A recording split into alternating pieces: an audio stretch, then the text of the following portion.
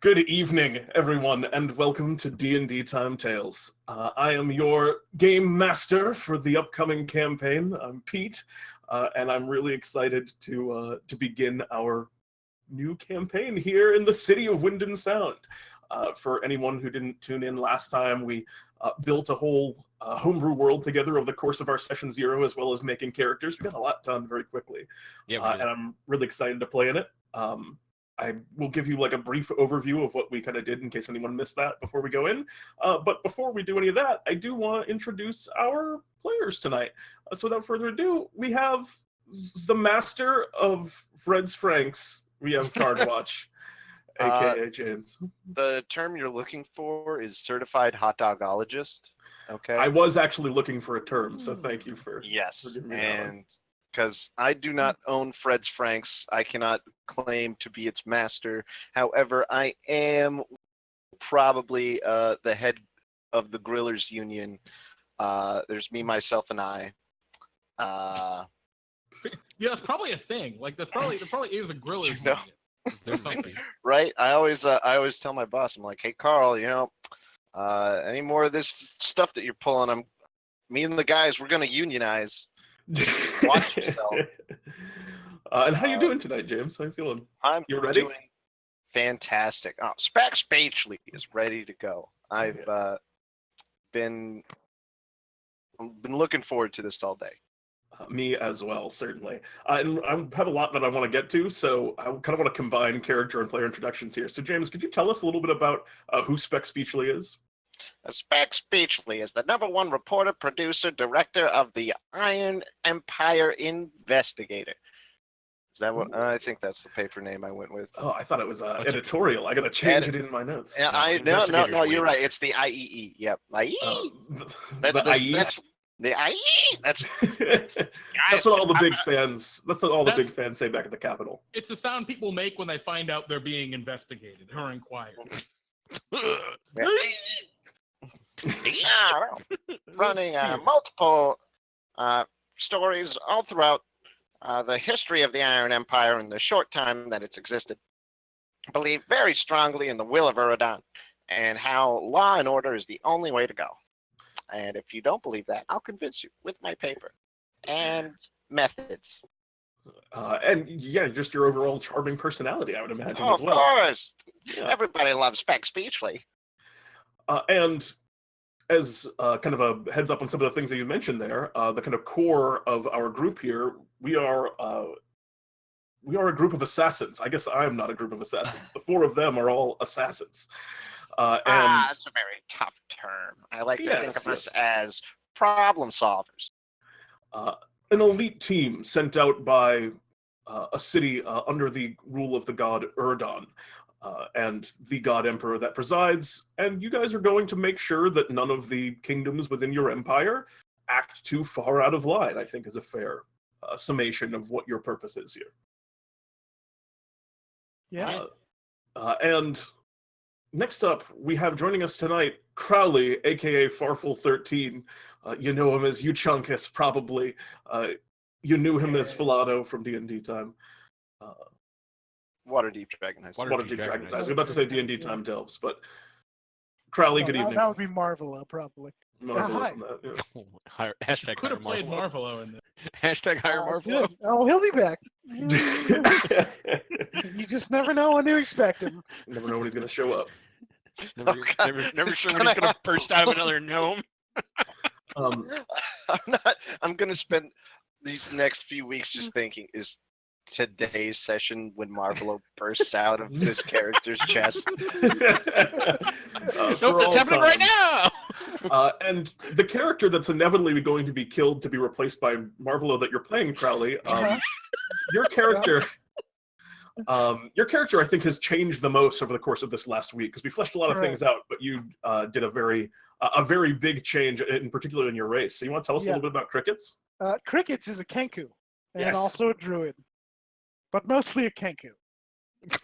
And what's yeah, fair enough. I feel like any character that's a Kenku is mostly a Kenku. Yeah. And tell us a little bit about Crickets. Crickets, as was established previously, is from a small village that was, I'll say conquered, but that's not entirely accurate, by the Empire, and he was taken in by the Empire because he could, use magic, and that's a big deal. And he's just gone with the flow ever since. Fair enough. I'm glad that Crickets. It seems like Crickets does have kind of like a lighthearted attitude that you're going to be getting to it in a party that I think is on the whole relatively serious. Maybe Speck Speechley is not the darkest of characters. Speck Speechley has the lightest heart of all of them. Prove it. We'll have to wait and see. But I think that's going to introduce our third player that we're joining. That's joining us tonight. We have Dangerous Bacon Kyle. Kyle, how are you? I'm good. How are you? I'm doing good. I'm excited. What's anything new? Anything new just for you, Kyle? Before we talk about Ghost. New for me? Yeah. What's going on with Kyle? I've joined a third D&D campaign. Oh dear. Yeah. So you have the machine, and now you have Ghost, and now you have. Oh no! The machine was a one shot. So I thought you played the machine regularly. No. I mean, I do bring the machine a lot of places. That's fair. Three campaigns now. Yeah. Three. Yeah. That is. I agree. Luckily, this one hasn't started yet, so. Well, you're about to be in about 5 seconds. You're going to be by this 5 minutes. I mean in the third one. Okay. And Kyle, who are you playing? Playing Ghost. Ghost is a wood elf shadow monk. But he doesn't talk a lot. He only knows killing and breathing. So you are SpongeBob joke. Yes. Yeah, you are SpongeBob from that episode, but for killing. Yes. But for killing, yes. Yeah, of course. And this happened to you, if I remember, because you were like kind of brainwashed by the Empire and have been kind of just made into a tool of Erdon as part of the hand. They wanted someone who could infiltrate the masses of a lot of places, without being raising too many questions, and boom. And is this your ability to do so? I imagine is how you gained your name.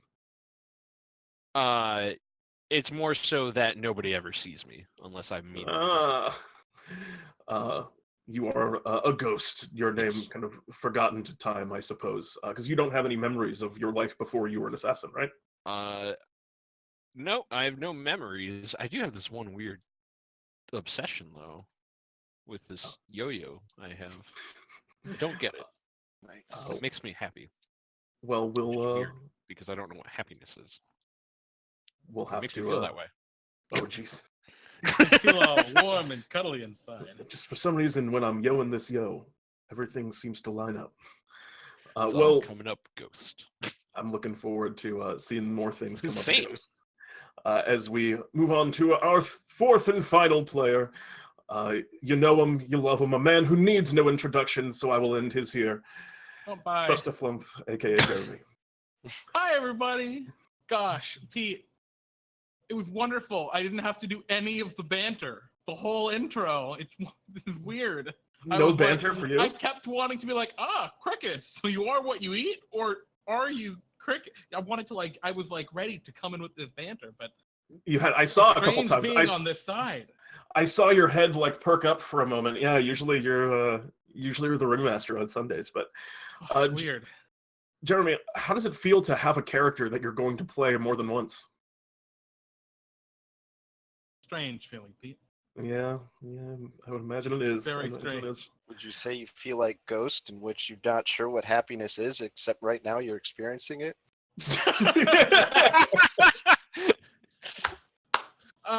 Yeah, we can say that. Sure.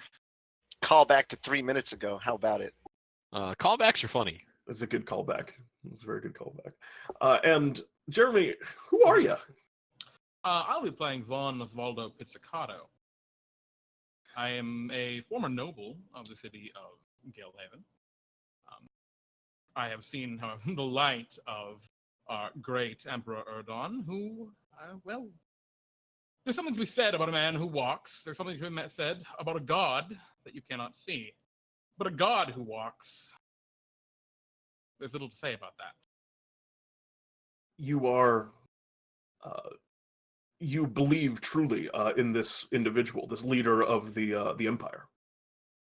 I have seen them crush and reshape everything I thought to be immutable. So yes, I do. And God walks the earth and he's on our side. do you want to see their vision realized, or are you just joining what you feel to be like an unstoppable tide? It is an unstoppable tide. That's true. And yes, I would like to see their vision realized. Both. And, well, Von Paz, I'm excited. I'm excited to see you in, but I'm not going to ask you this question because I did this to you last time. Last time, during Waterdeep Dragon Heist, we got to know all of us very thoroughly as we asked one question before we begin. But now I want to know your characters very thoroughly. So, Speck, tell me one thing about your character that I do not yet know. You may decide it arbitrarily here. Oh no. You are the one put up on the spot this time. Speck Beachley uses for his assassinations a hand crossbow, except it doesn't look like a hand crossbow. It actually is a transforming clipboard and quills that he then just sort of like shifts, moves the spring around, and then like can turn it into a hand crossbow. Really, it looks like he's taking notes, and then it's a secret folds crossbow. a couple pieces on it, and it's actually a crossbow.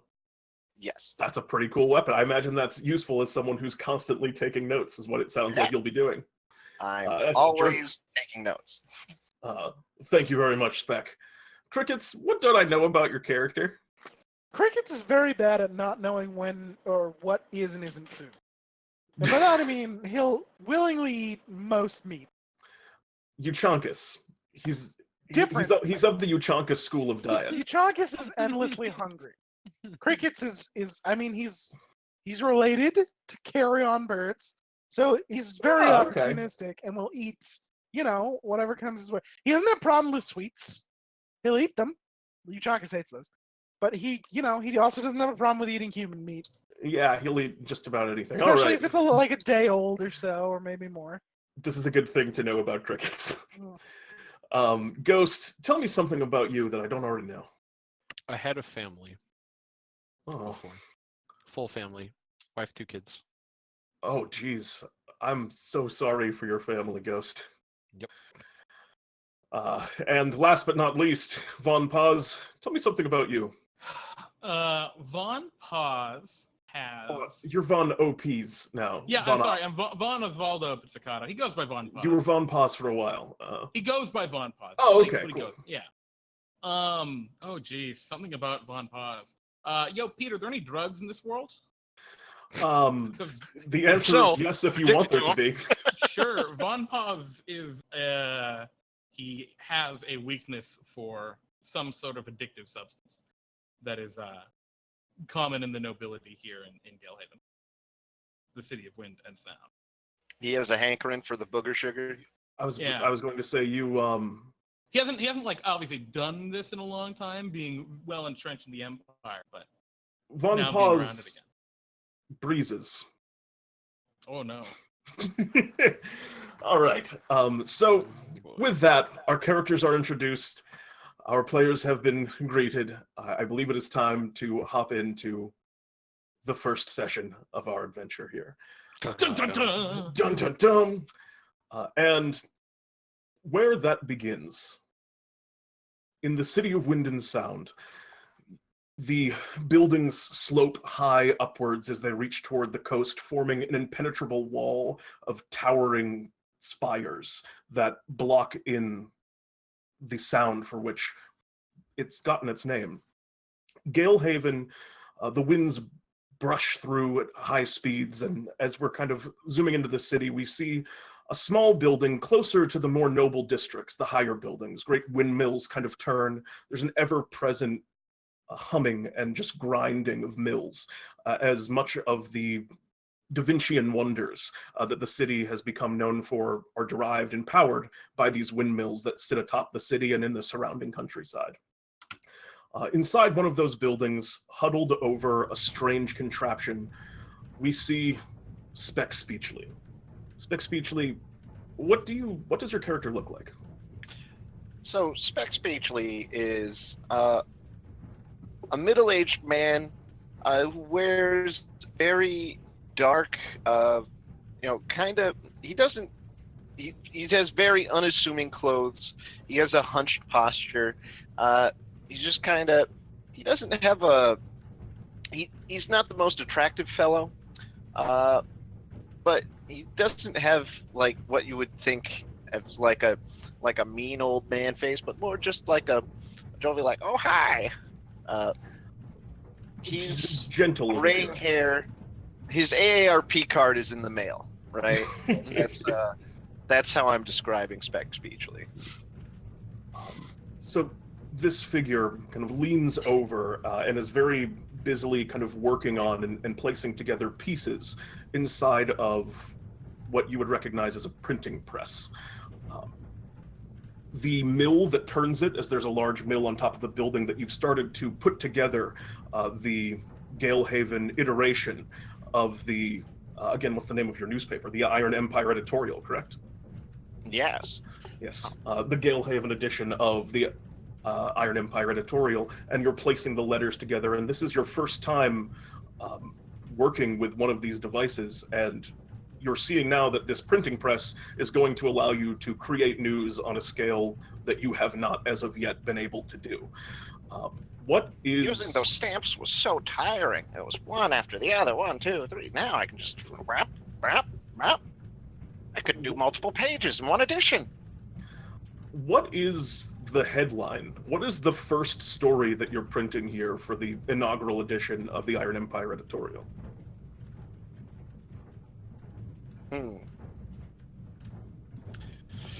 Oh, that's a good question. Oh man, I'd probably say it's something like Galehaven, City of Wonders? Question mark. And subline to that. I mean, I imagine there's a couple of other like articles at different points of interest. More on page 6. Yes. How many pages? That was another question I forget. How big is it? How big of a newspaper? How often do you intend to print it? So Speck Speechly has really just gone with very limited runs that was more be like a monthly update. Sometimes taking long breaks as he goes on fact-finding missions, as he will say in his paper. He goes on excursions at a time to bring in the news all throughout the Empire. That's why he travels around so much. Indeed. And Speck, you've been in Galehaven now for a while. As your most recent excursion, you were of course given a mission by, essentially by Erdon, to come to this city and begin research on a particular individual within it. Unlike a lot of the past missions you've given where you've been just told a name and you knew what you were expected to do, this time you were just told to learn about the Duchess Venta de Barcarolle. She, from what you've gathered thus far, is a very prominent figure in the nobility here within Galehaven. She runs a successful merchant industry. Her family has long been known as merchant sailors, and they export a lot of things outside of your continent to nations and lands outside of the grip of the Iron Empire. And you have been keeping a close eye and learning everything you can about this individual, but she's also proved to be very guarded. How many employees do you employ here at your printing presses? Now that you have this more kind of advanced facility, you definitely have a number of individuals that are needed to maintain it and make sure that this printing press, operates properly. Oh, I would have no more than 3 people I knew were absolutely loyal to the Iron Empire. Indeed. And one of those individuals... Oh, go ahead. And I would say that I check with detect thoughts to make sure there's no treason within any of them at any time, randomly. And okay, yeah, that makes a lot of sense. One of those individuals, a man maybe about 40 years old, kind of a rough, kind of hewn face. He's been doing some investigative work for you, some basic journalism, beat writing, things like that. Nothing overly dangerous that you've had him do. He kind of walks in and greets you. You've detect thoughts on him a couple of times now, and there's not a lot going on. I mean, he just seems like an earnest individual. He believes in the Empire. He just wants to make enough money to kind of get home and work with his family. So he kind of walks in and greets you. Boss? Boss? Yes, Bertrand? Yeah, you see, that Rita woman, you said you were having her look up some stuff for you, some, you having her look into some things. She's outside. She seems kind of mad. She wants to come see you. I told her you were busy with the, putting all the stuff into the printing press. Oh, really? Is she right now, this very minute? She's outside right now. Yeah. And Bertrand. as You he's should have saying said that, sooner. as he's saying that, she kind of pushes past, and you see a woman frazzled, hair kind of pulled back in, kind of tangled knots, and you recognize Rita Demont, another woman in your employ who's been doing some more secretive work for you, working to investigate this person that you were told to investigate alongside of you. She walks in, her face is bruised. You see she has a black eye. There's blood kind of trailing down the side of her lip in places. Her face is covered in kind of layers of dirt. She looks like absolute hell. And as she walks in, she casts you a very angry look and just says, "We need to talk." Rita, of course. Who did this to you? That's absolutely awful. Well, if you couldn't guess, that's probably what we need to talk about. Can you send him out? Bertrand, please leave. All right. Do you want me to should I get her some first aid or? Get some water, as chilly as possible, please. Some cloths, and maybe even some warm water. All right, All right, 2 buckets. I'll be back. And she, or he steps out, and she kind of sits down at a chair in the room and looks across at you. And as she kind of just stares at you long for a time, a bit angrily, she just looks at you and asks, "So did you know?" I will use detect thoughts. Ooh, she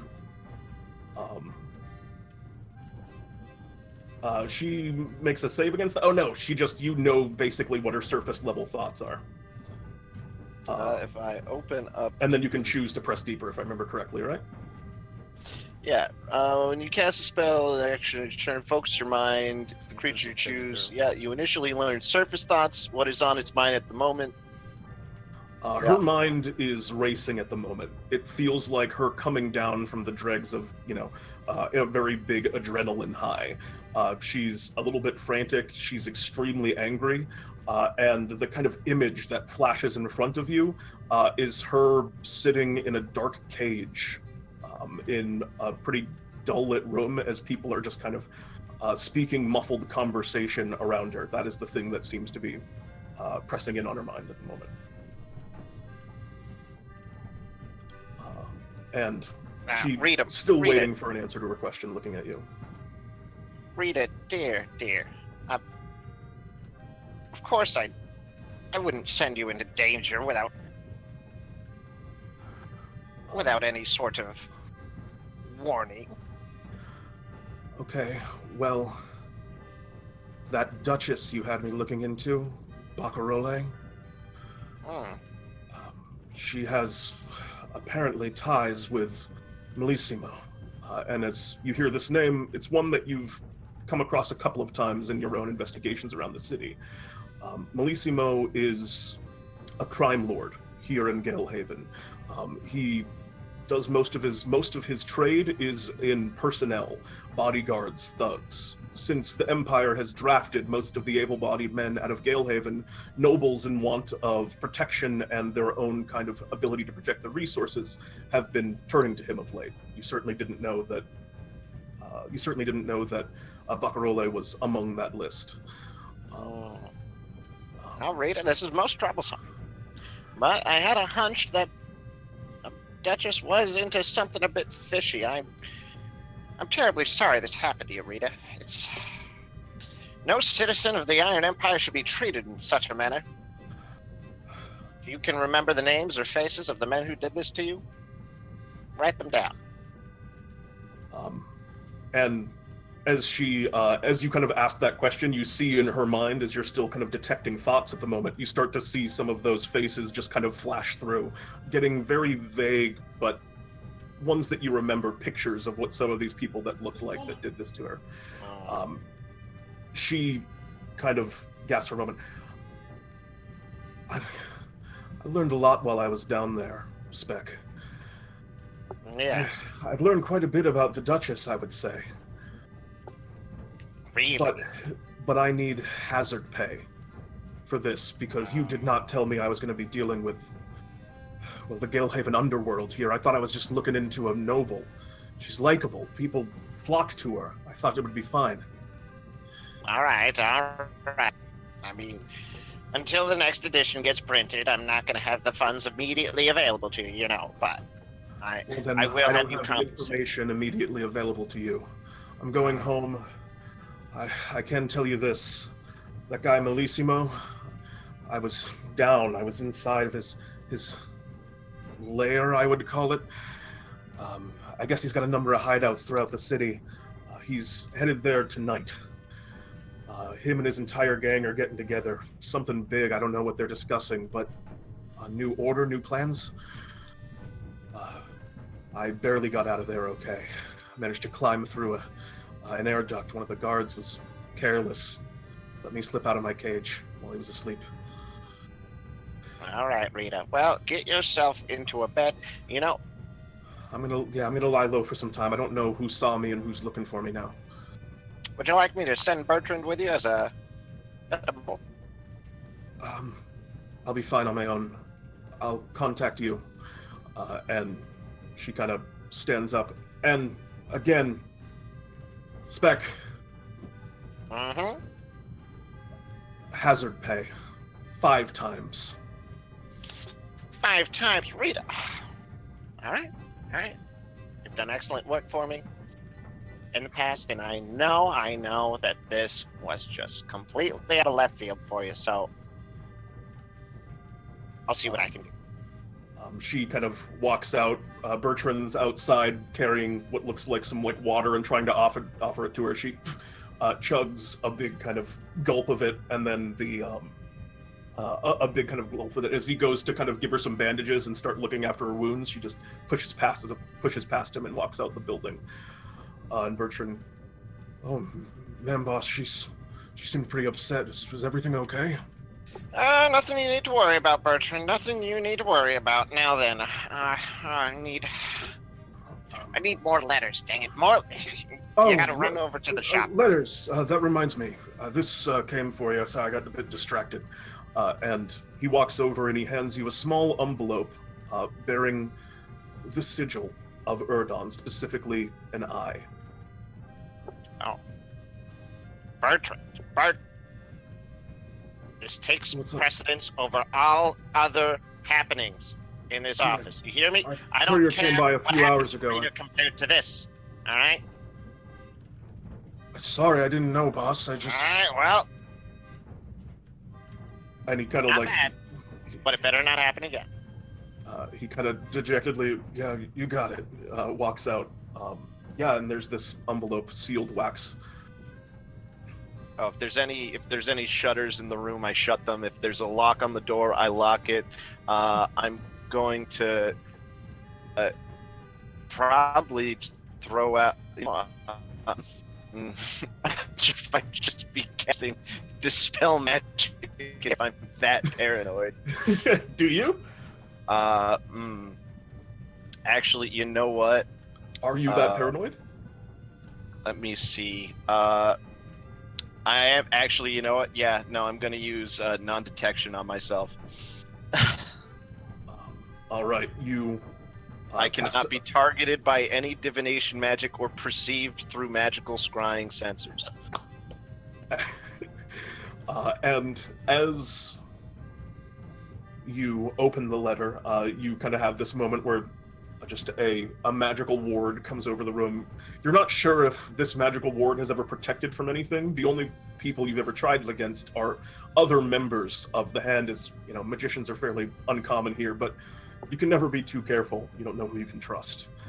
You open the envelope, and a plain, simply written note reads, Erdon's hand closes around Galehaven. Come to the cathedral tonight. Oh. All right. If there's any open light source, I'm putting the letter in it. You walk over to the nearby kind of oil lantern. You drop the letter in, it goes up in a puff of flames. And with that, evening has already started to set in. Bertrand should have given you this letter hours ago. Gotta find myself some better help some of these days. All right, throw open the shutters, unlock the door, grab my cloak, and just shout, Bertrand, I'm going out and getting myself at some more of those typesettings. You just stay here and don't muck anything else up. And you step outwards, leaving the Iron Empire editorial behind, and step into the winds of Galehaven. I thought we were going to have to make the sound for a second. Oh, while we have a break, someone's taking notes, right? I am. Okay. Across... I'm not.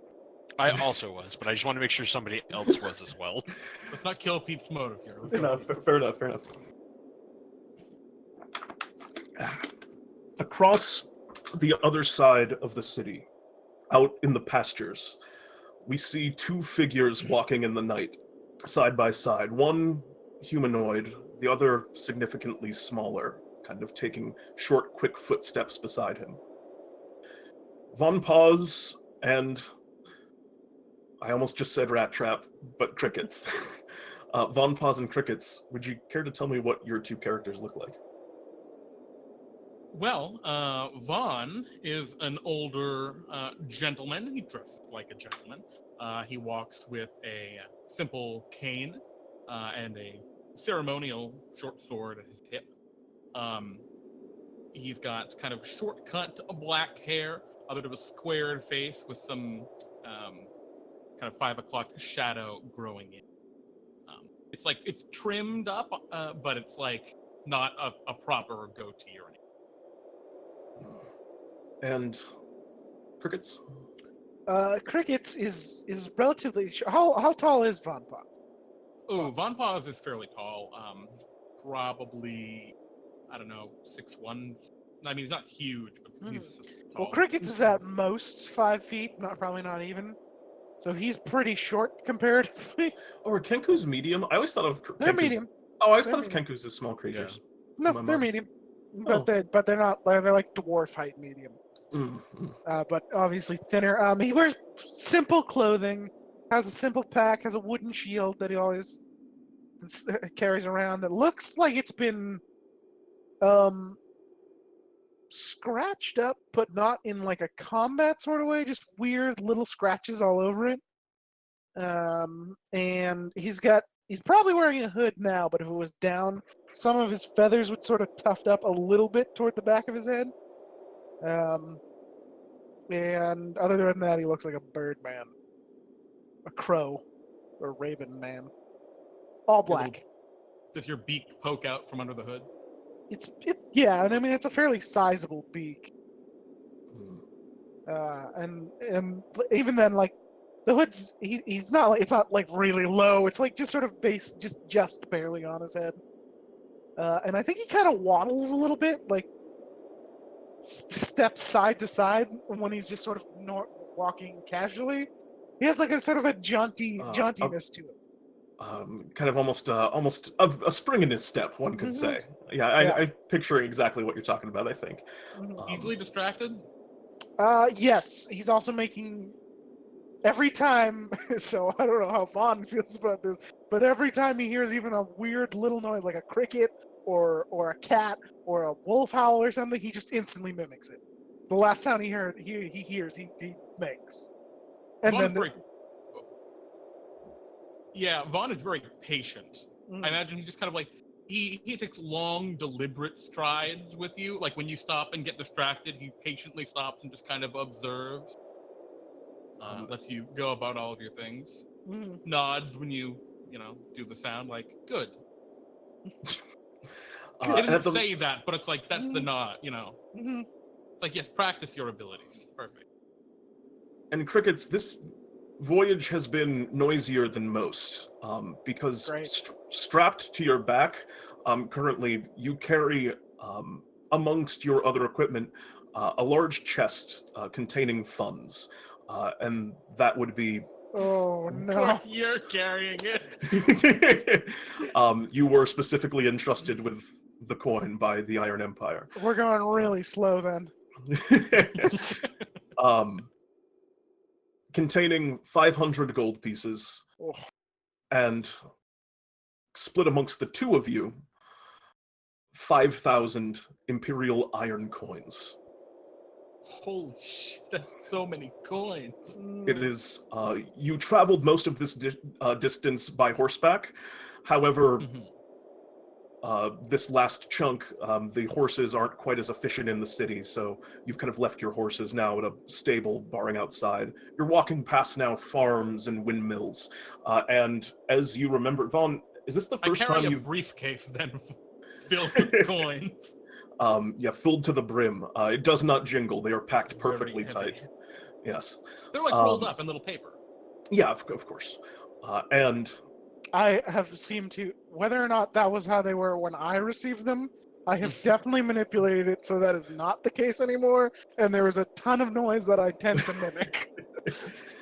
And that, the jingle of those iron coins, the reason you were given iron and gold, the Empire has been trying to take gold out of the currency pool. Of course, there are still people who still use it in back rooms as they value it more highly, but for the most part, the iron coin is the accepted currency. The two of you walk. Do you talk at all? Do you have any discussion as you're making your way towards the city? It's kind of looming high up above you, that kind of slope as you're coming continent side that you can see moving up to the nobilities at the back. Our general goal, presumably we're to deliver this coin to Speck and then be affirmed of our whatever else. I'm sorry, allow me to tell you that right now. No, you were given, like other missions that you've been told, a name. It's rare for the Iron Empire and the Black Hand to have two members sent together. It's not unheard of, but sometimes two members of the Black Hand will work together on this. And the two of you collectively... Quick question. Yes. We are not the only four members of the Black Hand, correct? That is correct. There are others beyond the four of you. But you two likely have never worked together before, as the Black Hand is an organization not huge, but not so small as just the four of you, as you were saying. The name you were given was the Duchess Venta de Barcarolle, as you may have already guessed. And the two of you were told to go to the temple of Erdon, speak with the Eye there, and receive further instructions. But that is your target at this time. And the coin that you were given were resources for you to be used in conjunction to purchase supplies and any materials you may need, bribe any necessary politicians, and make sure that your business goes off without any hitch. Yeah. So, conversation. Do you guys speak much as you're walking, or are you mostly kind of keeping to yourselves? I'm physically incapable of small talk. That's true. But Von Paz. I think Von Paz does, talks every so often. He leaves with very open-ended statements. So it's like he sees he sees Cricket's go and hop over, looking at something. I'm just, Cricket found something interesting. Wonder if it'll be any use. Something like that. And it's like, the old windmill. It's just as noisy as ever. Just kind of muttering, meandering, observing as he walks. There's a lot of nodding Crickets when Von Paz, and like if he ever mentions a noise, Crickets immediately copies the noise. Yeah, and So I the think windmill, actually, and then he starts doing the windmill noise. Yeah. Oh, enough of that. Well, Crickets, have you ever been to Galehaven? No, nods or shakes his head no. Well, I think you'll find this place quite to your liking. It's bit cacophonous. Why do you say so? And Cacophonous. as you're walking closer, you're beginning to hear some of that cacophony. The first thing that you get, the houses on the outside, they can't afford any of the more elaborate pieces of wind musical instruments in a sense, but just arrays of chimes are kind of blowing from the nearby houses as you walk past. They are out front of every home, and you're kind of walking now through some of the lesser. There's almost a small town that's outside of the city's main walls, but you approach now, and you can see yourselves approaching the main kind of gate, a grand entrance leading into the city proper. And as you get closer, you start to hear more. You can hear a simple tone. The wind currently is at your back, and you can hear it kind of rushing through kind of reeded and filtered pipes to create, well, a particular note, one that you, Von Paz, in your time here recognize as a westerly wind, or sorry, an easternly wind. Every time that kind of sound calls out, it implies that that's the direction that the wind comes from. You get closer. Is this the first time, Von Paz, you've been in the city? First time in a very long time. Yes. And I imagine most of the city's very different. You approach the gate. On either side, you can see there are two Imperial Crowns Guard that stand kind of watch and are, observing as you come through. At this point, evening has set in. And as you approach, one of them speaks out to you. What is your business? Kind of look toward toward Crickets and just kind of nod for Crickets to respond, smiling to himself a little bit. Hello. Good evening. I said, what is your business? We have business at the cathedral. Please open the gates. All right. I've been told to do some inspections of bags this evening. Yet it is very late, so the two of you come, such strange individuals. And he spends a long time kind of staring at Crickets as he says that. I will need to see your possessions. I'm afraid that won't be necessary, my friend. We've been sent by the city. The capital, Erdon himself. All right, so you have proof of this? I do. Reaches into his jacket and takes out a small, ruffled up paper. And you kind of pass it over to him. He looks at it. He's at our level. He's at the ground level. Yep, he's at the ground level. There's other individuals along the kind of ramparts waiting to presumably open the gate. He takes the paper and begins kind of furling through it. He pulls off of the wall a torch and kind of gets it up closer so he can see it.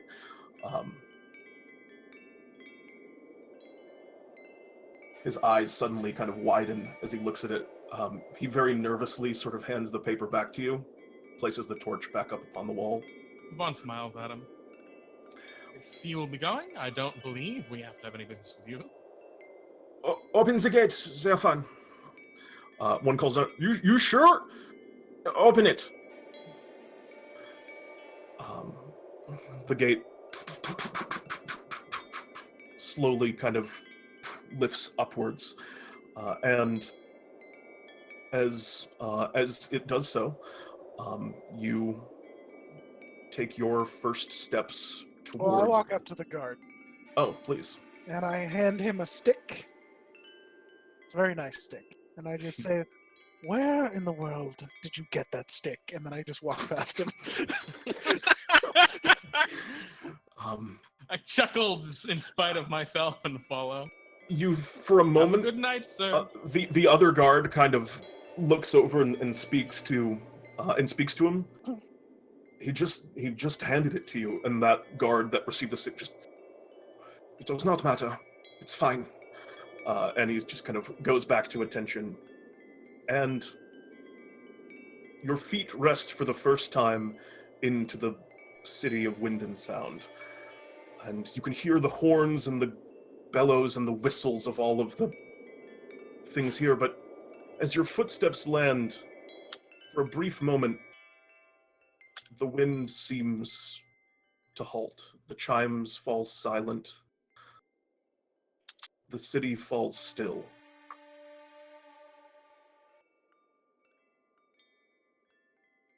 And then, after a moment of peace, Vaughn, you hear growing closer. You hear a rising of sound. You hear the tone shifts upwards, and the wind begins to pick up louder and fiercer as a wind blows western now through the galeway, straight and direct towards you, seeming to oppose your very entry into the city. The chimes clamor out even louder than before. All of the myriad flutes and whistles and bells of the city begin to blow now in earnest, and the true cacophony of Galehaven plays out before you.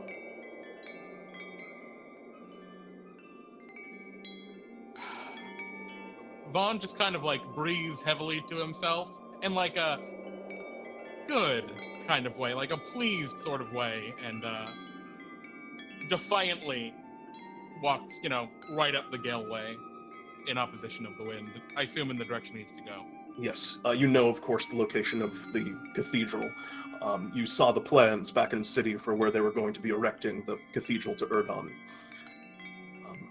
And the two of you make haste across the city. As you walk, the night is particularly blustery. Windows and shutters are flung open, and angry hands, kind of frustrated and exasperated from doing this always, reach out, shut them closed, and lock them.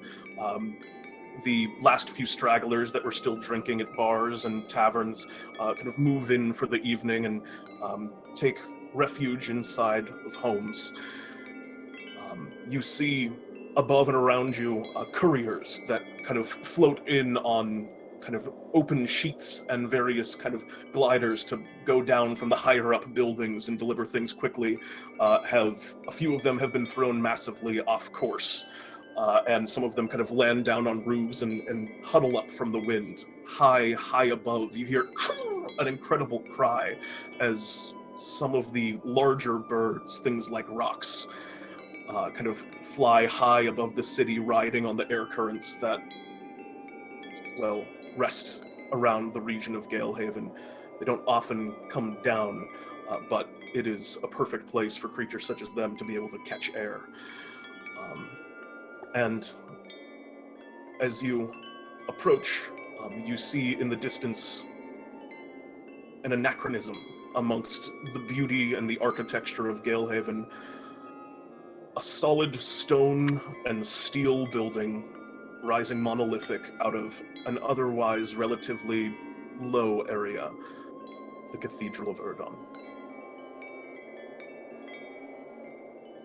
Howl all you want, wind. For now. And as you Come on, step in, crickets. Come on, crickets! you step into the cathedral, the doors kind of spread open, and the sound is outside muted fairly heavily. You can still hear everywhere in the city the sound of the wind raging outside persists, but it is relative quiet, and there appears to be a sermon in progress. You can hear some music more fitting your palate, perhaps. The low voices of hymns and singing.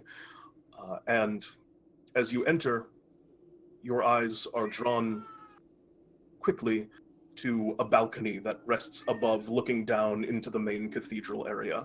You can see a woman, short of hair, and kind of staring out over the process, watching the pastor as he speaks. And as you enter, her head turns ever so slightly in your direction, and you see her left eye. Even at this distance, it seems to strike, is pitch black. She kind of half-heartedly waves and beckons for you to join her up on the balcony. Right to business then. Vaughn goes to lead the way. All right.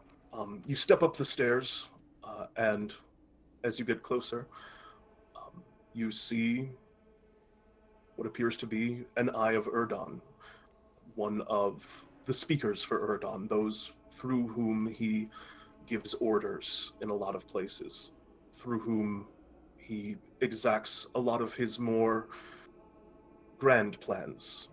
You are a knife, and they are more of a wrench, one could say. They build and they fix. And the eye kind of looks over at you. They never seem to make direct eye contact at any time. They're one kind of darkened eye, a symbol of their, well, being chosen. Kind of seems to flit about and move, looking about the room and other places. And she greets you. You've made very good time. I was worried that we wouldn't see you for a few days now. It was a long trip. Yes. I walk up and do a slight bow. Just a very slight, sign of respect among Indeed. equals kind of bow. She, And then say, this, cricket, is an Eye of Erdon. You must show your respect. she lowers her head towards you, just brings it down, brings it back up. Good. I'm glad that you're here. Erdon has graced me now with his word. I understand that you have work in the city. Yes. We can only hope as much. The rest of your party should be arriving shortly. Your fourth, I believe, is almost... And she kind of pauses for a moment and looks. He should be arriving any moment. And from what you were told, you were 2 on this mission. Vaughn just kind of looks around. I mean, not like actually looking around, but kind of in a, all right, what's the game kind of way. And he says, and our third? Oh, yes, you hadn't seen him yet. And she points down across to the other side of the cathedral. And Kyle, would you care to tell me what your character looks like? From first glance, he's very slender. He's not exactly tall, but I mean, he's 5'4". Like, I don't know what you want from me. Oh yeah. He's wearing a very what looks to be very simple and flat black clothing. Like, there's nothing to it. Black shirt, which you From a distance, can't really tell if there's anything special about it, and same with his pants.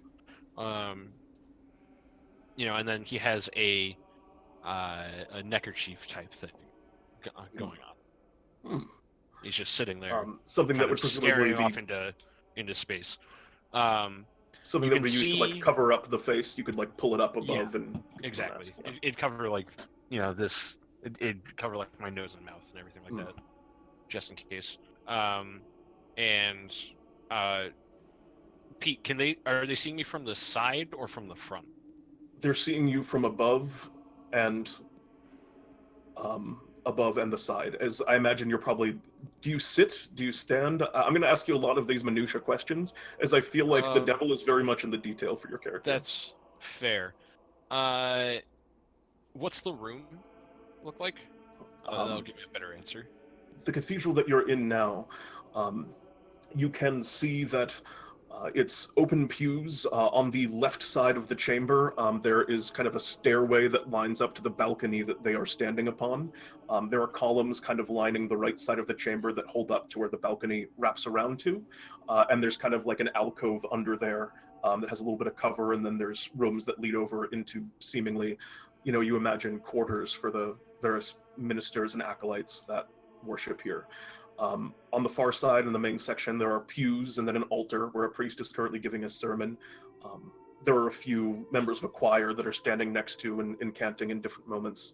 And then in great statues made what looks like of pure solid iron, a hallmark of every cathedral of Erdon, there is, great likenesses of Erdon.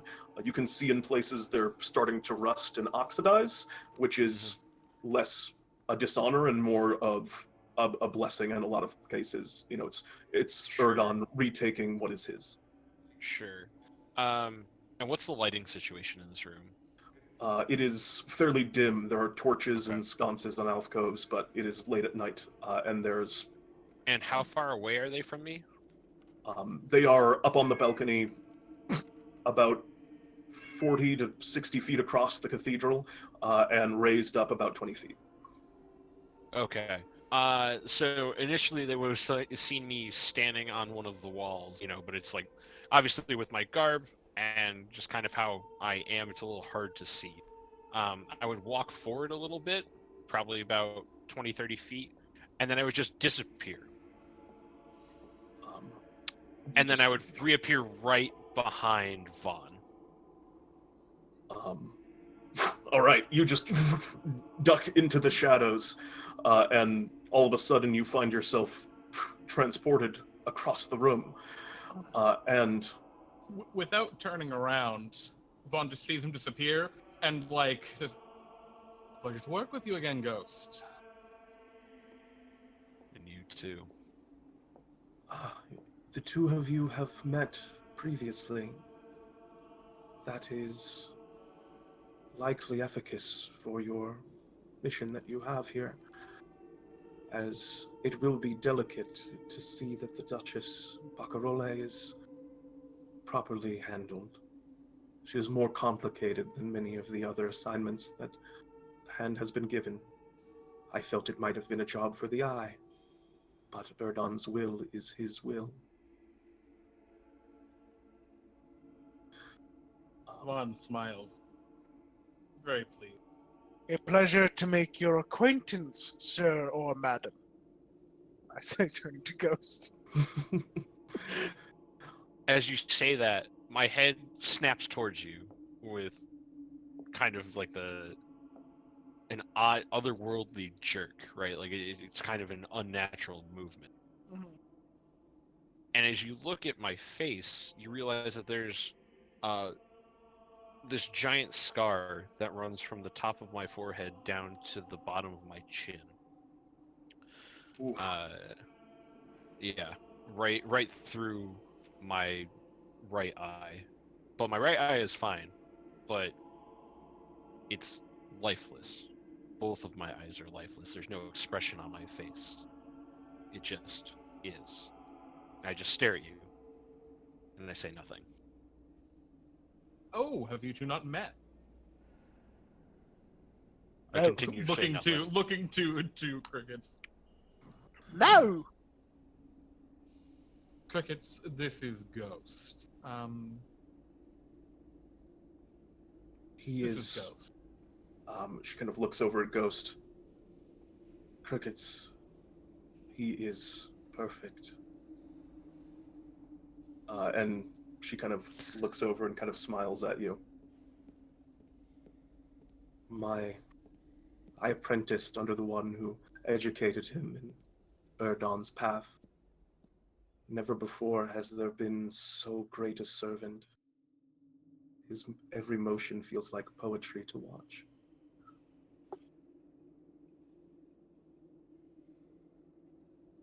Indeed. Night. And she kind of, good.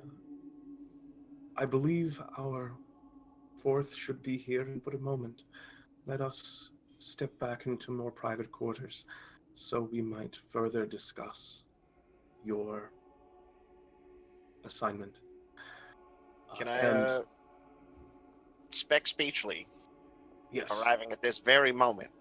Just open, cathedral doors open. The cathedral doors kind of clatter loudly as Speck Speechly opens them up and the wind whips up and through. Terribly sorry. Oh, terribly sorry. I need to get better help. Oh, vampires! So good to see you again. The pleasure is mine. Good. You You are all seem assembled. flustered. It was a bit of a mix-up. Good help is hard to find.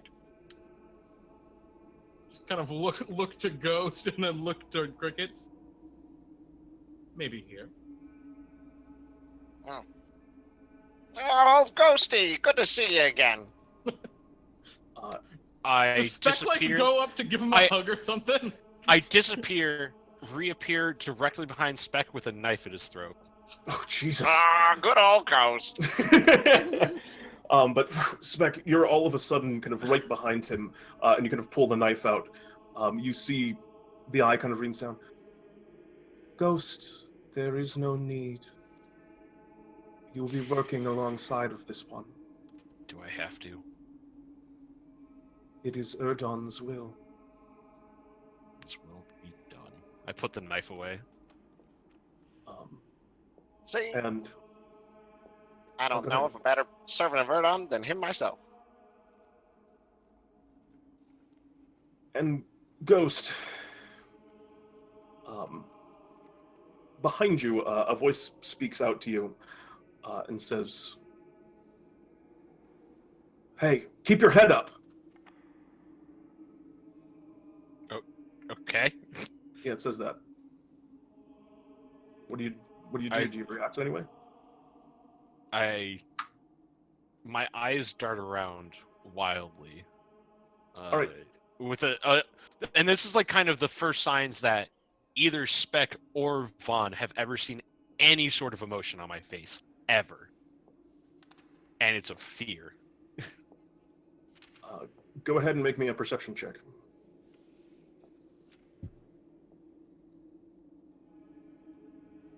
Perception, he says. Oh no. 9. You 9. you look around kind of wildly. Yeah, you don't see anything. How am I not proficient in perception? No one else. What did I do? I mean, do you Was want that an to? option? Hang on. I don't know. Let me Monks? consult my player. Just keep going. Let me go consult my player's handbook. What the hell did I do? Everyone's for the record, no one else heard that sound. Okay, I was gonna ask that if that was just in my head.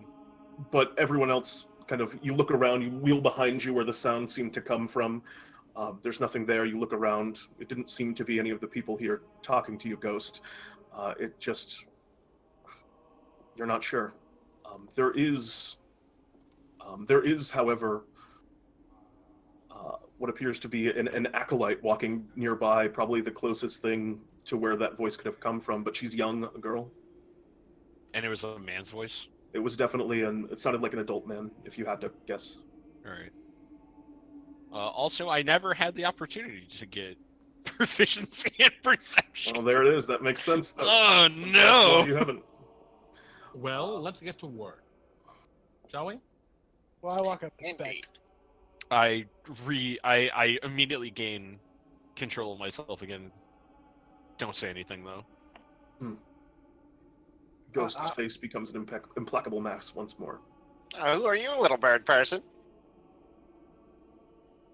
My name is, or no, repeat after me. My name is Crickets. I don't think I will. I look at you confused. And then I say, a pleasure to meet you, sir or madam. Oh, right, the Kenku.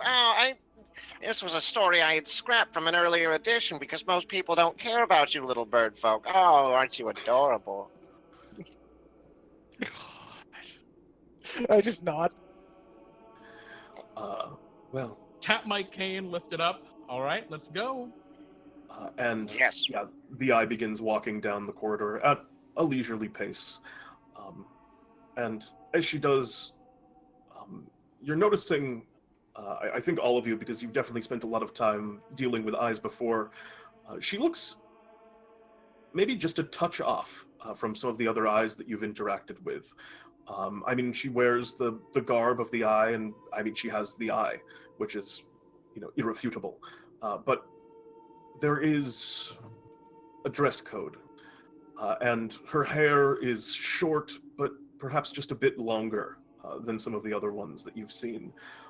She doesn't wear the same sort of ritualistic makeup about kind of the eyes on the kind of opposite eye of the darkened one. She carries herself as an eye, and you can tell that she is, but it's noticeable to you guys who have spent so much time interacting with people of this order. She brings you back to the outside and the kind of opening into a side room in which there seems to be a hearth, a simple table. Do any of you require refreshment? I imagine, well, I know that you have just traveled a very long way to get here. Ghost, you have been here for some time now, but if you are hungry, I can get something for you. Ghost, have you been, getting food and drink? I know you have to eat, but, what is Ghost's diet like? You seem like a bread and water type to me. Pretty much. Yeah. Bread, water, jerky if it's available. Oh, yeah, it absolutely is. Maybe an apple here or there. But otherwise, bare necessities. Okay. Yeah, you walk in. She's, please, you may be seated. We have much to discuss regarding Duchess Barcarolle. And she kind of sits down at one of the chairs and leaves it to the rest of you. Vaughn will turn to Crickets and Speck and say, Crickets, Mr. Speechley, do either of you hunger, or should we wait until after? I would love a drink. I agree with that. I agree with Mr. Crickets over here. Vaughn can't help but smile whenever Crickets goes off. She kind of gestures behind. She just kind of gestures behind, and you see an acolyte in waiting kind of steps off quickly. Do you have preferences? Is there something that you would like? We don't have everything, but we do have wine, if that is your taste. And we have water. Water's fine by me. Water. She looks Wine at you. should be fine. Thank you. And yeah, they go off to get drinks, and she begins to speak. So, Mr. Speechley, I understand that you have been working to gain some information on your target here for the time. Erdon has been proceeding carefully in this instance. Do you have anything to share? Oh, yes. No, something that I just learned today, actually. my being late is almost of a serendipitous nature, you might say, where I have learned just recently of the Duchess's involvement with one Molissimo, criminal underlord extraordinaire. Ah, yes, the Duchess. I will return to that, but that is good news that you found this. The Duchess is a peculiar sort. She has been unlike many of the other nobility here. They are extravagant and they are flighty, and they are prone to the arts. For the most part, it was assumed that Galehaven would never stray even slightly from Erdon's grip. And yet, this one, she is industrious. It seems as if she cannot make a wrong move. She has grown greatly as of late amongst the noble courts, finding friends and favor everywhere she turns, as if guided by unseen hands. Hmm. I think those might be Molissimo's unseen hands. That may be. I could not say with certainty. But she has become something of a symbol for the people of Galehaven. They see her not just as a rival, but as a representative of what Galehaven once stood for, what they call the wind's freedom. Ha! Hogwash. That's what that is. Wins freedom. Freedom's in the iron. Iron. You can only be Ron free once you're swirls his bound. wine. Yes, it comes back at this time, I think. And she kind of nods. Smells it, really breathes it in as he casually listens to the conversation. She nods in agreement and kind of smiles. Again, never quite making eye contact. Brazier on the Earthbinder. Oh, Cricket, that was an excellent impression of Brother Hemfist. It was very, very good. Very good. Oh, Pete. Small point of order. I'm probably standing off by the door, Okay. like Watching. at the side of it. You Yeah, have to be. just You have to kind be of near the. watching the whole room. Yeah. Have to be near the exit. Yep. So she continues. It is Erdon's reservation. You see, as she stops for a time, you could tell she was going for fear, and then that this individual not become a martyr.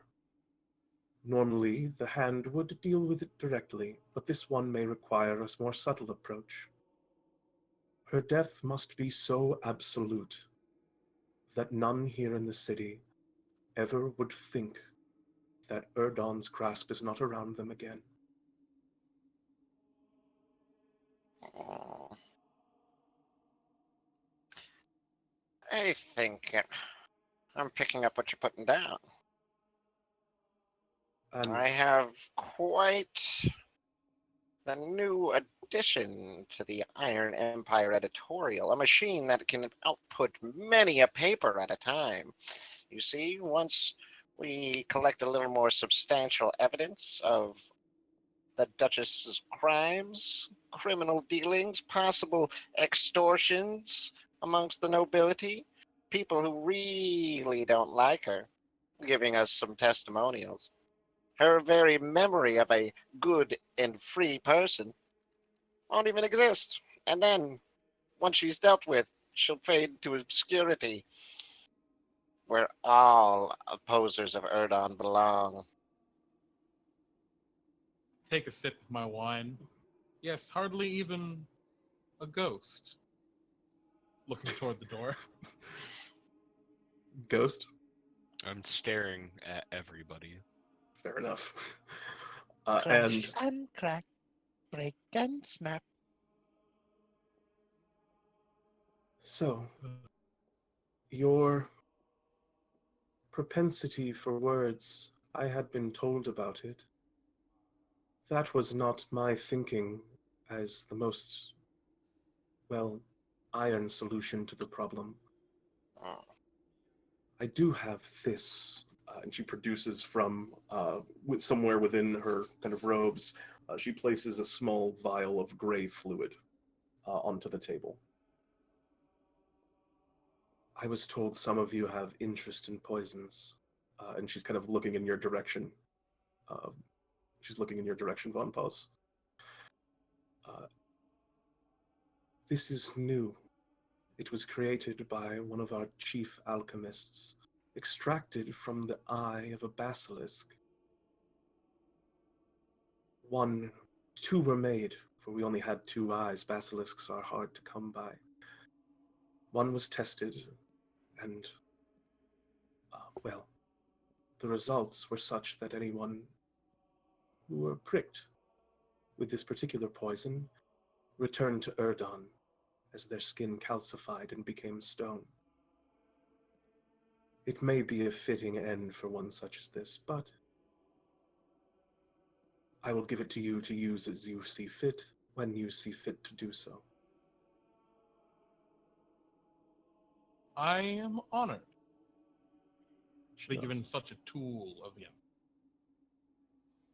So, you have your assignment.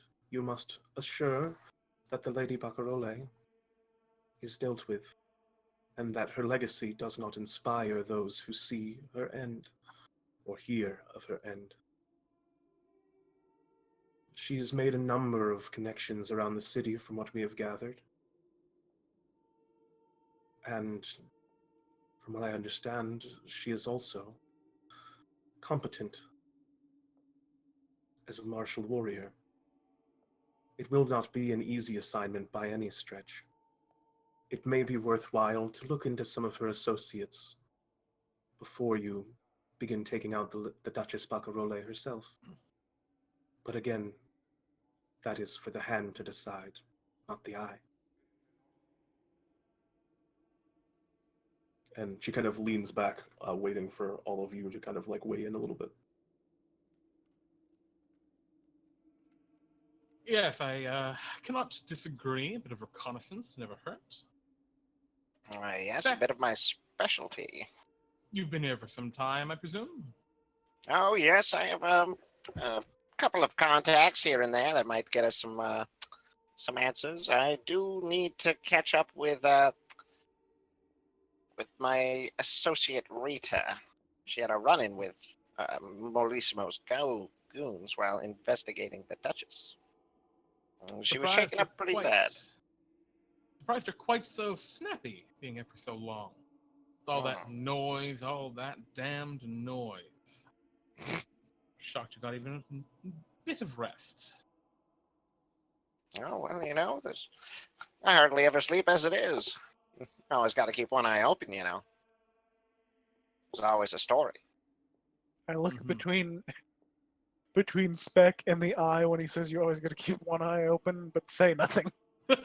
She doesn't seem to notice or react to the pun. Very well.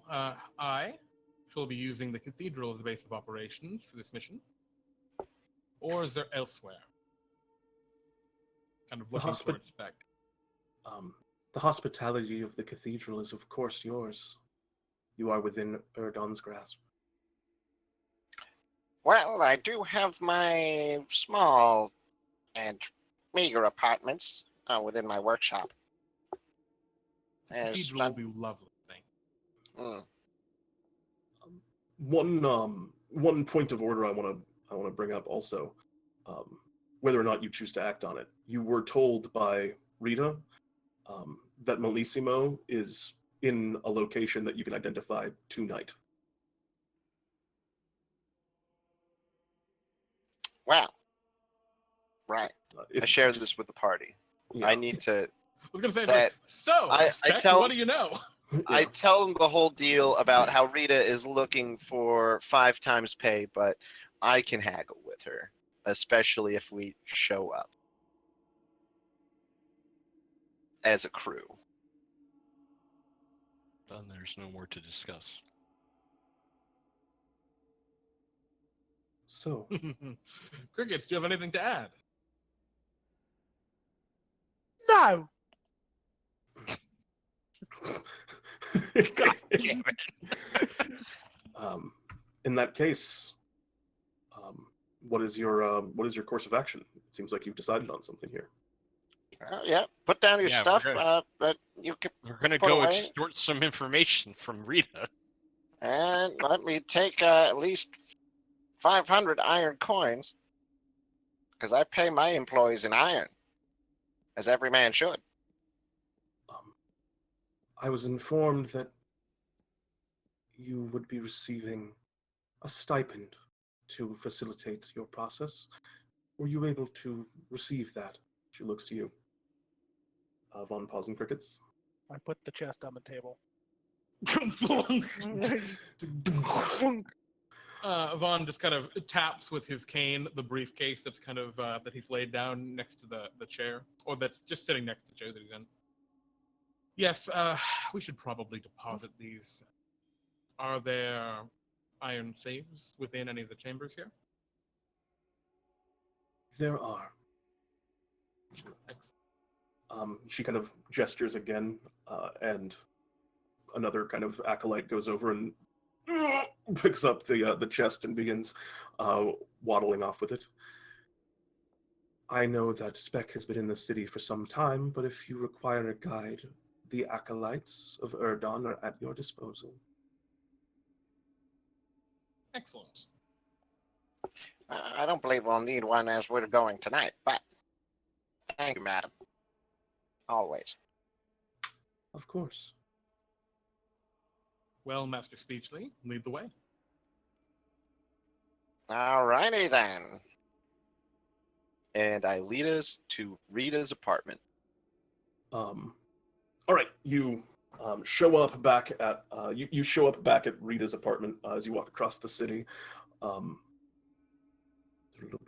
me get some better wind here, or being outside. And yes, I have all of the colors of the wind. And this is where we get sued by Disney, as we have our beautiful musical number. Ain't we No, you see, we're just gonna make an illustration with all of the prismatic variations of the wind. Indubitably. Oh, jeez. I've never heard that one before. It's similar too, but for legal reasons different than. Yeah. So on the way over. Oh, I'm sorry. Yeah, please. No. Yeah, on the way over, I mean, Vaughn is thrilled to have someone to talk to. I mean, he'd rather it not have been... Like, I imagine Speck is not the first choice he would have had of the Black Hand, of, like, the various members that he's worked with in the past, but he's definitely not the last. And so Vaughn is pleased to have someone to talk to that can really talk on the way over. So, have you found the City of Wind and Sound to be enjoyable while you've been here? Well, I will say, Vaughn, you do have a point about the noise. It does get a little tiresome at times. You gotta hear yourself think, you know? I can't always... Cacophonous. Oh, yeah, Cricket, you got it right on the money. See, Thank there's, you, Cricket. Does it's always just do so that? much... I don't Yes, Ghost, he does. just tasteful. Yes. The way that these people hold themselves, how they limber about, and there's swing, and there's something. Well, with all the filth blown around on the street level, it's no real surprise they're so filthy and degenerate here. Stray from Erdon's grasp. And you are having to kind of occasionally shield your eyes as, dust and dirt being moved around on the lowest level of the city gets kind of pushed up and can be kind of grating at times. Oh, damn it! I'm stupid. I did have proficiency in perception. God. It's because I'm a goddamn elf I have it. I knew there was a reason. I thought when you said, "Aw, damn it," that was you in character being like, "Oh, damn it, I got some sand in my eye." No. And at that point, Cricket That says, would "Oh, not- damn it, I got some sand in my eye." That would not bother Ghost. I know, I'm joking. I imagine Ghost walks, visible like specks of dust in his open eyes, unblinking. Yep, sounds about right. Oh, my mask is pulled up over my face, though, so that way my breathing is not impaired. That makes Ghost's sense. the kind of character that like gets shot in like the eye, and they're like, "Oh shit, we gotta roll on the danger table." Yeah, you lost an eye, and he's like, "All right, I run forward and stab it." There's an Yeah. arrow sticking out of your eye. That's okay. I tear it out and stab. I him. tear it out and stab it with it. Like that's very Deflect utilitarian. missiles. He's very utilitarian in that aspect. Yeah, but you guys are Von Paz, you're getting to stretch your voice a little bit Yeah. more as you make your way across the city, and you're moving to one of the, poorer districts. You come to something akin to a tenement building. There's a number of there are a number of rooms. The main door to it is unlocked. There's no seeming like key to it, which is a sign of one of the very kind of poorer districts, as in who would break in here. You open up the door, and within you walk up the stairs. You knew that she lived in this apartment because you'd read it in her mind previously. She never told you where she lived, and when she left and when she said, "I'll contact you," you assumed that she was going to come back to the thing in a few days. But you are now in the apartment, Speck. You don't know specifically which room that she is in. What do you guys do? Speck, what can you tell us about this Rita? Oh, Rita, she's one of my information gatherers. Very pretty slip of a young thing. Maybe. Does she know about our activities? Oh no, she believes that I am just another extravagantly enthusiastic supporter of the Empire, which of course I am. But no, she has no idea about any of our activities that would be otherwise different from being part of a team of researchers. But I will, I've been looking to press on her a little. Now, so let's go with another casting of Detect Thoughts. Ooh. Because I can, during the duration, I can search for thoughts within 30 of you, can penetrate barriers, but 2 feet of rock, 2 inches of metal or thin lead. So you have to be able to, you have to block. be able to see the creature is the one problem with that. Hmm. One creature that you can see within 30 feet of you. But Yeah, I when can. when it oh starts. yeah. Oh. No, when it starts, you have to be able to target the creature. Yeah. Once you did. But yeah, no. At the bottom here, you can't detect a creature 3 or lower. Once you detect the presence of a creature in this way, you can read its thoughts for the rest of the duration as described above, even if you can't see it, but it must still be within range. Yeah, you can also use the spell to detect the presence of thinking creatures you can't see. It's a Yeah. concentration up to 1 cool. Yeah, concentration up to 1 minute. All right, so you open up your mind and begin kind of detecting thoughts. Particularly smart dog. Around the area, you just hear meatloaf again, like up the next kind of floors as you're moving onward. There's just kind of like a thinking of, oh, what am I going to wear? I don't know if they'll like it. And you move up to the next floor, and you recognize, calmed down from before, but the erratic kind of motion of Rita's mind that's still kind of wheeling with all that has happened to her this evening.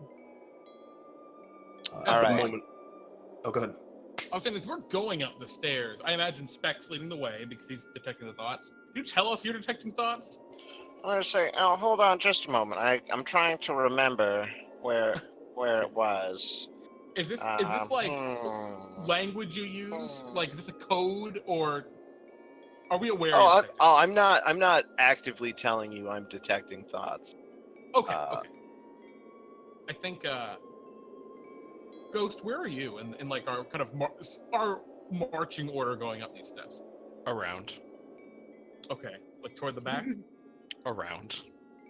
Okay. I would try to catch like a moment of just you, kind of staying toward the back, maybe complaining about sure. my knees walking up the stairs, because I am Sure. a somewhat older character. And I think I would just very quickly mention to Ghost, Ghost, I trust your judgment if things get difficult. And All right, and once I find The implication, if Rita. you gotta kill her, all right. Yeah, I know. I'm in the same boat. Yep. It's also looking at you like, I mean, if you want to go for it, you go for it. I'm gonna be like, oh, this is the apartment right here. Now, just I'm gonna quickly. I before you knock, I grab your hand and make a knocking noise. Oh my god. Just Yeah. Rita, I have your hazard pay. And you hear, Oh shit. you just hear inside of her mind, just what the fuck? And she kind of stands up, and you hear her kind of move across the room. Where are the rest of you standing? Because I'm curious, because that's probably going to be an intimidating sight as she opens the I'm door. directly next to him. Okay, I would be standing pressed against the wall behind on the opposite. door. Yes. so you're invisible. Yes. I Effectively invisible. Look like a Kenku standing there with crickets. I take out a paperboy hat and put it on. Very good. Excellent cover. All right. She goes over, she comes up to the door, and just... Was that you, Speck? Rita, of course it's me. What are you doing here? What are you doing here? I'm an investigator, Rita. Of course I know where you live. Now, I told... This isn't... now open That's up. not Point of creepy inspiration. at all. Take the Yeah. time. Yeah, absolutely. It's very Oh good. my god.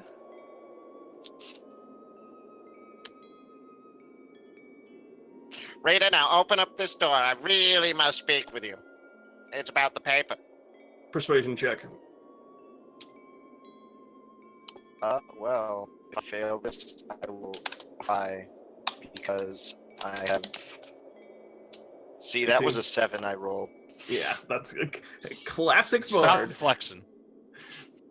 Yeah, everyone knows Speck Speechly has great stats and everything. And Yeah, also is a stop, bard. stop flexing, James. Well, I'll never stop flexing. No, never stop.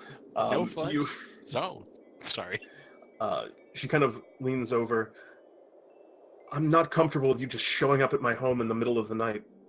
Well, Rita, if this wasn't so important as it is right now, then I wouldn't have to do it. But you said there was something about a certain someone that was happening tonight, and I gotta know where it is. She looks at you, and then she kind of looks down. Oh, she's opened the door. Yeah, she Yeah. opens the door. Like Oh, a little okay. She's there. She can see us. Okay. I thought she was yelling through the door. No, she Yeah. was up until this exact moment. Okay. All right. And she looks down and she sees the two Kenku sort of standing there. Now, Rita, these What are creatures these? are able of repeating any sound that they hear. And so, if I take them to some sort of meeting, I'll be able to have them listen in on anything that is said and then repeat it back to me later. Repeat it Pretty back to me ingenious. later. You, See? How ingenious is that? What, are you gonna go bust into the skein? Ah, so it's the skein. All right. Cock my head a little bit. And the skein is a place beneath the city. All of the intricate piping and all of the things that allow the windmills and the wonders and the sound of the city of Wind and Sound to be created, there are pipelines underneath the city that allow that air to be pressurized and funneled and utilized in ways to, enhance the artistry externally from the city. But the skein has become, after its creation, since very much a haven for, the homeless, for people that are sick. A lot of them kind of go down and rest down within the skein. You are Von Paz, you are like a little bit maybe less aware of this because this is something that, This is new. yeah, most of what the scheme is and referred to now, like it wasn't called that, it was just the pipeways, and it was just kind of being finished up around the time that, Erdon struck. She says, so you're just gonna go, bust into the scheme, knock on Bellissimo's door? Like, Oh, Rita, I can't tell you my methods. Now, you know that I've become a very successful journalist because I am very crafty, and I have gotten myself out of many a scrape. Now, I have your pay right here in this pouch, and I would like you to give me explicit detail of what you know. and her normal pay, she generally gets paid 10 iron a day. She now wants 50. Mm-hmm. So you just hand over 50 iron? I'll open up the bag and show her 50 iron. Okay. Be like, all right. She kind of shakes her head for a second, still looking kind of scared, a little bit sketched out by the situation she's in. If she's looking unsure, I produce a flower and hand it to her. Pull it out of your feathers. No, it just sort of appears out of in my hand. I cock my head, confused. She looks down and kind of takes the flower, and she looks back at you, Speck. And she's, are they enchanters? Oh, well, really don't know. That's the newest trick I've seen. No, I just pulled these little mites off the street. All right, come in. You can all All come. right. She looks to the Kenku. Ghost, are you just staying at the door? So like as I start to walk in, I kind of like poke my head around the corner discreetly. And is it like well lit in there or no? No, it's fairly dim. There's All right, cool. I a teleport candle. into like a weird place, Alright. like right next to the door. Go ahead and make me. I assume you're just basically teleporting, like back corner where she's not looking, Yeah. moving such that. Okay, go ahead and make me a stealth check. That's not terrifying at all. As No one ever said Ghost wasn't terrifying. yeah, she walks in and begins kind of moving over to her desk where she has a bunch of papers kind of sprawled out and scattered, and you all see Ghost just kind of, or those of you with dark vision at least, see Ghost just kind of rise out of the shadows in the corner of the room watching. And she has her back to you at the moment, Ghost, and she's kind of leaning down and looking at these papers. All right. Pete, just for our information, I am always going to try and stand in a place where she cannot see me. Yeah, I assume you're intentionally moving around so that Yes. when she turns to look at you, you're a ghost. Oh god, the ready to action teleport. Just like, Oh yeah. huh? Yeah. Just You're never there. Oh, that's. Oh god. Oh Oh, boy. Yep. It's so He's a assassinating. ghost. He's a ghost. My God, I'm an assassin. that's such a cool feature. Such a cool Whoa! feature. Oh, dude, it's so cool. And she kind of is going over. I've been trying to collect some of my thoughts. I don't know. I've learned a lot. Yes, it's very, very, very jumbled. Yes. But what I can tell you is, from what I saw, I went down to the scheme because I'd heard there were some dealings down there. I just wanted to maybe get a look at sort of the entrance, but as I got a little bit too close, well, Just looks at crickets, confused at that sound. she pauses and looks down, like strange, and goes back to speaking. I tried to get a closer look. There was a door, and she details like the part of the skeins that she was in because it's a vast kind of web underneath the city, but she tells you roughly where she was because she was essentially following a thug of she was just following one of his thugs down to that point, Melissimo's. I didn't realize where I was going. I didn't know this was one of Melissimo's personal spots. I thought it was just a hangout for them. And they had, well, people they were among. There's a lot of sick and infirm down there. They hide amongst them. There was one individual there who, well, he saw me following them, and he must have let them know. Before I knew it, I was beset. I lost consciousness for a while. It was and she kind of leans down and she shows you like the bruise on her head. And when I woke up, I was caged. In the room, it was a kennel. They had me in a dog kennel. They had other hounds and things in there. In the corner, there was a big wolf. It was sleeping. It was terrifying. I don't know if it was guarding me or the other hounds. That's very unsettling. And she kind of like, as she says that, she zips around and kind of turns to look at you, and Ghost, for a second, just is directly behind her, like about 2 inches, or not 2 inches, but about like 2 feet, because that's the spot where she's not looking. And then as she turns back, he's just back the other side again. Yep. So, I couldn't make out much from where I was. There was some discussion. People were trying to get things ready. They were preparing a dinner. It looks like Melissimo and some of his, some of his top men were all meeting up. Apparently, Top men. Apparently they also have an enchanter amongst them. Curious. Having to deal with enchanters is always a troublesome business. But, well, you know, this won't be my first rodeo, Rita. I thank you so much for your help.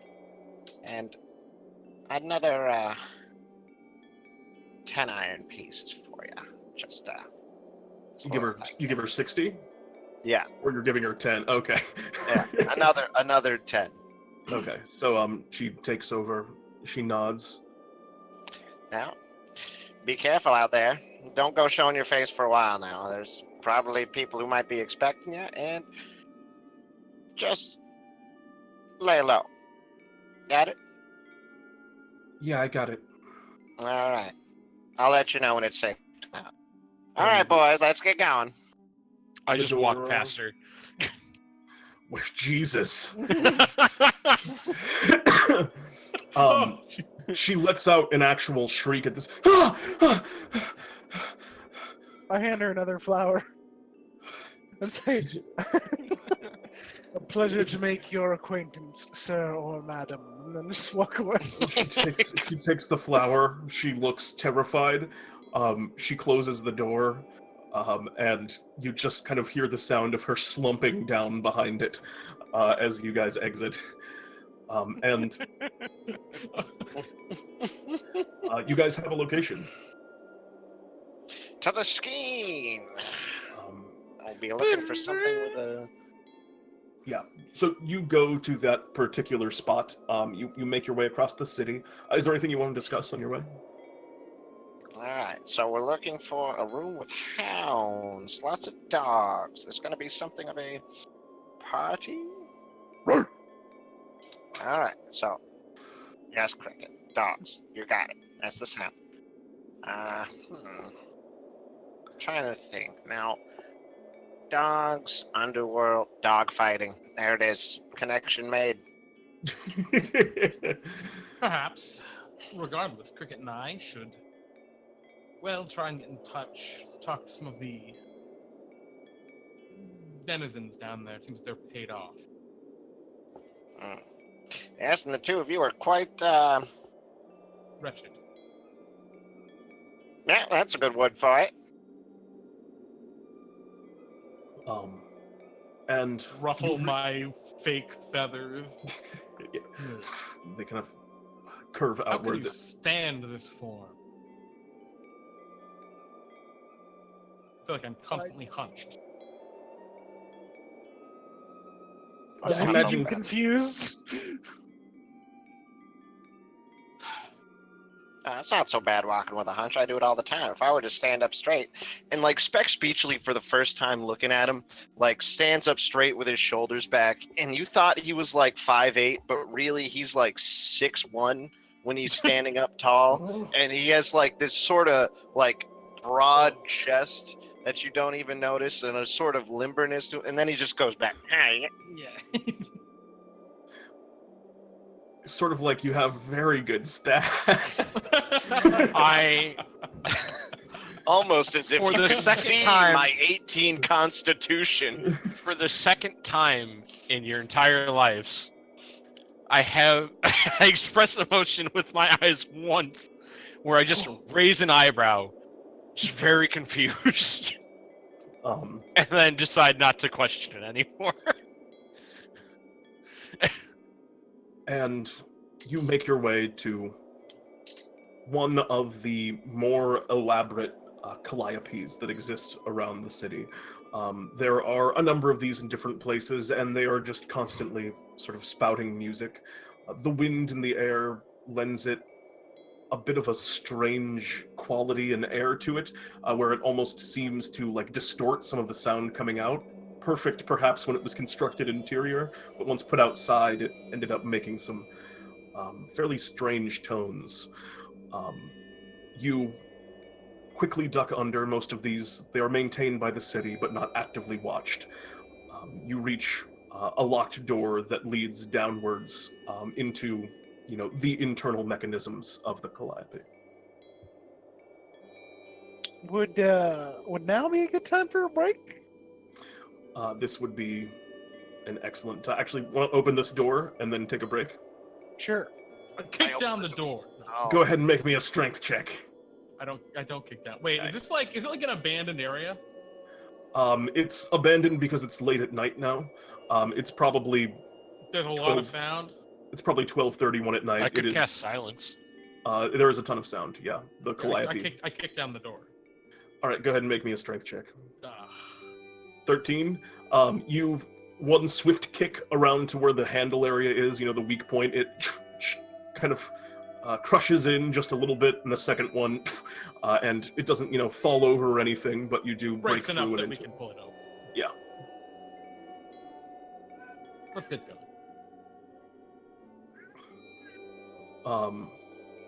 All right, and you step forward into the space, and we'll be right back with more City of Wind and Sound. The ghost in the shell. God damn it. Oh, God damn it, Pete! You gotta give me a solid lead out. We'll be right back. We'll be back.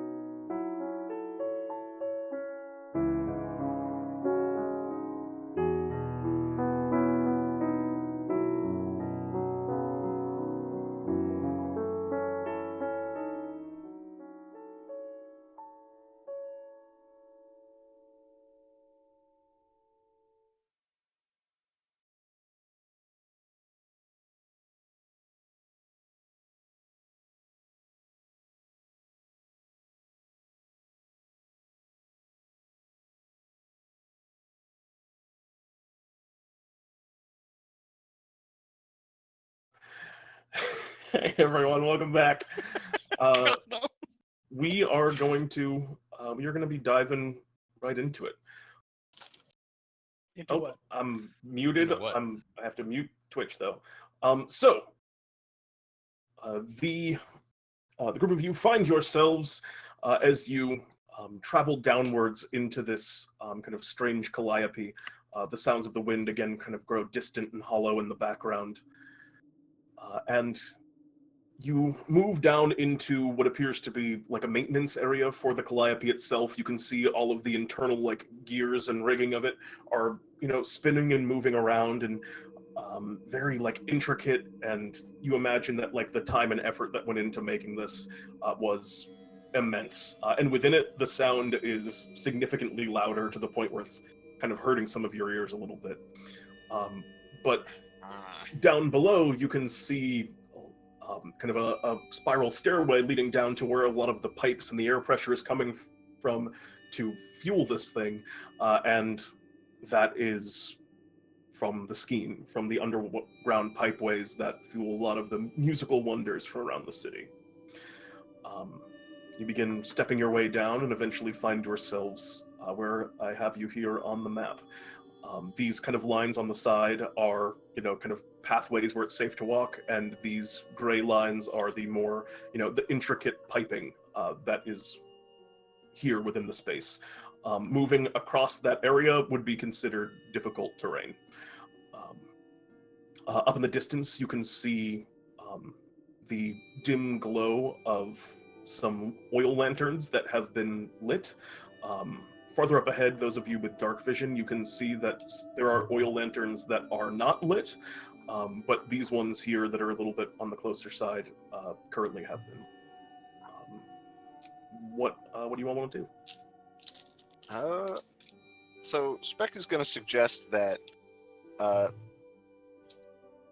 Ghost possibly take point on this one, as he probably has the best vision out of us. And If you don't mind, actually. I hobble forward in my little Kenku form. I imagine, like, I'm walking normally, but, like, the illusion is like... The illusions. And it's like, it's the waddle. It's not like a hop skip. It's like the full waddle that Cricket does. It's the cricket move. Yeah. Yeah. Yeah, the illusion jaunts. You have to lean maybe a little bit differently than you normally would, but it comes exactly. Through. It's like I scratch my chin in the illusions, the head cock, like... So I'm going to begin to move ahead. All right. Yeah, you step ahead and begin kind of investigating downwards. You have dark vision, as I remember correctly, right? So hold on. I do. So Ghost, you have dark vision too. Yes. So every time Vaughn goes into a dark spot, he just disappears to Ghost. Yeah. Every time I enter, well, because I am 4 levels in the Gloomstalker Ranger, I have the Umbral Sight invisibility feature, which means when I am in darkness, not just dim light, but actual darkness, I'm invisible to creatures that rely on dark vision. Cool. And yeah, so you're moving through sections of relatively dim light at the moment, but there are, chunks of darkness, and as you pass through, I feel like, Vaughn, and correct me if you don't think it works this way, but I would think of it as something that you choose to do. Like, if you want to be seen in darkness, you can be. It's not like, you're actively trying to stealth. So, like, are you doing that right now as you're passing through these spaces? Oh, God. Just charging right up there, huh, Ghost? I teleport. Okay. All right. You watch as Ghost all of a sudden... Yeah, basically the places you cannot teleport to are the sections of obviously bright light on the map. Yeah. Yeah. I will kind of climb over, and yes, I am trying to be stealthy with it. Ghost, if you'll let me take point. Sure. Thank you. We will have need for your expertise later. I assure you. I will clamber back over, and I will take the lead. And it's hard for me to tell what is light and what is dark, what's dim light and versus darkness in this. I'm moving you up here. I assume you want to be because that's like the path and the area with the Oh, pipes in it is yeah. not. Yeah. Oh, sure, yeah. Yeah. So the areas that are dim light, yeah, I guess I'm sorry. I guess it interacts weird with your dark vision visibly because that's a tough thing Yeah. to judge. In the future, I'll come up with some Oh, way I on the see map it. to make it a bit. This would be darkness. This out Correct. to here is bright light, then beyond it. So about Oh. 10 feet out from the torches is about bright light. 10 and 20. So if Yeah. you're within 20 feet of a torch, then you're in dim light. If you are So I'm outside in of that, you are darkness in right darkness. now. So right now I'm invisible. Yes, you're Correct, I currently can't in see you. darkness. Unless you're letting me see you. I will take a step forward and I will just kind of like look up around here. And what would I see? Okay. You can see here there is an opening into a larger circular chamber. It goes around so that you could kind of loop on the path if you needed to, it looks like. And the piping here moves in two directions, up and downwards. Presumably upwards, as you are kind of went into this into one of the more wealthier districts.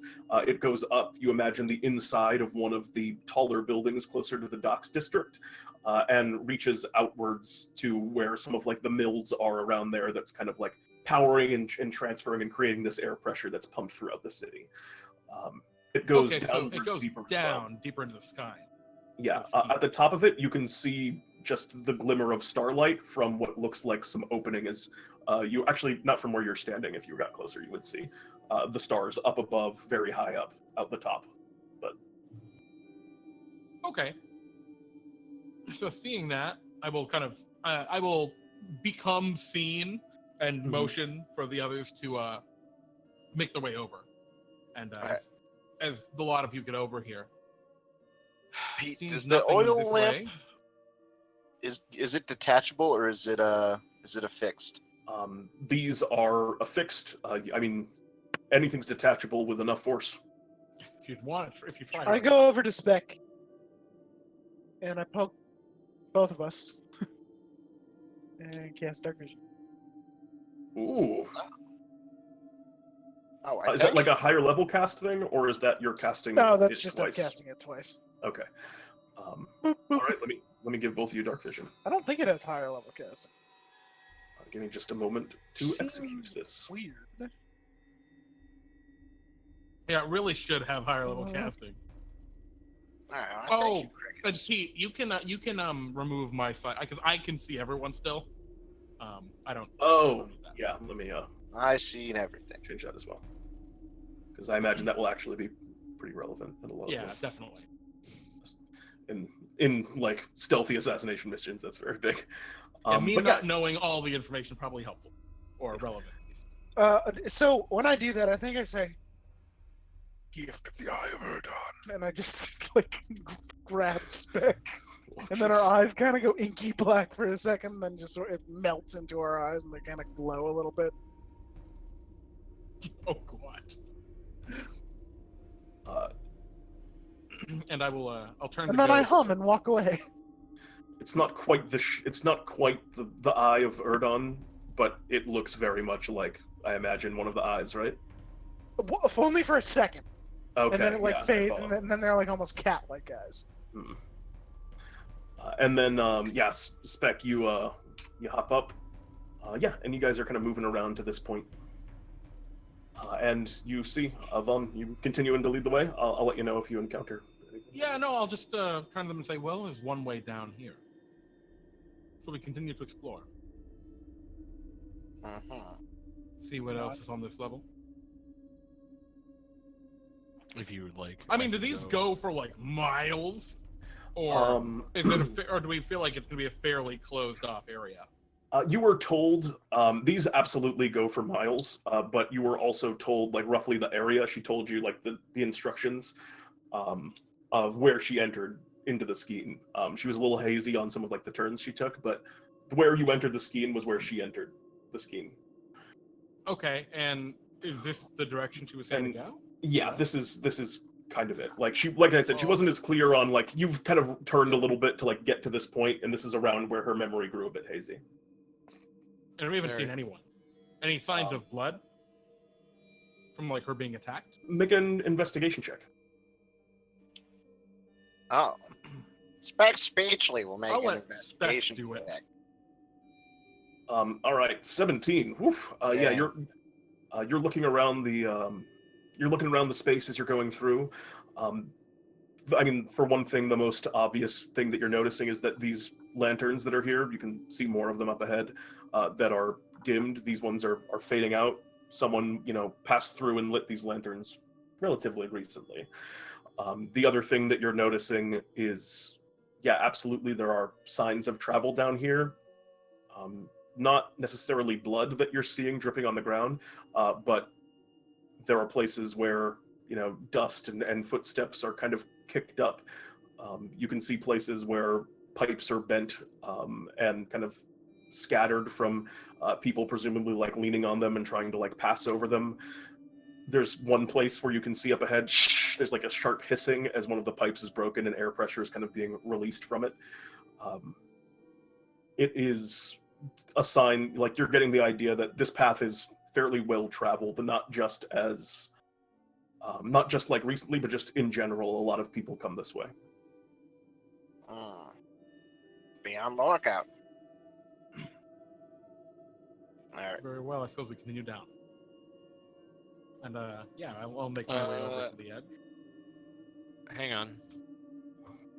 I think at this point, it would probably behoove us to be stealthy. Unless you guys think Oh, otherwise. I think we're being fairly stealthy. We could be stealthier. That's what I'm Yeah, saying. well, why don't you go ahead and make me stealth checks, actually? Well, hang on. Before we do that, Kyle, it cast sounds pass like you without might want trace. to pass without I any I sort of do. trace. I do. Now, Pete, I why don't believe you this add is my 10 to favored those? terrain, as I am a natural explorer. So Right? you would, Jesus. yeah. Do you have advantage on stealth in your favorite terrain? No. No, I just wanted to let you know.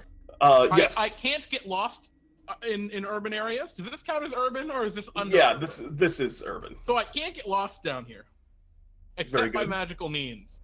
You know every way that you've gone. You're certain you Excellent. could go back the way that you came.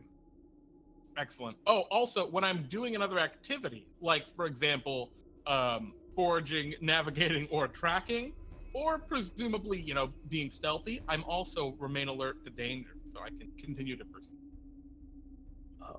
Very good. Cool. All right, you bought that. Great. No, I mean, this is an urban area. You are absolutely that's your feature. Okay. Jeremy, I'm not if I sure how didn't- far this feature goes, because normally it doesn't.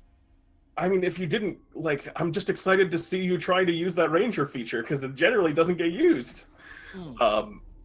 And while you're doing that, I would for that reason, I will let you make a perception check, and everyone else tell me what your passive perception is. 15. Thank you, Pete. 15. All right. It's worse 17. than my passive. Oh shit! You're also perceptive. Can you give me those numbers again? 15. 17. Mine would have been a 16. And what are all of your stealth rolls? If everyone 19, 27. 20, 27, 35. With your perception crickets, and was anyone else higher than 17? No. Okay. With your perception crickets, you can see perched high up above, out at the top of this kind of pipeline, there are a couple of these very strange looking birds. They look predatorial. You've never seen anything like them in the time that you've spent memorizing creatures for Erdon's benefit. And they're kind of brushing their heads and looking down into the pipe. They don't notice any of you, but it looks like they're there kind of stalking and trying to get people that pass through here, because presumably it's a productive hunting ground. There's a lot of stuff that happens here. But they don't seem to notice you, even though you notice them. Do you motion to them at all, crickets, or anything like that? Yeah, I motion, point them out to the other. I assembled my hand crossbow. What are they again? Sorry. As you You also have a hand crossbow. Yeah, as they are pointed out to you, go ahead and make me a nature check if you'd like. Oh, all right, sure. Oh boy, the big one. Wow, I'm rolling like crap tonight. Some kind of crazy bird. They look tough. All right. Big too. They're human-sized. That's important. Yeah, Oh, your yeah. stats are gonna help you out here, James. That's a big bird. That's a big old bird. And they look like they're hunting, like they eat humans. Oh my Yeah, god. crickets, big bird. Big bird. Big Big- bird. You Big can also. bird. I think the person who is Big most bird. qualified to make this is you, Von Paz, because they actually hang out. Can I roll they're a regional. history check? Yeah, I'll let you Okay. make a history check regionally. Now, It's Pete, probably still nature. my favorite enemies are not birds. Uh, All right. Well, okay then. I got an 8. Ah, But because of my natural explorer feat, when I make an intelligence or wisdom check related to my favorite terrain, my proficiency bonus is doubled if you're using a skill you're proficient in. I'm not proficient in. Yeah, I don't know. Big birds. You definitely Too like. bad They're it like. wasn't history. You're kind of familiar, Von Paz. They're like in the back of your mind. You're like, oh, I've definitely seen these things around somewhere, but you can't place it. I was very young when I was here. Yeah, you Like know that. 30 You know years ago. the one thing you do remember is, yeah, they attack people. They eat people. My nurse warning me not to get taken away by the birds. Yeah. Do I think I could turn into one? No, you get the vibe that you definitely can't. For you guys, since I can do the old. I'll show you what they look like. I can show to players. They look kind of like that. You did it wrong. Yeah, No. it's not showing us. I don't see Is- it. I'm clicking show to players. Is it not coming up? Nope. Yeah, whatever it is, you did it wrong. Uh, Oh, Hey! Oh, do you see the image? I of the won't whole read it. Is it the image I of the see whole the thing? whole bio. The whole Okay. The thing. whole bio. Yeah, that's fine. You guys know what they are probably for the most part, anyway. I do. Oh, I no, kind of I expected don't. it was them. It's for chat though. Yep, for I them have, to see the I have thing. no idea what these are. All right, chat. We're gonna use the I've super read zoom the in monster. feature to look at this big horrible monster. This big old bird. So in the future, if I need to, because I don't usually use this feature that often. It's okay. It's already now the thing is set up that you can just use it. It'll be- Yeah, it's like a weird antlered parrot almost is kind of the vibe. They're very big, but they don't notice you because your stealths are unfathomable. It's like we're passing without a trace. Yeah. Mm. And do you guys wish to climb down? There seems to be no Well- visible like access here.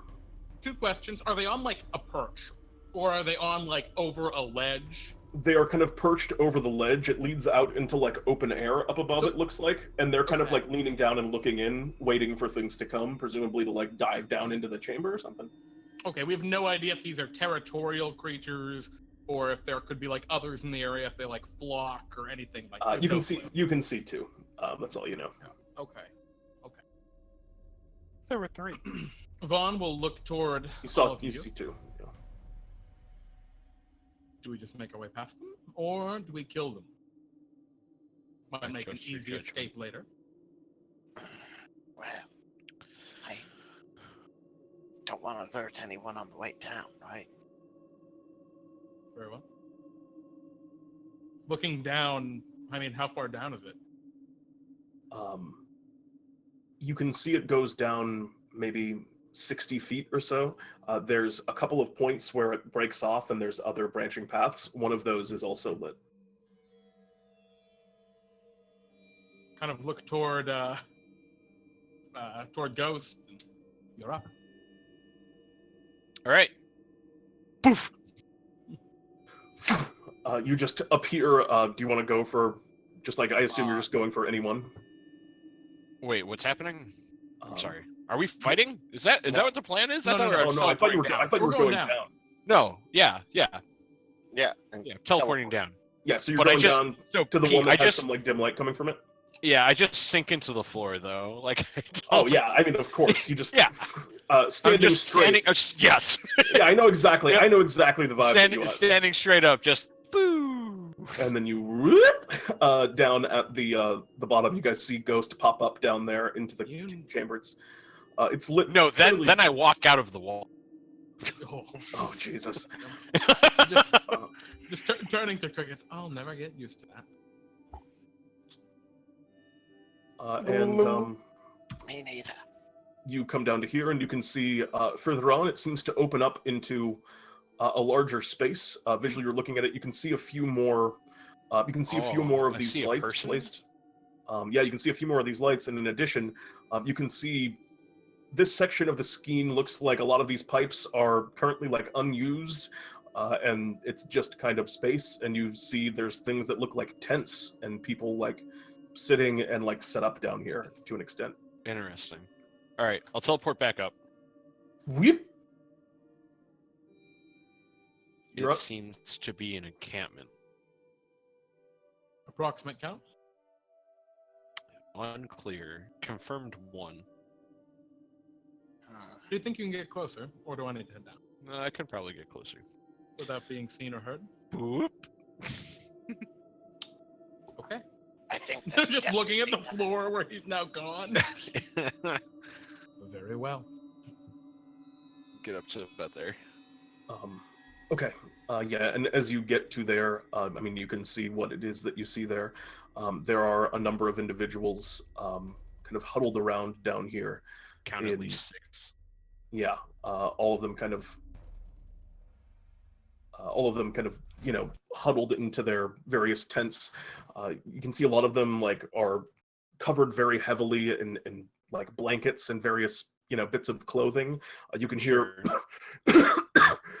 a lot of like coughing and just these people seem very unhealthy. It's a refugee camp, basically. Well, I mean, except they're just homeless.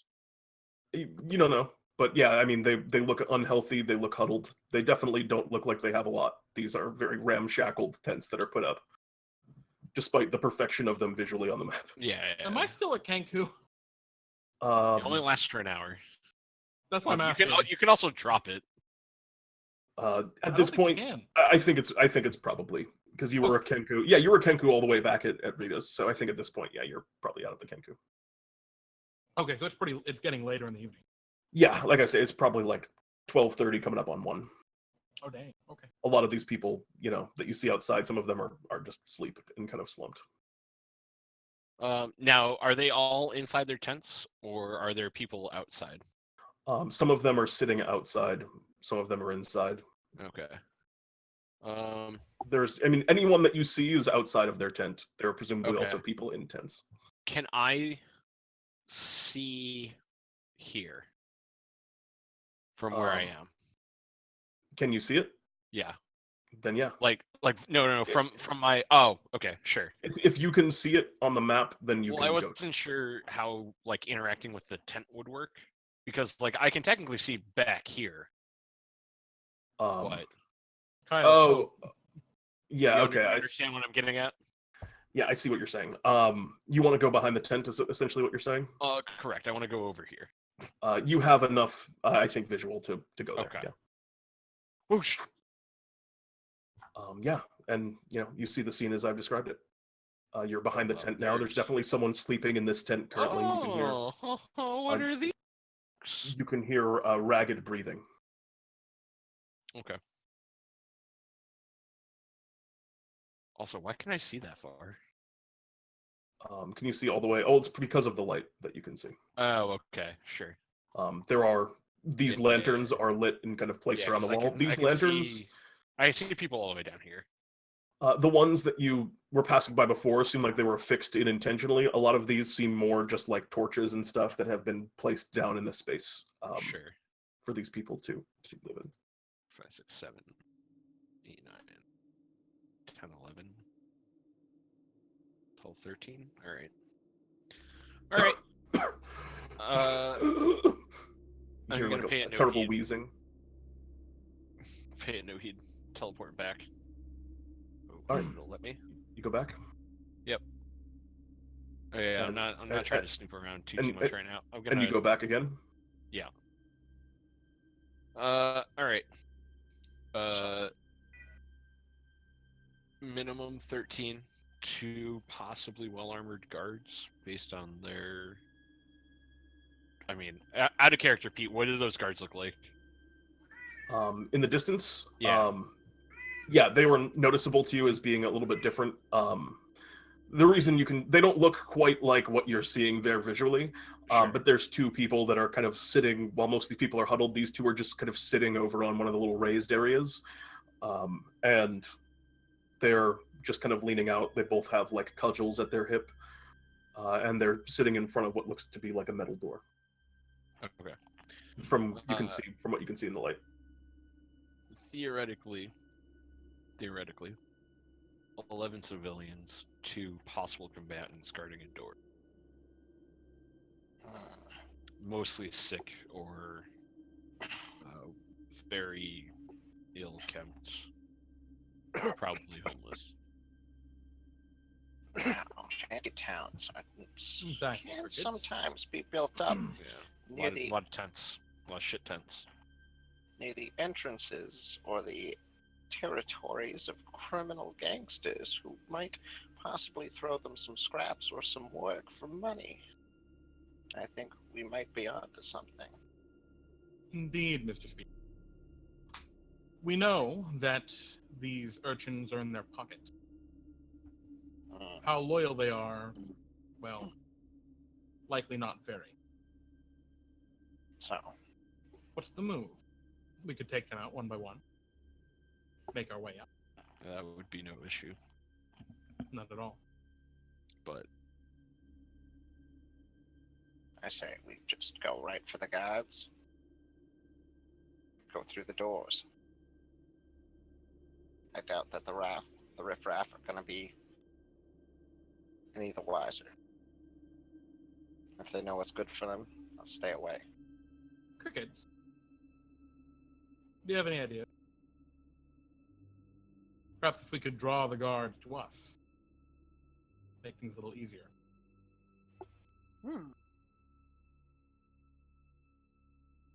Okay. Excellent. Let's get down there. I suppose, Mr. Speechley, if we can keep you out of sight, I shouldn't have any difficulty staying out of sight. And Ghost is a professional. Oh, yeah. Oh, with this. I reach into my pack and pull out a chalkboard. And just write, "Do you want me to sneak in?"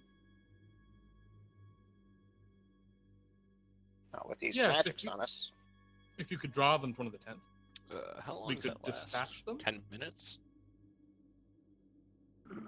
I erase it and I write, Oh, an "Sneak hour. in through Oh, the sick. door." Mm-hmm. Through the door. I sort of gesture Yes. If make we can it get like- more information as to what's on the other side, help. and give a Let's all thumbs get up. down to level first. Start climbing down. Let's go. All right. Do you guys have thumbs? As you guys are moving your way downwards, the pipes here are flimsy. They're built along the outside walls, and they kind of make something like a makeshift ladder that you can climb down in places. But they also kind of like wobble a bit. It's not a trivial climb. I need you guys to all make me acrobatics or athletics, except I assume you Ghost, who are I was just about to say, going I refuse. But if you're just climbing down normally, make me acrobatics or athletics. Speck, 23. Von Pause, 19. no issue. I turn into a spider. Also then no issue. You all, climb very deftly. You reach the bottom, swing.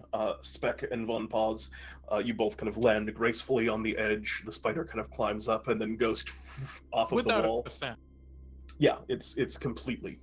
For the record, I'm a regular spider. I'm like the size of a dime. Yeah, that's what I figured. Yeah. Wait. Did the crickets just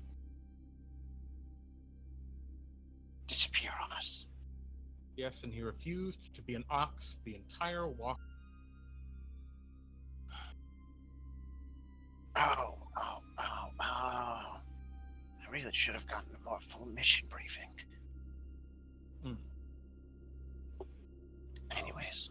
I suppose now we wait. So we're down here now, right? Yep, you guys are all down there. Let me get back to my token layer. I am I'm just sort absolutely of invisible. hanging on a string between everyone. Yeah, you weave a small little thread and you're up in between. You guys reach this point. What do you want to do? We see two maimed-looking people ahead of us, and we've been told there are more. There's a lot of darkness right here, but I'd have to walk through dim light to get to it. Yep.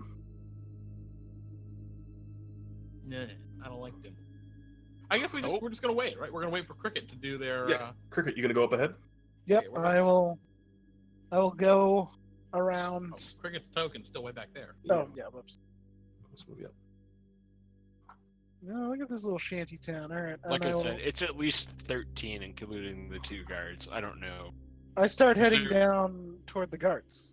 All right. Yeah, you're able to move freely. You don't have any issue. No one Oh, pays any boy. mind to a spider. It's late. They're all just. Is there. there a door right here? Yeah, they're standing on. They're kind of sitting on either side on the raised balcony since there's no one around. There's no reason for them to, stand or, be at attention. And there's a solid steel door. All right, I slipped. Is there an opening at all with the door? Yeah, at the bottom of the door, it's pretty flush with the it's pretty flush with the ground. But as you crawl up a little bit, you can see at the top, in place of like one of those sliding eye holes, there's just a few very thin, tight bars. Difficult to even see through, but definitely easy to pass through for a spider. You climb through that door and find yourself on a different page on the map. So I will bring you over there and describe what you see, but you won't be able to see it on the stream. Bring Okay. spectator as well. I assume you'll all be there eventually. It might be easier to keep you here until you've dealt with this. Okay. Oh, I was thinking it'd be good for the chat to see what Crowley can see. Yeah, Diddle-a-doo. So I mean, what we can see is boring. it's true. Sure, we can. Unless we start killing. We can do it. We can do it. I promise I won't look. It's very dark. You have no dark vision on this token. I gotta move you. You'll be moved in a moment.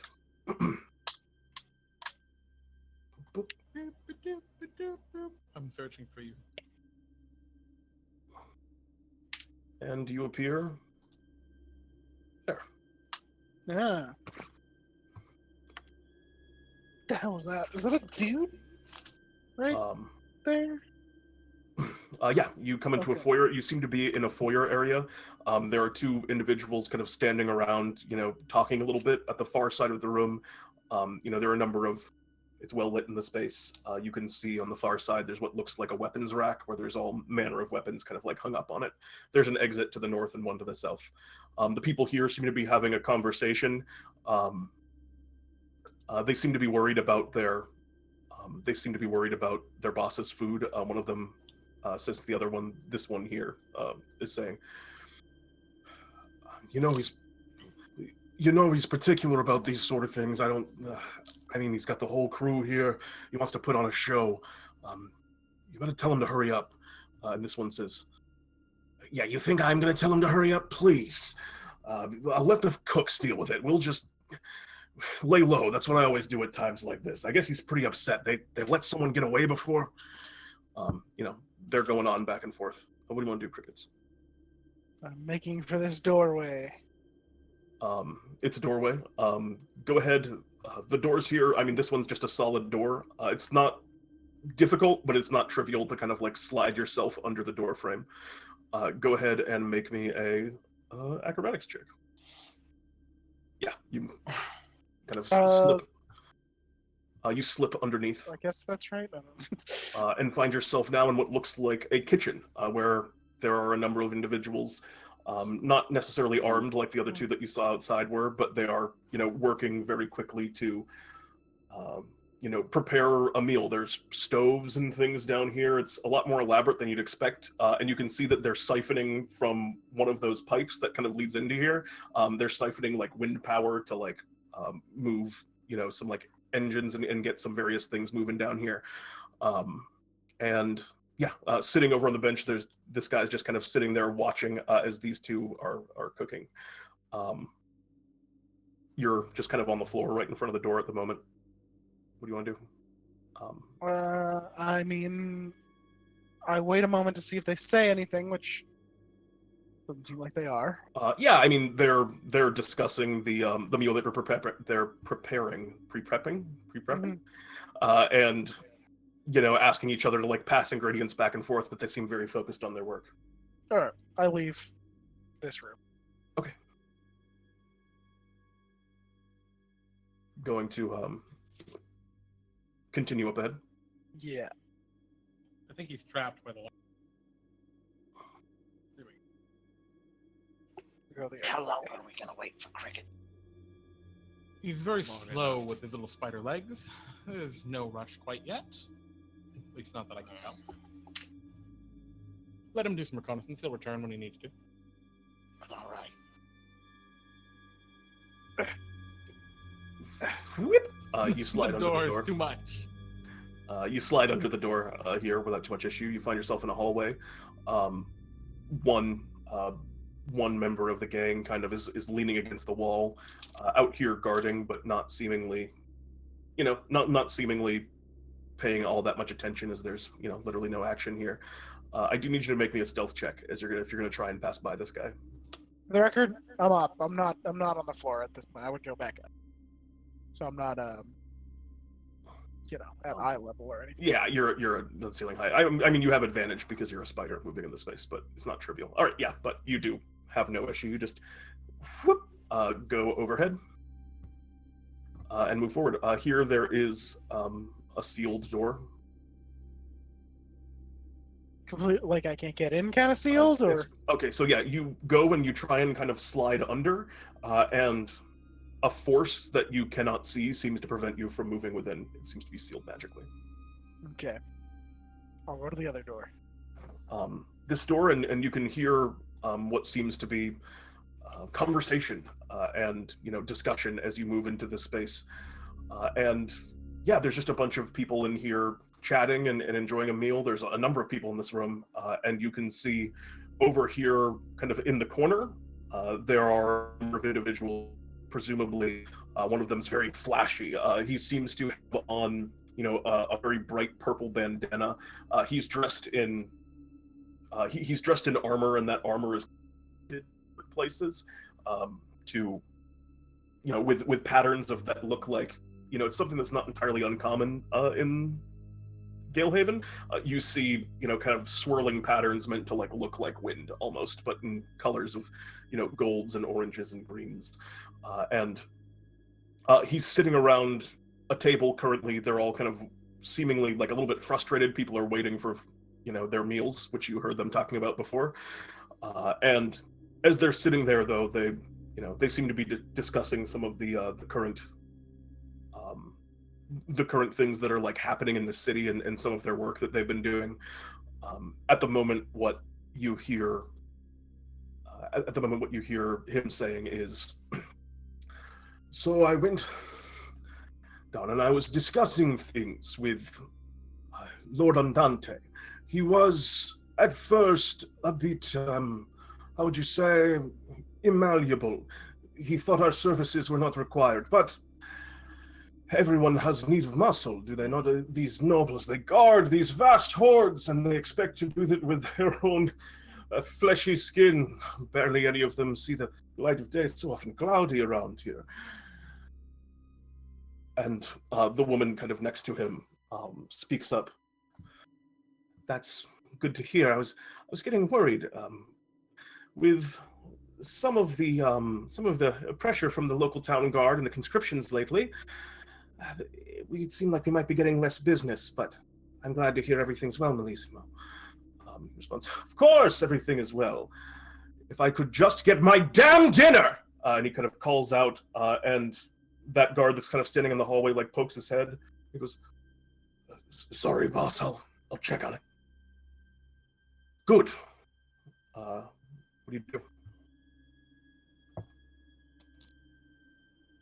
What is our goal here? This is more a question for everyone. Are we trying to kill him? Oh yeah. I mean, I guess you could do whatever you want, but the eye seemed to be yeah, kill this guy. That'll weaken the power of this other noble. All right, then I hoof it back to the other. Okay.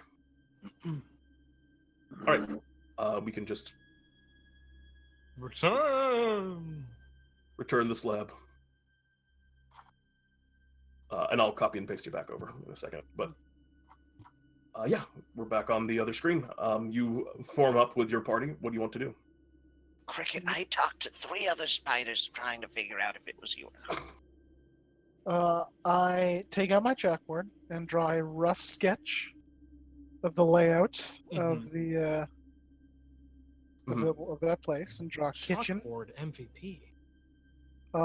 And then I repeat back most of what I heard. Oh yeah, because you just can. I think this time, go ahead and maybe a performance check with advantage to see like how, because you do it perfectly, but I think this is more of a question of like what you get out of it in totality, because I don't think you remember every bit. Wow. Yeah, I mean, you get the big points. You get the stuff with, Malissimo. You have a couple of good guard sounds that you heard in there, but it's not all perfect. Duchess. Cloudy, see the light of day. Do those words come out? Because this sounds like thieves' cant to me. When you were saying that.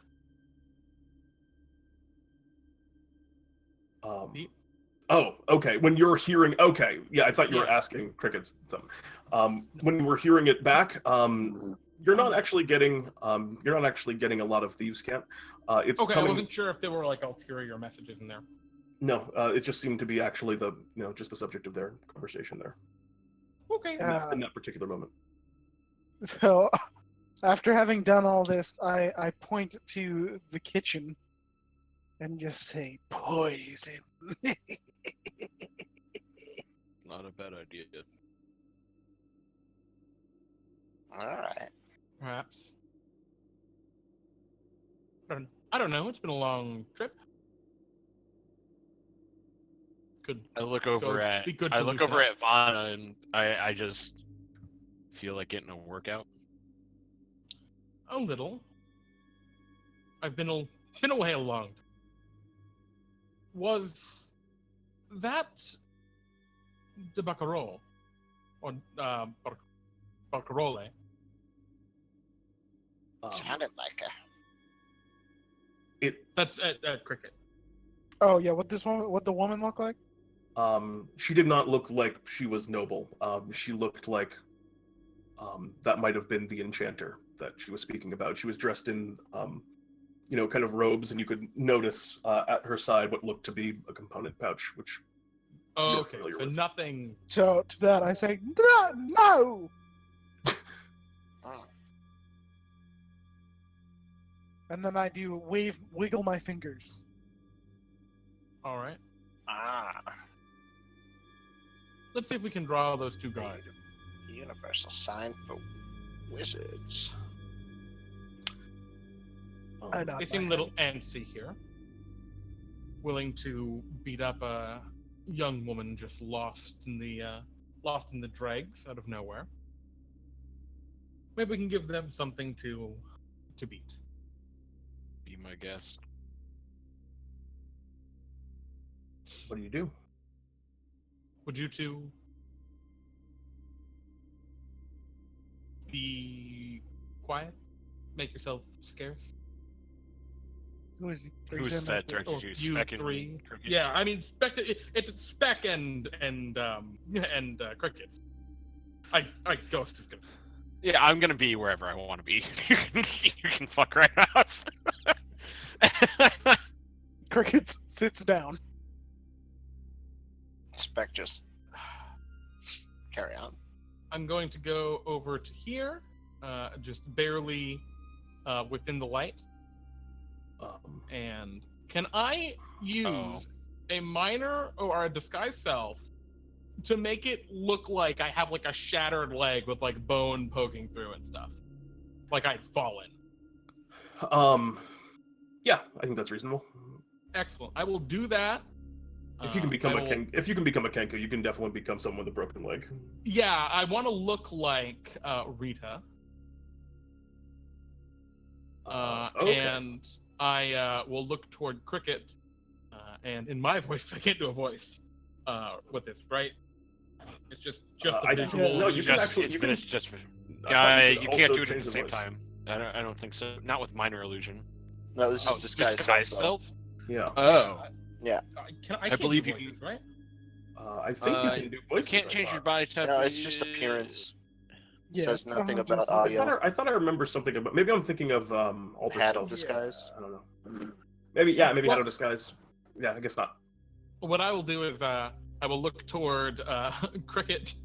And Yeah, I will when you look, look toward the already, pipes I'm already and walking look to this the way. leg, and just kind of nod, like you know what. Yeah, I shriek. Making Schmidt, like a clattering of. I stuff make a as- clattering of pipes and I shriek like Rita did. and When she Yeah, we're saw collecting these ghosts. things. Oh, we're so smart. It was perfect for me to walk past her, so that way you got that And- noise. Yeah. it's And calculated, Pete- right? Yeah, and No. Pete, the shattered like the bone protruding leg. The bone is actually a hand crossbow, but it's the illusion looks like a bow. Yeah, excellent. So I'm actually not clutching a leg; I'm clutching the hand crossbow. And you hear kind of some movement, and over here you just see Ghost from where you're standing in the darkness. Yep. Your pass without a trace lasts. An hour. Yeah, so it's some time has gone by. It's not Oh, gone yeah, I yet, but a good amount of time has gone by with all the time that Crickets was in there walking around. You watch as this boy comes up. Go ahead and make me another stealth check with advantage if you're going to hang right there. Or not with advantage, just a stealth check, but you still have your pass without a trace. How about we just whoop? That also works. As Crickets, are you continuing like whimpering? I actually would still like you to make me a stealth check Sure. to see if he you're gone and he won't see you anymore. He won't know who 30. you are. But He's gone. 37. you're gone. What am I talking about? All right. Yeah. I am stealth. You watch as this boy kind of moves over to here. He got up, Ghost, you saw very quickly, despite acting like he was completely asleep. He runs over to here and goes, "Oh God!" He gets kind of closer and just, "Are you okay, ma'am? What happened to you?"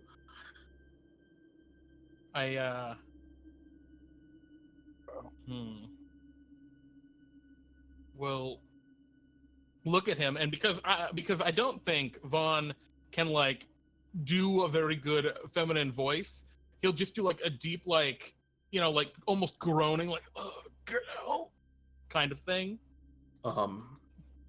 He kind of nods. He nods very seriously and kind of runs back around. He doesn't doubt your disguise in any meaningful way. He hops down. He runs across, and you can hear some of the low, muffled conversation in the distance as he's going to talk to these two guards and just rolling some stuff in the dark. Just some dark rolls. Some dark rolls. Sneaky rolls. Yeah, and both of them kind of walk up, and one of them speaks out. Wait, Oh. isn't that Pete? Yeah. As those guards walk by, Mhm. I'm gonna start moving towards that door, okay? teleporting between. And I'm gonna at this point, Lanterns. as they come around, be lying on the ground. The illusion looks like I'm just lying on the ground, eyes closed, passed out. Really, I'm just trying to just lie perfectly still, and I've got hand crossbow in each hand. I got my two hand crossbows. I think that like concealing hand crossbows might be maybe a touch outside the realm of disguise self. I think that's a little bit of a Is it? to be Including armor, weapons, other belongings look different. It Look different? specifies weapons. And what is the thing that you want to make them look like? One's covered with a purse, and the other one's like the protruding bone or whatever. Okay. Like a bag. I mean, she's got like probably a book bag or something, or like Yeah. for her notes. All right. Yeah, and the thugs go, A rope. isn't that? And the other one kind of like nods, and they start moving a little bit closer. Okay, I'm gonna wait till they get. So they're in darkness right now. The boy probably can't see him as they're like moving toward the light. Yeah, Speckets and Speckets. Yeah, Speckets. Go ahead and make me stealth checks, as you are no longer in that pass without a trace aura.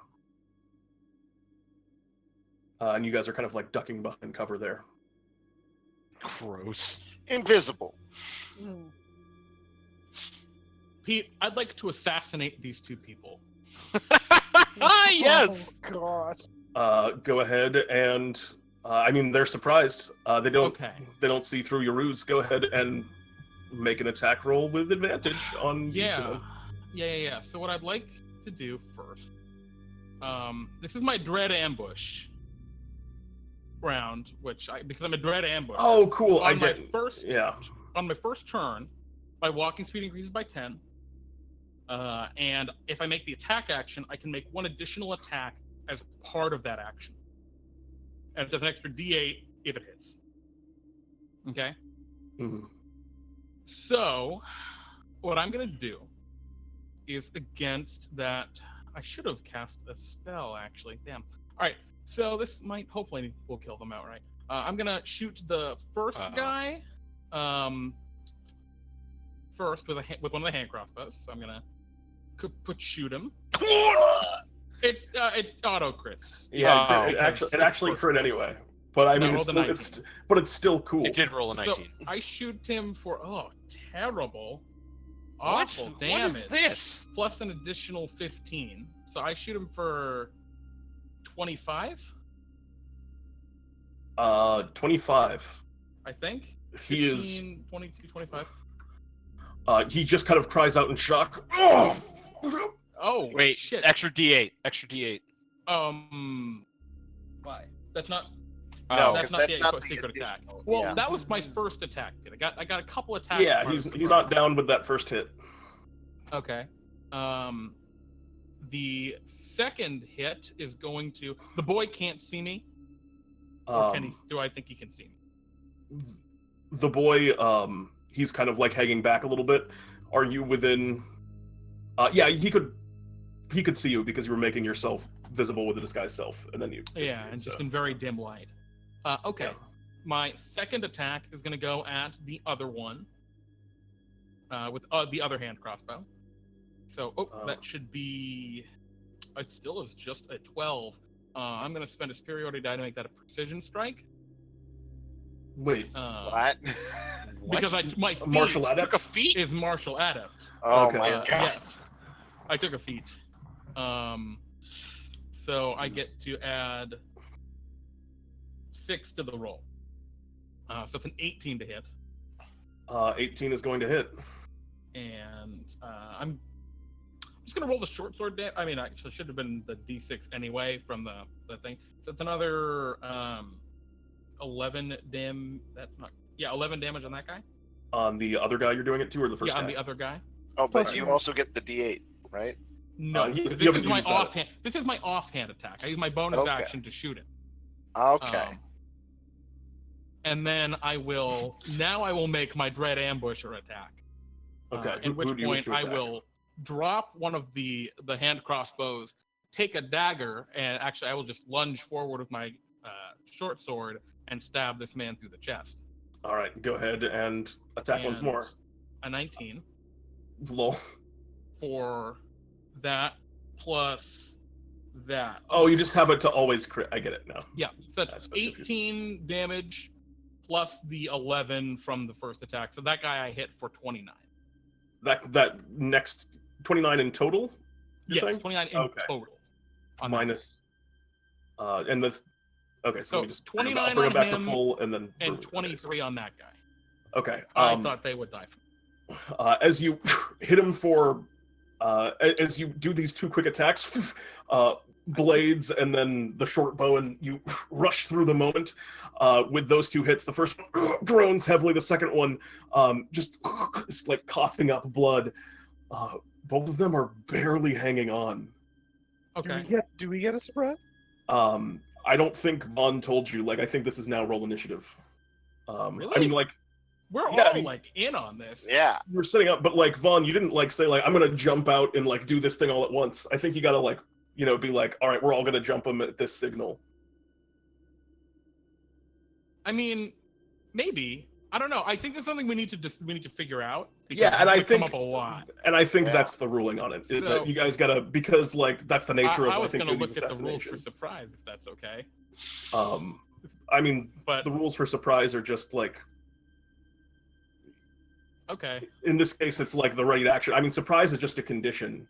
Yeah. Any creature, or so there's the first turn in initiative, and any creature or monster that doesn't notice a threat is surprised at the start of the encounter. So this should be a whole turn of initiative where everyone who isn't surprised goes.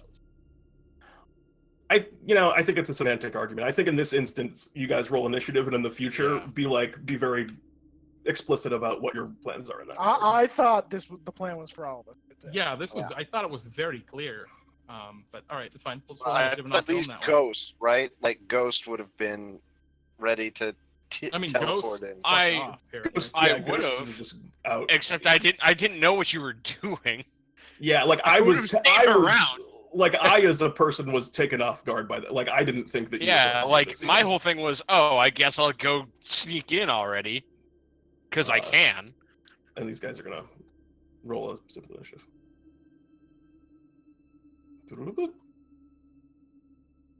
Yeah, the nature of surprise is something we're probably gonna have to discuss at some point because that's gonna be a huge. Yeah, I mean it's We'll just it's figure that out. Critical to how my character works and important to the overall. Yeah, I mean these guys were definitely surprised in this instance, and their initiative is 4. So the turn whips around back again. I think the idea would just be that Speck and Crickets weren't ready for the precise moment because you didn't have any like signal or anything ready to go. Sure. And in this instance, Ghost, you'd be the first to act. You hear 2 kind of like low groans, and Ghost, you're already kind of over nearby the door. What do you want to do? He can hear it from way down there.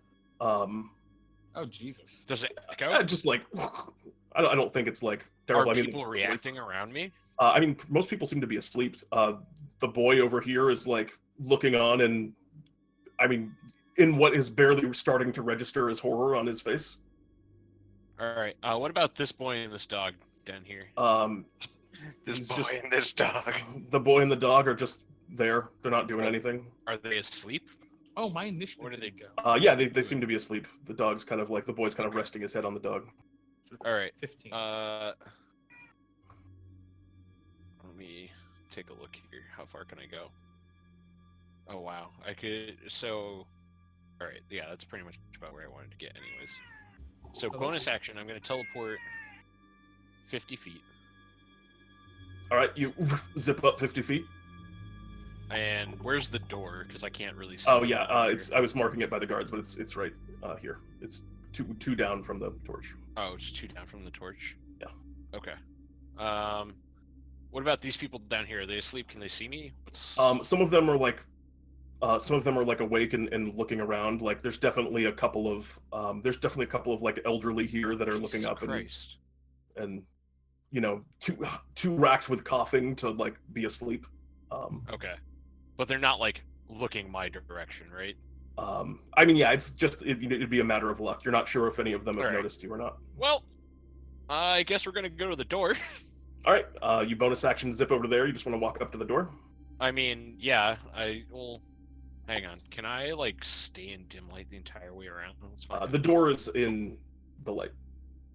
You could actually it's a double door. Oh, you can go to the other side. It's in. Yeah, let's do that. Let's do that.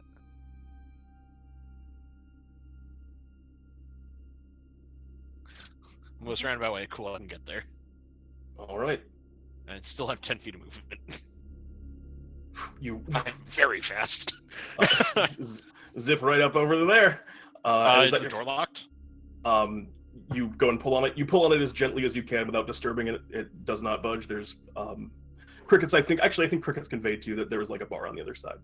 Oh, there's a bar, so I can't even like try and pop this bitch open.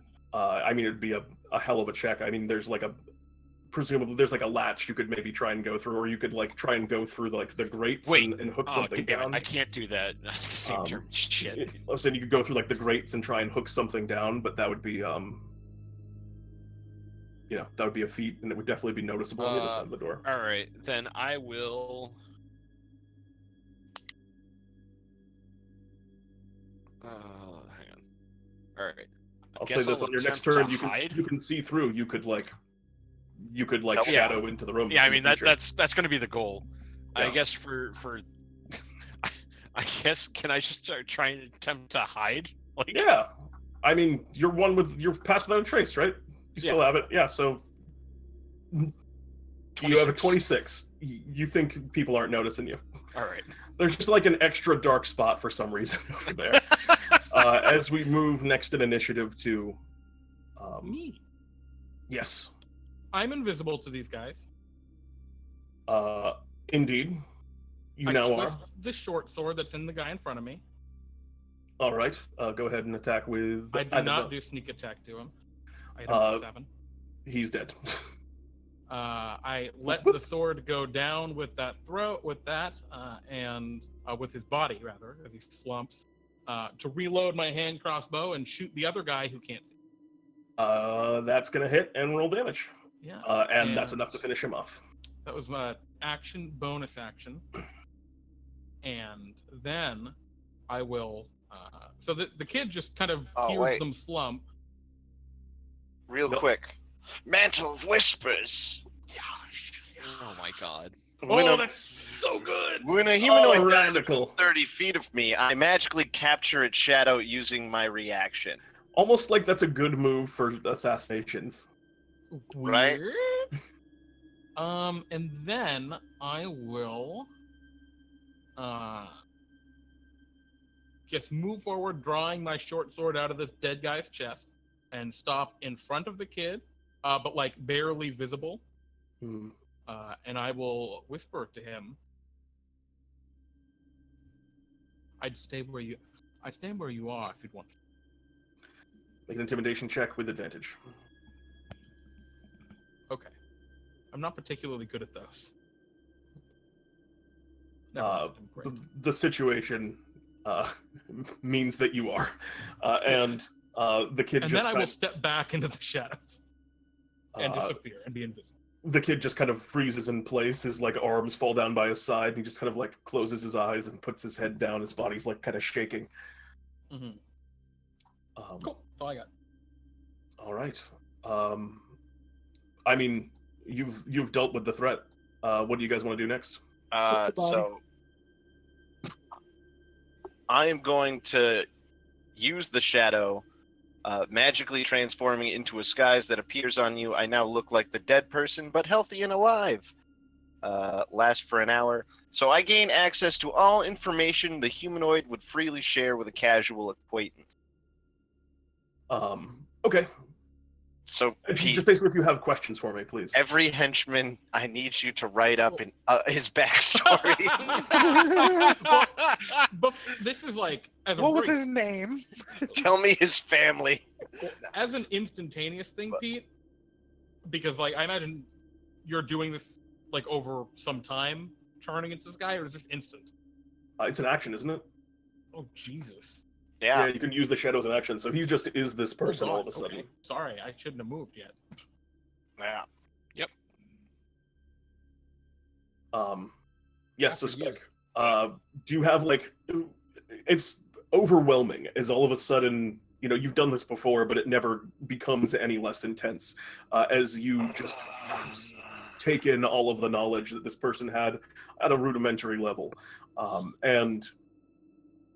All right, sort it out, column by column, page by page. All right, the story of this man's life, going. All right. His name was Jeb, if that's worth anything to you. Jeb. Cricket, no, wrong time. Bad time. All right, Cricket. You're coming with me. Pretend you're my prisoner. I put my hands behind my back.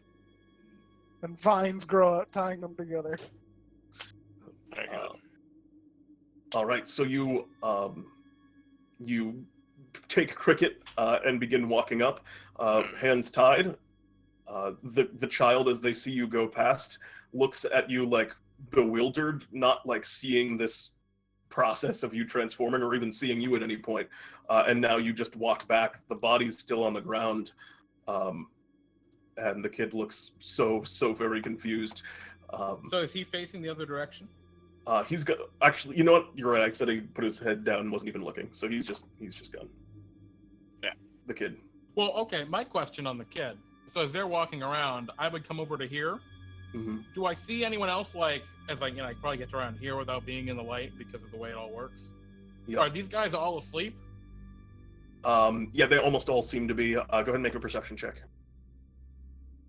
Okay.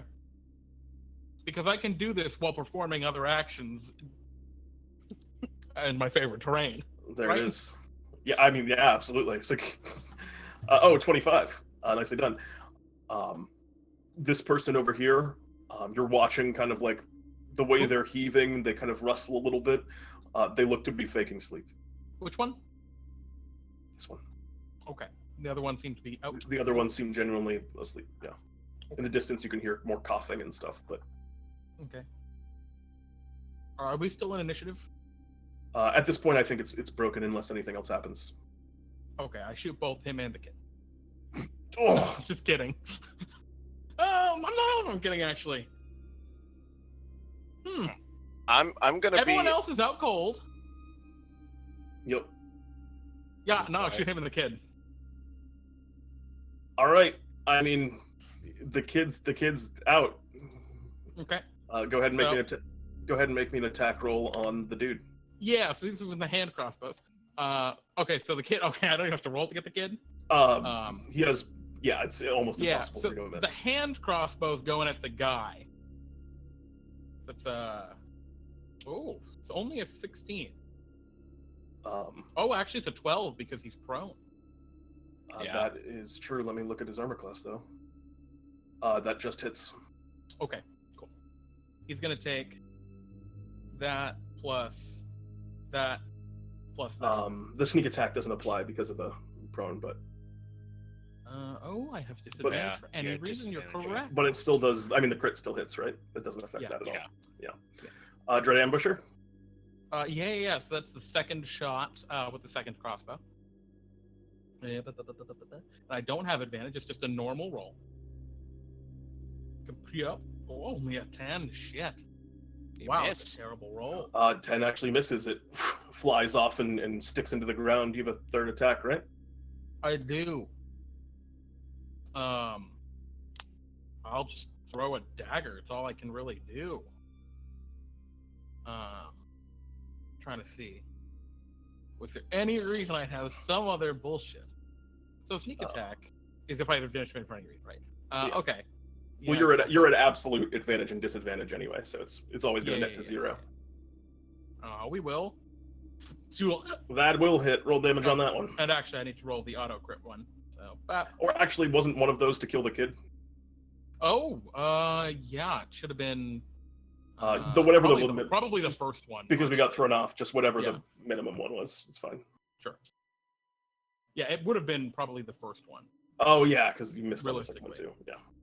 So, I only hit this guy for 2d6 plus I get the 2d8 from the Dread Ambusher. So I hit the dude for 16, and I hit the kid for a huge amount. I mean, the kid's dead. Obliterated. Yeah. Does 16 kill him? A 16 just barely gets him, actually. Excellent. I want to catch the kid and bring him back over. His I don't body, want him to, fall. His body gets thrown on the pile.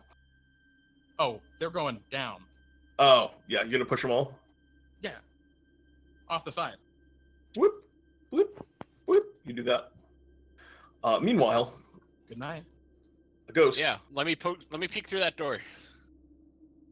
I'll get you over there. Scoop. Squeak. Wait. Oh god, where am I? Squeak. Oh, I'm not there. All right. Yeah, I'm working on it. Where the hell are you, Kyle? He's going through the door. doors. All the way down the shanty town. Yeah, it's like I can teleport a bunch and I have a base movement speed of 50. We know there are people right on the other side of the door. Yeah, They're not right on the other side. Oh, they'll be dead. Oh my Actually, god. I don't know that. Oh my don't god. do that It was a much damage. perfect execution. And you're just gonna go on balls to the wall. You're just going in alone. Whoop. God damn it. Hang on. All right. Well, no, I wanted to peek through the door. I didn't say I wanted to immediately teleport. I thought you said you were going through. No, I wanted to see through the door first. I mean, you look through and there's a couple people in a room. Was there anywhere? Wasn't it brightly lit? There's a chunk of dim light in the middle of the room. Oh boy. So if you're looking through, then you can see there's two people in the middle of the room. Your angle is that. Again? All right. Pete, we looked for keys, by the way, on those. They actually don't seem to have any keys on. Actually, you know what? Yeah, they would have. Speck knows if there are keys. I would. Not necessarily. 100% knows. Yeah, I mean, they have keys. They have keys to the. They have keys to the kennel. Yeah. But Cool, we got keys to the kennel. But not to the doors. Because it's barred. Oh. Yeah, it's barred. Oh, that's gonna be hysterical. All right.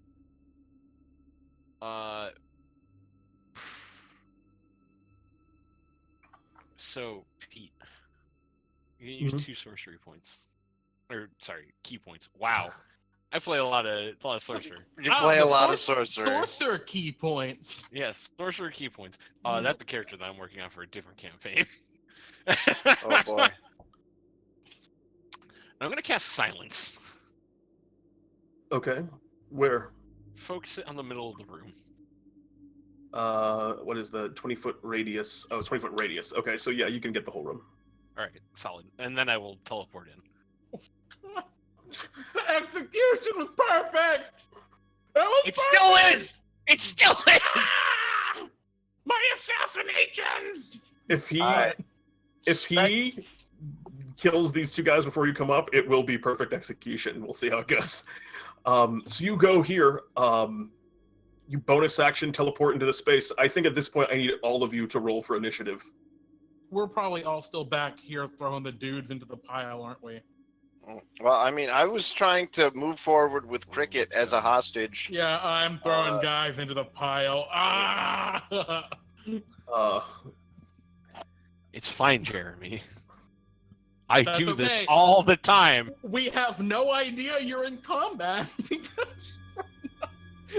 You guys gotta learn to work. You guys gotta learn to work together. We talked about this before. I do not play well with others. It's usually a solo operation that people do.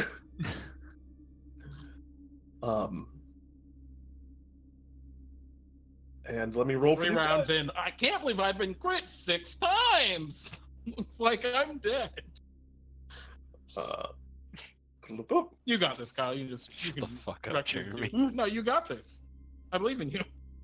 That makes one of us. Piece of shit. I have extra chat at this point, right? You know better than me. Based on the layout of this dungeon, we could have gone through the whole dungeon without the enemies taking a single turn and with all of them being dead. Probably. Where's the fun in that? That's I thought that was assassination. fun. It's the game we wanted to play. I'm just kidding, Kyle. I'm just pulling you out. I mean, he is assassinating. I am assassinating. It is Hopefully. dead silent in this room, and no one's gonna hear it. Including us. Yes. Uh-huh. That's the beauty of it. This initiative is not showing up on the turn tracker for some reason. Well, the 3 that matter are. Oh, okay, there it is. Great. In that case, Ghost, you're first. Oh, I'm gonna start punching people. They're also surprised, so you definitely have a surprise round. You bonus. I am first. Well, you're also surprised. But yeah, y'all are surprised. But you're doing what you're doing anyway. So you dump the bodies this round. Yeah. I dumped the 2 guards. I want to do something special. I want to say something with the kid. Oh boy.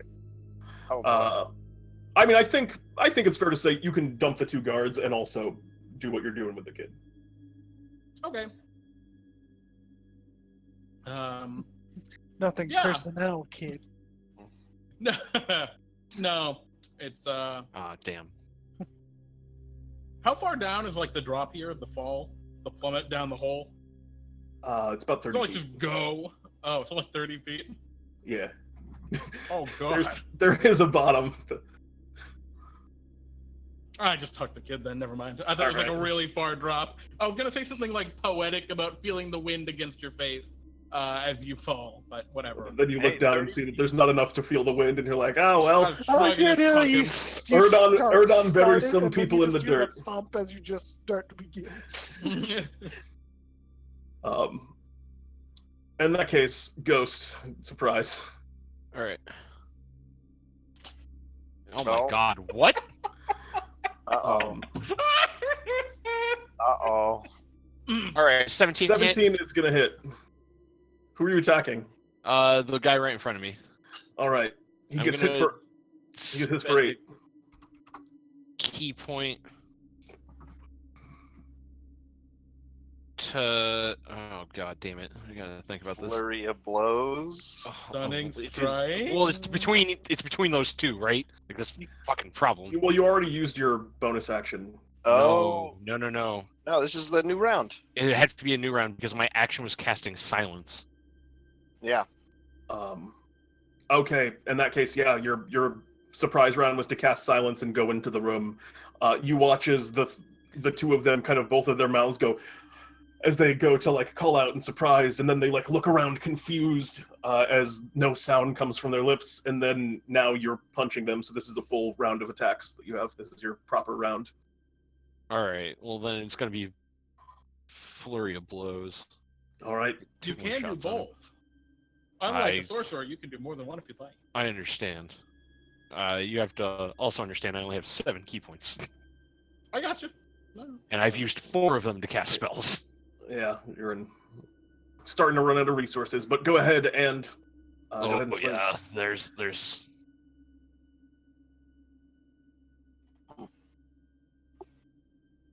Those are Right. gonna hit.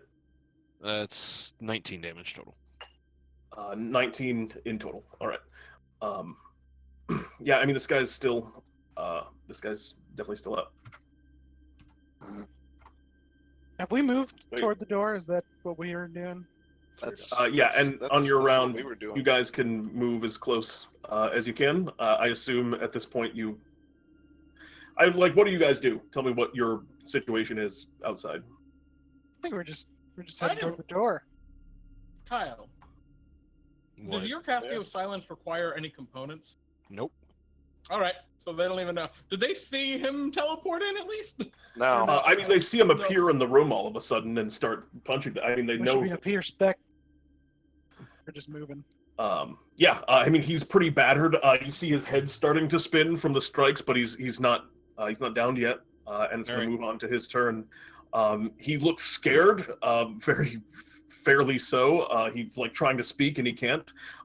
He just kind of reaches down and pulls for his glove, and he's going to go ahead and make an attack against you. All right. Um, 16. he attacks twice. Ugh. Both of those are Not a going to miss. chance. They dodge. You dodge deftly out of the way. It's going to bring us around to the other one's turn, who seems a bit more confident. He pulls from his scabbard a long sword and is also going to swing twice at you. He's doing Oh, God! Very confident. That's going to be Wait, the. why is it twice? It he- should be the second roll because Oh, he's yeah. two-handed.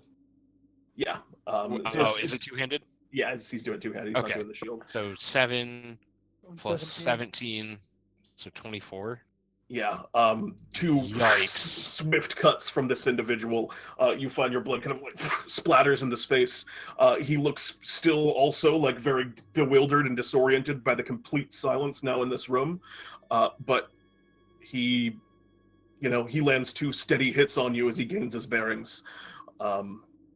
That's all for their turn. Outside, I will move. I hurried to catch up with my friends, using my bonus action to dash.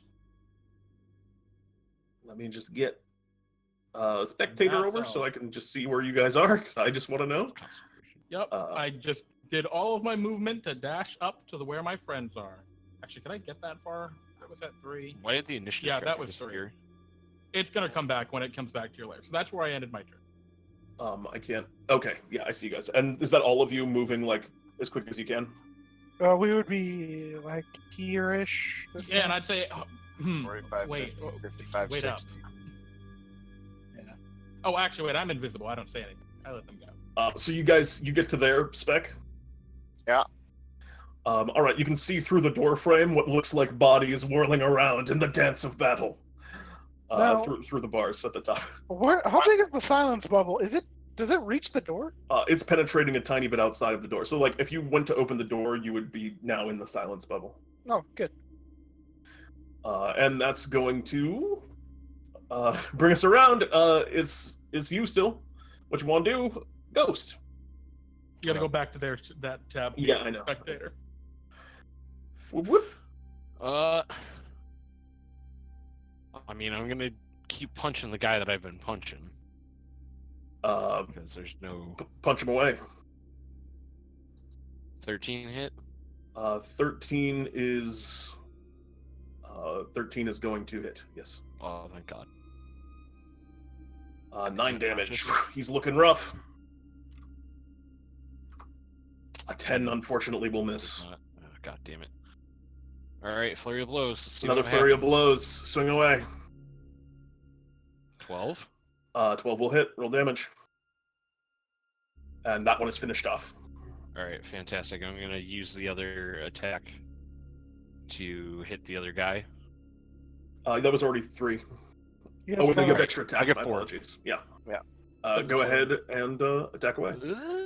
11 is not going to hit. He's wearing some very real armor.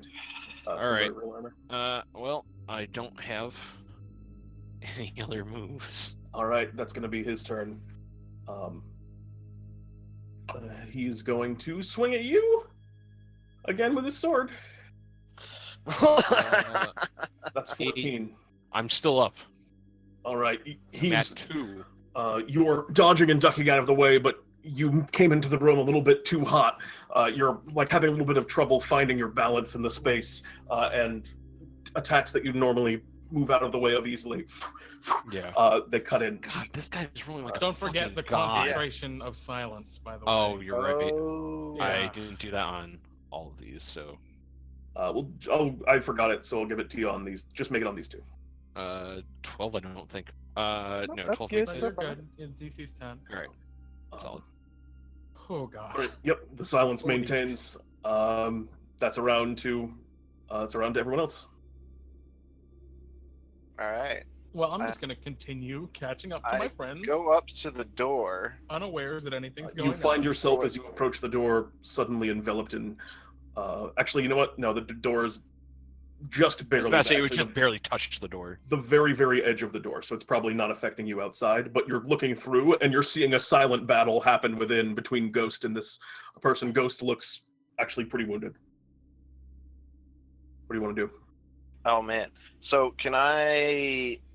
Like he didn't open the door though. It's barred from our side, Yes. right? Yeah, it's still barred. Fucking Can I shoot through the bars, or is it too small? yeah. Because with an action and my bonus action dash, I get to the door. you It's have just, to like. would I comprehend that there's even combat happening is the key. I would give it to you. Also, you'd have to like. I Well, mean, would Speck You'd have call out, disadvantage. You'd or have are we not disadvantage, gonna? like aiming through this like weird spot. I cast heat metal on the guy's sword. Yeah, I don't think I would realize there's combat because we're trying not to blow our cover. All right. You're gonna cast heat metal on his sword. He is going to make a Constitution saving throw. Does he have to drop the weapon if he fails, or is it just he just He as long as drops he the holds it? weapons if he fails. Okay, cool. Let's Oh, go. he fails. That's The a Does drop. he also take the damage? I don't actually know how that Yes. works. I think so. Yes, Yeah, on you should on roll initial stealth. contact he does. It and then definitely seems like he would take the damage. it would persist if he grabs it again. Yeah. Yeah, I think he so- can just pick it back up, but Yeah, But but It's he's still on fire. hot. but It's it's still hot. wicked Yeah, hot. He's taking damage, yeah. So he Well, he takes takes- 8 points of fire damage as you heat up the metal of his blade. You watch Ghost as the sword in his hand suddenly grows molten hot from nowhere, and he releases it. He lets out a cry again, completely swallowed up by the silence in the room. And Speck, All right. So I'm gonna try and aim my hand crossbow through the bars here. I think this is a disadvantage attack because Yeah. it's not going to get you anyway. You aim it. It's a very narrow bar, as I described before, but you fire it through. It flies into the room past. He looks around, and now he's looking like scared, seeing that there's multiple assaults happening here. What about you? You said you could get up and get one off. I don't think I would realize what was going on. Well, Oh, yeah, because you go Like- before me in initiative, yeah. And even then, you're not yelling out, right? Like, we're not totally blowing our cover here. Well, are we? You would see me draw my crossbow when I get to the door, right? Yeah, and try I and don't fire think one I through, but no, quite pick definitely up. not. Okay, I think You know what, at the end of this round. You know what I would do? Seeing that they're like doing stuff that might blow their cover a little bit, maybe. At Mhm. least Rattles is. I want to perceive these dudes over Crickets. here. Am I doing Son of anything a gun. to blow my cover? You cast a spell. Aren't there components to that? There are, but most people. Yeah, you guys. There are hand gestures and sounds and stuff, right? Verbal and somatic. Verbal somatic material, but I have a wand. So you want to Also, look over. let's look at my hand sort of tied up. I look like a crazy bird prisoner. You want to look over and see if any of these people are like in the same vein as the other ones, Yeah. like I would working like with to the do that. people I here. think I'm also being quiet. Now, make- Pete, when I yeah. make a wisdom or intelligence check related to my favorite terrain, okay. All right. It's a good roll bit. 24 It's a good bit. instead. The ones like here in the immediate vicinity, the ones here in the immediate vicinity are all just like asleep or otherwise, Uh-huh. out of commish. A lot of them are like, some of them are like intense. You just see legs poking out. The one that you see is over here at the back. There's an old man. He looks like he's very much awake. He's not like, doesn't seem to be covering it up, but he's definitely awake. He's having like a terrible coughing fit. And he can definitely see into the area where you are and is kind of seeing you Well, guys I'm like, invisible. yeah, but he's seeing like people milling about the door and stuff. So this guy's definitely like seeing stuff. But he Yeah, sees well, I mean, he's me seeing as one of the guards. yeah. So like I'm saying, he has like he's visualizing the situation, but he doesn't like He necessarily wasn't like understand the what's going kid. on. It wasn't like the other guy pretending to be asleep or the kid pretending to be He doesn't seem like that. He seems like he's not covering up what he's doing at all. He's just watching. Okay. That's And all. with that, we're back inside. You're in a very difficult situation, Ghost. I sure What do you am. want to do? Bonus action, teleport. Well, Literally hit him a one couple of square times away. first. No. So, see, here's the thing. Here's the thing about when I teleport. Is I get advantage on the first attack after I teleport. Okay. So go ahead and make me an attack roll with advantage, Radical. You like zip around over to the Oh! side. Hey, there you go. Didn't even need it. We're gonna. It got him make there in this- spirit. You know, let's see how much damage this does. 9. Is this guy still up? This guy is tougher than the other one. It looks like. All right, I'm gonna By make a- that. I'm gonna by a spend a fair key margin. point and make that a stunning strike. All There right, we he's go. going to make a Constitution saving throw. Correct. What's the He save? He has shown himself to Let be me just non-adept refresh at myself. that particular saving throw thus far, but we'll see how he does. 9. I assume so. that's not going to get whatever you're That's not saying. even gonna come close. You watch as you kind of teleport behind him, gaining your bearings, finding a little bit more confidence now after the sudden fall, and you land a quick strike to the neck, and for a bare moment, he finds himself immobilized, unable to speak, unable to move. His eyes just show fear. Sure. And then second attack, and because now he is stunned, do I get advantage on that? Is that how that works? Yep. Sick. 17. That's going to hit as well, just barely, for yeah. 8. Boop. Yeah, I mean, you hit him for a couple of solid strikes there. He's still up. He's still holding on, but he's stunned he- still. I was about to say, how's it look? He's got a lot of fight left in him. This guy seems tough. No. You wanna come? Yeah, I will. Well, that's a turn. Do you want to move? Oh yeah, I guess I can, right? Which one's the door? Is it this one?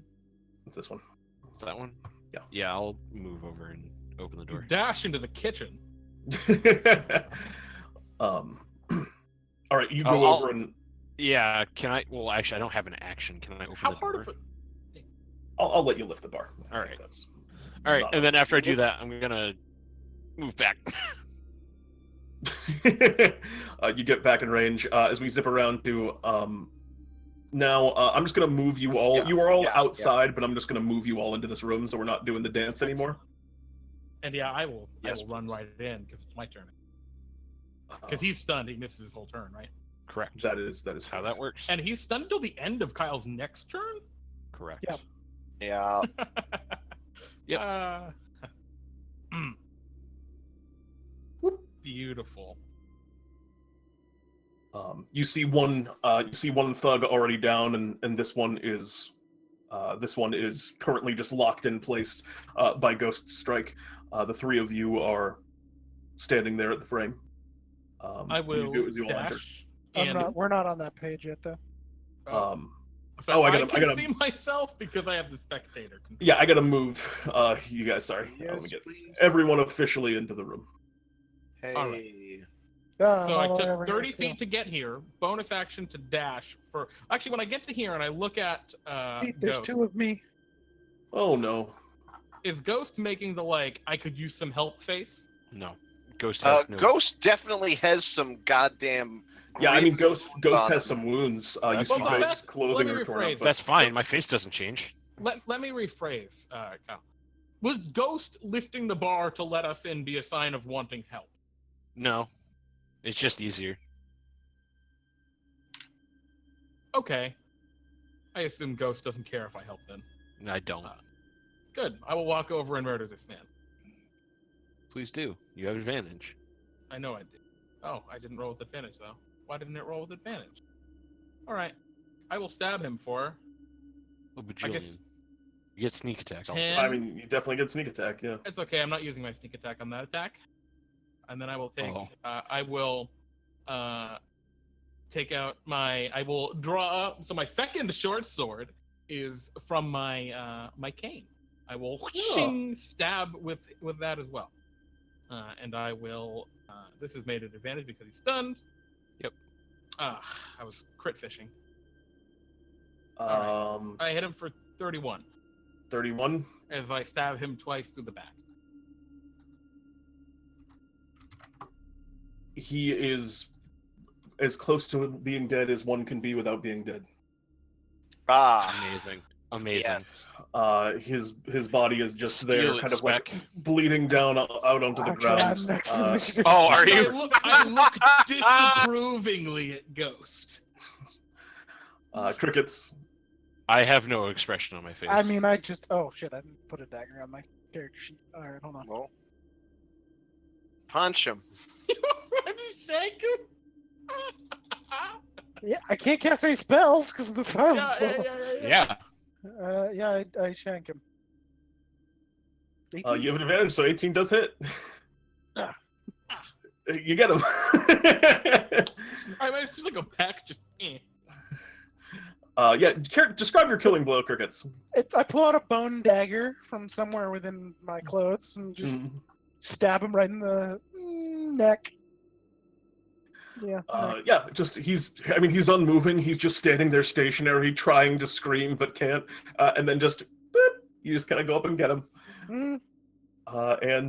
Yeah, he falls to the ground. I guess his body's still stunned until the end of the round. His muscles locked in place, and then as soon as that stun ends, his body just collapses. And you are in a room that is filled with silence. Just Speck shut the door. Yeah, I motioned to shut the door immediately. Yeah. All right, and then I will, I guess, drop silence because there's no point in me concentrating on this right now. All right, the room is no longer silent. I make sure both these guys are like dead. You confirm kills. They're done. All right. What does Jeb know about these guards? Is he part of their? Would he know about how they? Actually, no. I'm sorry. I don't want to know Jeb's association with the guards. I want to know Jeb's association with the cooks. Right. The things that you know about the cooks in here, you kind of start racking through and you think your thoughts. They're skilled chefs that have been commissioned into, they've been given like a sword and been taught how to work a little bit, but they're skilled chefs that were hired specifically by this individual because he enjoys good food. He is very particular about making sure that all the meals that he eat are delicious. Malissimo, about making sure that meals that he eat are good. They do a good job generally. that's what you know roughly about them. I mean, you know their names are Grieg and Tomness. Grieg and Thomas. All right. Well, you guys. There isn't any time, Speck. We need to act quickly. He's at the kitchen. Yes. Through the I'm kitchen. looking at crickets. I nod. I will rush over to the door. Grieg and Thomas are in bed. Hold on. Sheath the blades, load the crossbows. Would they know? Would they know Jeb? I mean, yeah, you've interacted with them before. Yes, it's Jeb's not like interacted with you're them not always before. in this location. You're there now. You've seen them like throughout the day. Yeah. All right. So, I gesture that there's three ex- people in the kitchen. explicitly say Tavon, Ghost, and Crickets. All right, I'm gonna go in there. I'm gonna try and convince them that I'm going to take the food to Molissimo if he hasn't already gotten it. All right. Vaughn just kind of looks at you and looks at the hand crossbows. And then, when they're distracted and they're helping me with the food, you get them. And I'll help. When you say that, I draw like 4 darts. Classic. And I look at Vaughn and ask, can I have a small dose of that poison? Not You did earlier. I will say that was a one-off. You get one. You get one? Oh, never mind. Oh, Yeah. God. no. Never mind. That didn't happen. I do still draw the darts, though. Yeah, you got your darts. 4 in each hand. Vaughn turns to you, Speck, and says, Mr. Speakley, why don't you just call them out? And then we swiftly dispatch them. All right, you're good thinking, Vaughn. Now, you know what? I'll be here. Both Cricket, get to the other side of the door. I don't mean to offend, but we have a specialty. Yes. Can't you All right. become one of them? No. I'm going to keep this shadow until I get some time to rest. Can't capture another. Very well. I have a question, just a mechanical note moving forward. The shadows that you Yes. take, do you get to keep those? No. I retain the shadow until I use it or until I finish a long rest. And I Okay. only have this disguise on for 1 hour. Okay, so you can't just like make a bank of shadows and like No, have all correct. these people. Well, Okay. that'd be so cool. That would be That'd very be cool. dope. Right? That I should wish... be like the 18th level feature. It's just like you keep your shadows and can use them whenever.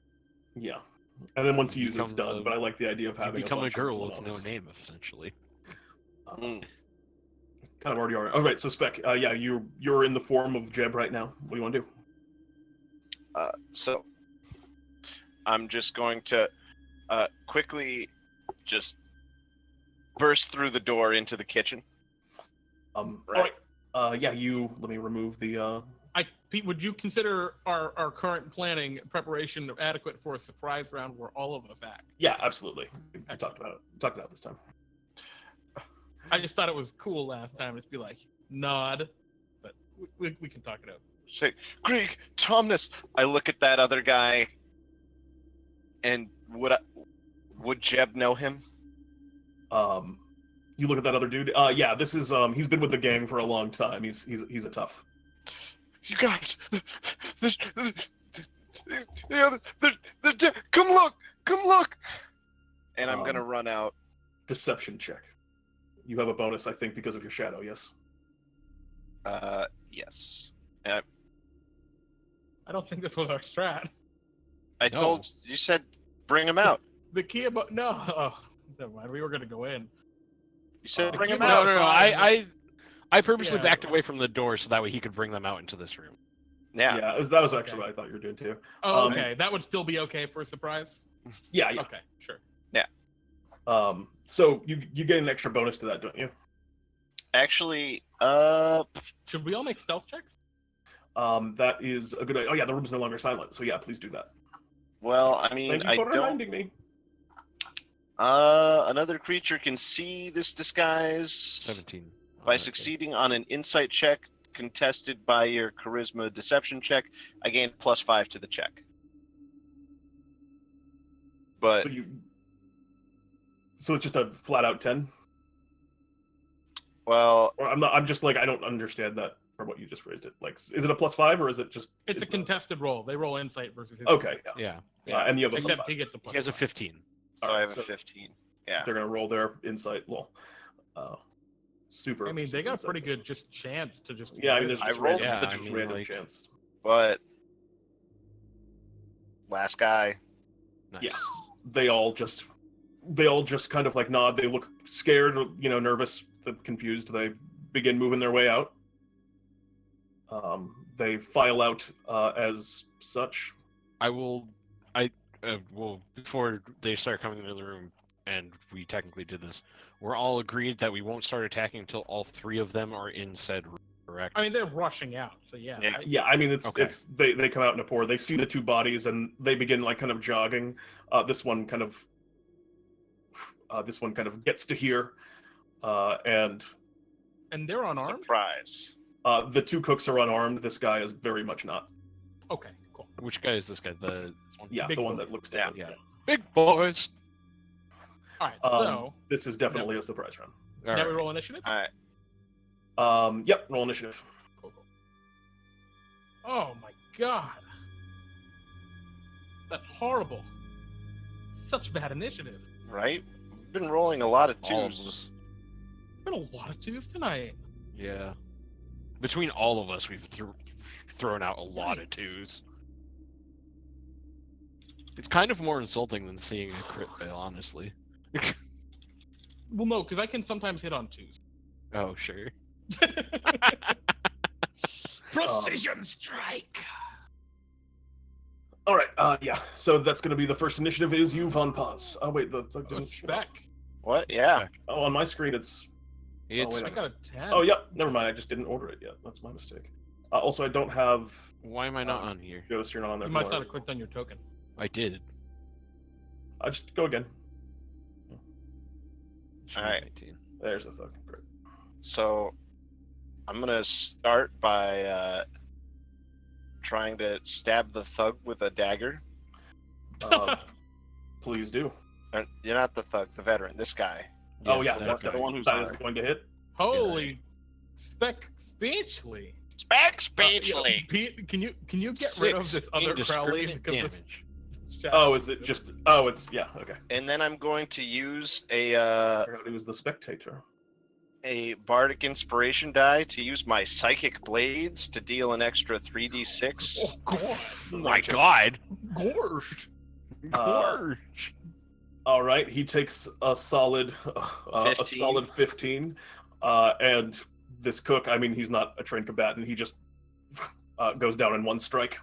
Well, he's not going for the cook, right? You're going for the veteran. Oh, I thought you were going for the cook. My No, mistake. the No, veteran. no, no, no. I was saying yeah, I was then going never for mind. the armed guy. Yeah, Yeah, he the takes one who's gonna be an issue. He takes a nice chunk. And that's my turn. All right, in that case, that's going to be next to Oh. it was Ghost. Oh, actually, can I bardically inspire as a bonus action? You can. Spend a second one on No. I'm gonna just make sure Vaughn, you're definitely gonna hit.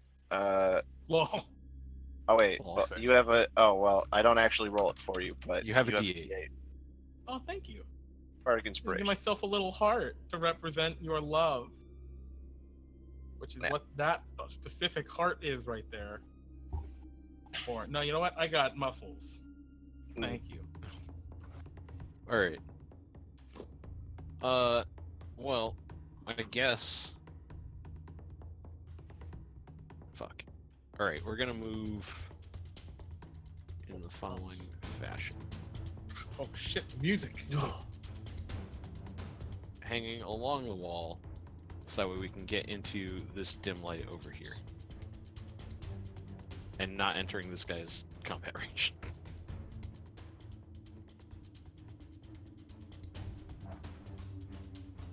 And then... Oh, fuck. Alright. Rephrase. Not that space. This space. Because I need to be able to see. Then bonus action, I'm going to... Oh, it's only melee attacks. Never mind. That was dumb.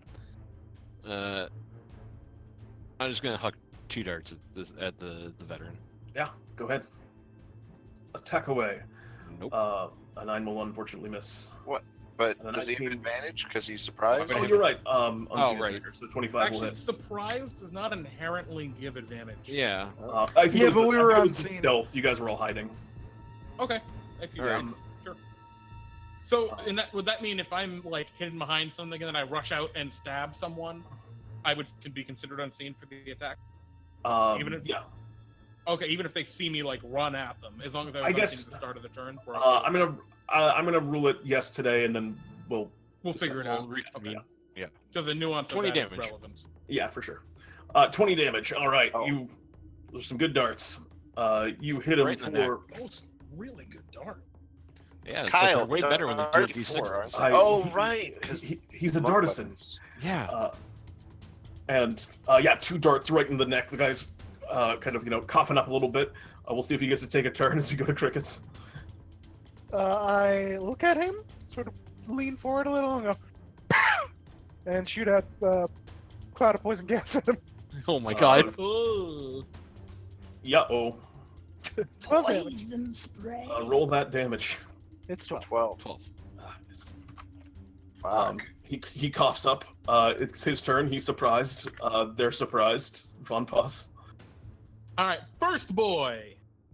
Do these guys look like tough? No, they look like they're more They're members of going the. to die. Yeah, they're more regular people than they are martially Okay, trained. so Good. the first guy here, I guess I had 2 hand crossbows. I'll drop one that's free, right? Yeah. Short sword into his back. All right, get him. That will. Oh, I rolled the wrong one. Yes. What guy? Okay. The one right next to him. No, I will I then mean- shoot I mean it that this way, guy, Sure. What guy? that person there. I'll shoot him with my second hand crossbow. Just gonna go ahead and mark this one in advance. Okay. So actually, let me give him the 14 on him. Okay. And then that guy there. I'm gonna pick up the other crossbow and shoot him with that one. No. I will just walk up and with the short sword, I will kill him. Okay. Roll damage. Okay. And because this is my Dread Ambusher attack, I get an extra 9. So I hit him for Total. 13, 15, 20, 29. You got it this time. 3 swift kills with 3 attacks. As I'm you a kind of professional. whirl around. Yeah, you're a Had some professional. health. As you whirl around. Last time you went first, and It's just you stab, lost the finish. shoot, This time you went second, and shank. you got all the finishes. And Yeah, I twist it. I give him the old, you and I absolutely do so. carefully, because he's armored, I will carefully lay his corpse upon the ground. And then I will gesture toward the other door because Cricket's mentioned that there was another person over there. Yeah. And I will like look to Ghost and Cricket and I'm like, we gotta make sure this guy's not on to us. All right. We'll poof. Look through the door. All right, yeah, it's just open. Oh. And at this point, I Is need there you. like is there like a keyhole or something like that? No, it's just a door. You can just open it. It's just a door. in the I will crack it a smidge and peek in. Well, wait, because I can Beforehand- perceive, do I hear anything coming from beyond that door? So can I. I can also perceive. But when I'm doing things in my favorite terrain, I can perceive while doing other tasks. You were told by Crickets before that there was someone guarding the hallway here. What I will need you guys to do, although I think every time you clear a room like this, I am going to need you to make me just a round of stealth checks, just for like, this is how silent this comes. Yeah. I think is a fair way to do it, rather than just like every I round. like I think how that's all ridiculous. of us have a plus. Oh! Hey, it was a group check. It was a group check. We did all roll pretty decently, yeah, otherwise. Von Pause with that 11. 3 out of 4. Pause with a 22. I know, but you rolled a Oh, 9. plus 11. And also plus 11. I mean, you're all outrageous. I think That's in this instance, I'm gonna give it to you. I gotta come up with a good mechanic for that for next time. Now that I know that that's gonna be the pattern. Probably. Yeah. But yeah, Well, it's I like think if you guys were good. anyone survives the surprise round and if anyone gets a turn, we're fucked. That's true. Right? And we're not um, in silence. that's We true. got Not what? in silence. 2 silences max per assassination. In theory, I have 3. Yeah, but like you're gonna use your key points for other shit. I mean, but yeah, I would like you open to. up the door. I mean, you can like peek through. Do you just want to peek through? Yeah. All right, you open it up a little bit. He's leaning against the wall as you just kind of very subtly open up the door and look out. You see him there? I'll close. I can't see him. Oh, you don't see him. Then never mind. You see what you see. All right. When But you get to that will point. you like hear him? Yeah, like can I make a perception check? I mean, he's not really like making a ton of. Yeah, sure. Make a perception check. Well, he's not doing stuff. He's not running. Yeah. You don't really hear anything. Yeah. You just All right. I'm gonna just know what slowly Cricket back said away and earlier. close the door again. And I'm I just leave it turn open around. for ease, but- Turn around and just give him the thumbs up. Just we're good. Okay. Is there a bar we can put on the door from this side? The bars there, you can bar like the main door coming into the space, but the bars in here, there's not like barred doors in here. Most of the doors in here seem to be locked, presuming that the one entrance would be adequate. All right. Well, Vaughn reloads his hand crossbows. This has been surprisingly clean. all right. Great work, everyone. We're gonna get going. Cricket, lead the way. Right, Alright, just I'm through the gonna move over kitchen. to the door. I will move over. Oh, I'm Wait getting. a minute, you're going into the kitchen. Speck, do I get like the impression that you're trying to get the food to like deliver it? Is that what your plan is here? I was thinking we were going to go in Oh, I thought you were Cause trying to poison just the kill food. all of them. No, just classic poison the deception. food. All right. If that's what Maybe. your move is, I don't know. I will step aside and let you do that. I don't know. Spec, Yeah. what is Speck, your... yeah, you So- go come back with the food. So, is there like a dining cart, like something to push the food out on, or is it already gone? They're trays. The food, you can see some of it is like getting a little bit overcooked on the grill. It's still kind of like sizzling, the fire underneath starting to dwizzle, but there's like, a little bit of smoke kind of popping out in the kitchen now that's been left there. Looks like some kind of it looks like some kind of like stirred fry. All right. Gonna just really sloppily plate this, as Speck Speechly has no eye for cuisine. Just throw it all on a plate. Right. God, I've wanted to cast Hunter's Mark so much, but I just haven't had a There's no round. good Don't have the- opportunity. Don't have the time, yeah. Everyone's dying. And Your action economy is too great, Jeremy. Do you still have a disguise self? I do. Yeah. And I'm gonna just take a trays full of food in my hands and be like, all right, Vaughn, you have some poison? Not the But not only that the good special one. stuff. I mean, Pete, what did we have to begin with? Like, You had- do we have? Like, you had basic would stuff. Basically, basic poison kill someone if they ate it? um, Enough of it, probably. I don't think we have food grade poison. you put a lot of that on there. Like that's like a dagger poison to like kind of salt wounds essentially. But like you pour all your basic poison into that dish, it's gonna do some damage. I would say it would be critical and do the amount equal to the number that you pour into it. It would do double damage. Would be the ruling I'll make on the fly for that. Okay, and we had 3 basic poisons. Yeah, you had 3. Other people Yeah. might have more if you want to just make it up. Flavor I had poisoning. I Sure. said 3 out of 10 inkwells that I Have carry poison on in me have poison. There it is. There we go. 6. That's a 12d4 poison. I'm saying that you guys have concocted Yikes.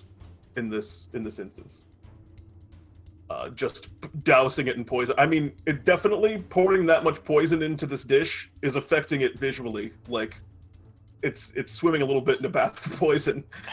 Oh, It was God, already wine to put it in.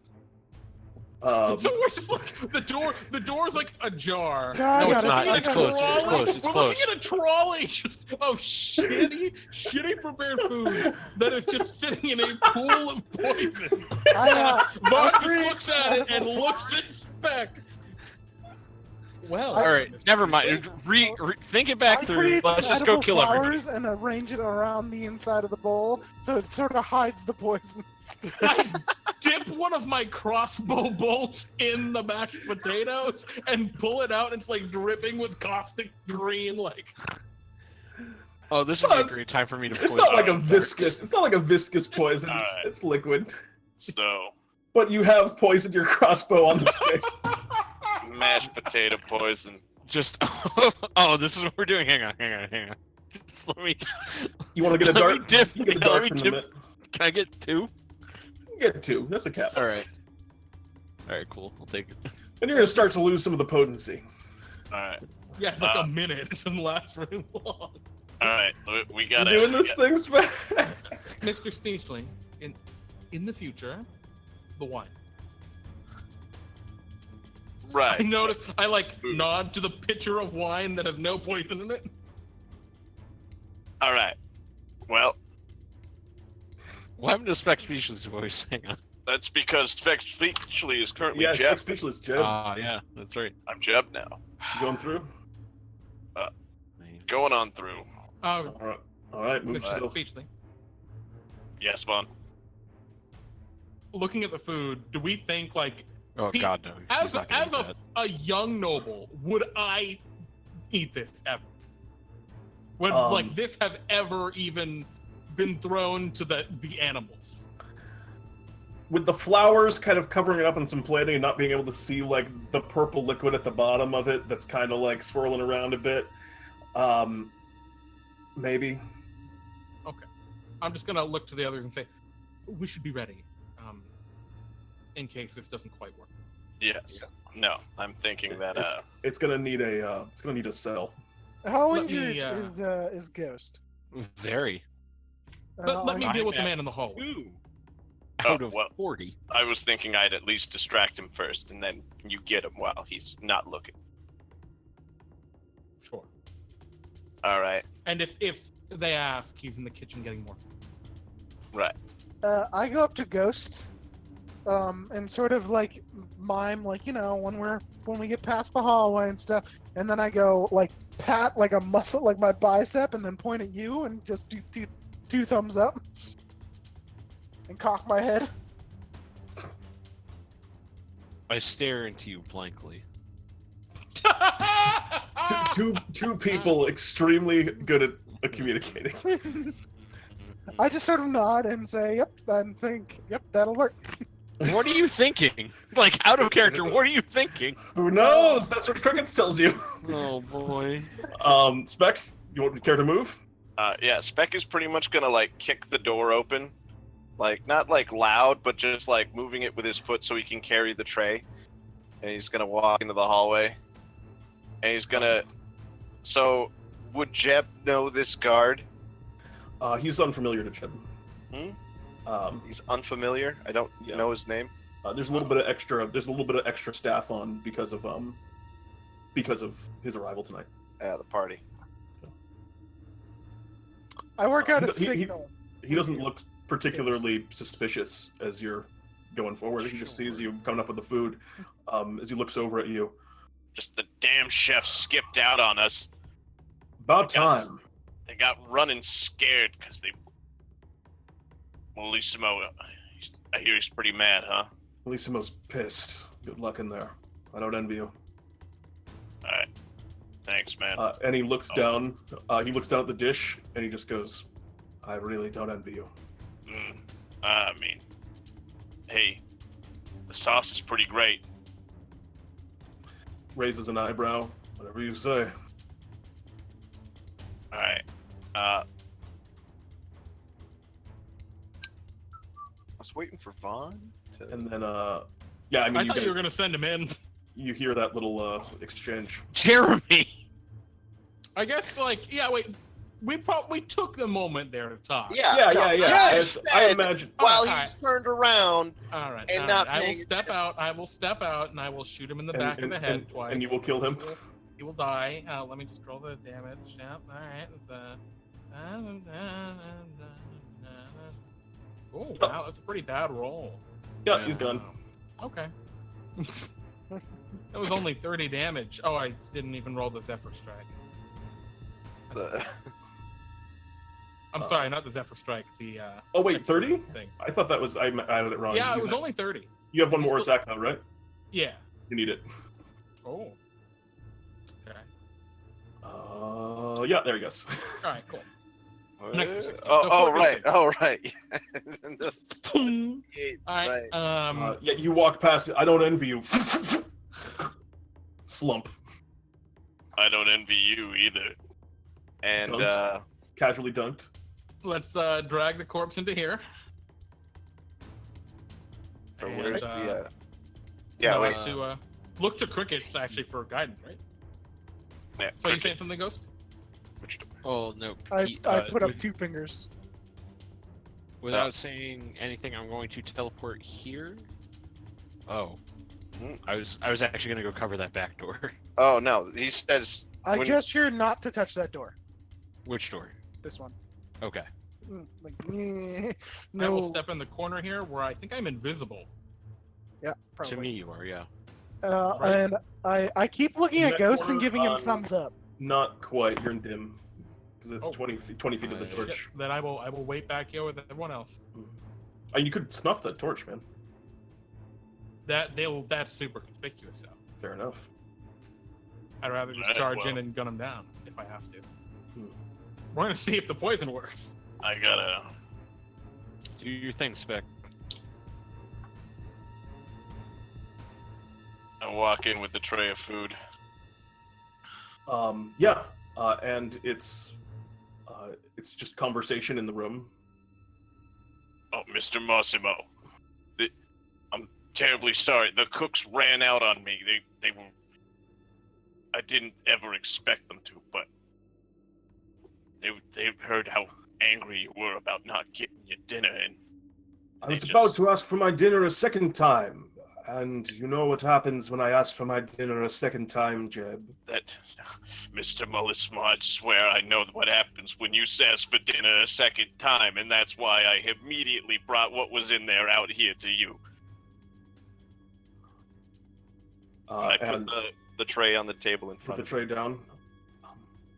And they ran out. Well, get the rest of our friends their meals. And he looks down at it. Go ahead. Actually, no. He looks down at it and he goes, actually, please hold on a moment. What is this that I'm looking at here? I would like to cast Zephyr Strike. You do so. I don't know, sir. It was some sort of stir fry with Well, I guess I'm some ready to sort cast of Zephyr Strike. plum sauce, and then it's a whole bunch of flowers. It's plum sauce. The plating, it's creative, I suppose. And plum sauce, interesting. And you expect me to eat this? Sir, I saw what was dinner in there, and I brought it out here to you. I ain't no cook, but I'm sorry if it upsets you. The only thing I can cook is potatoes. Go ahead and make me a deception check.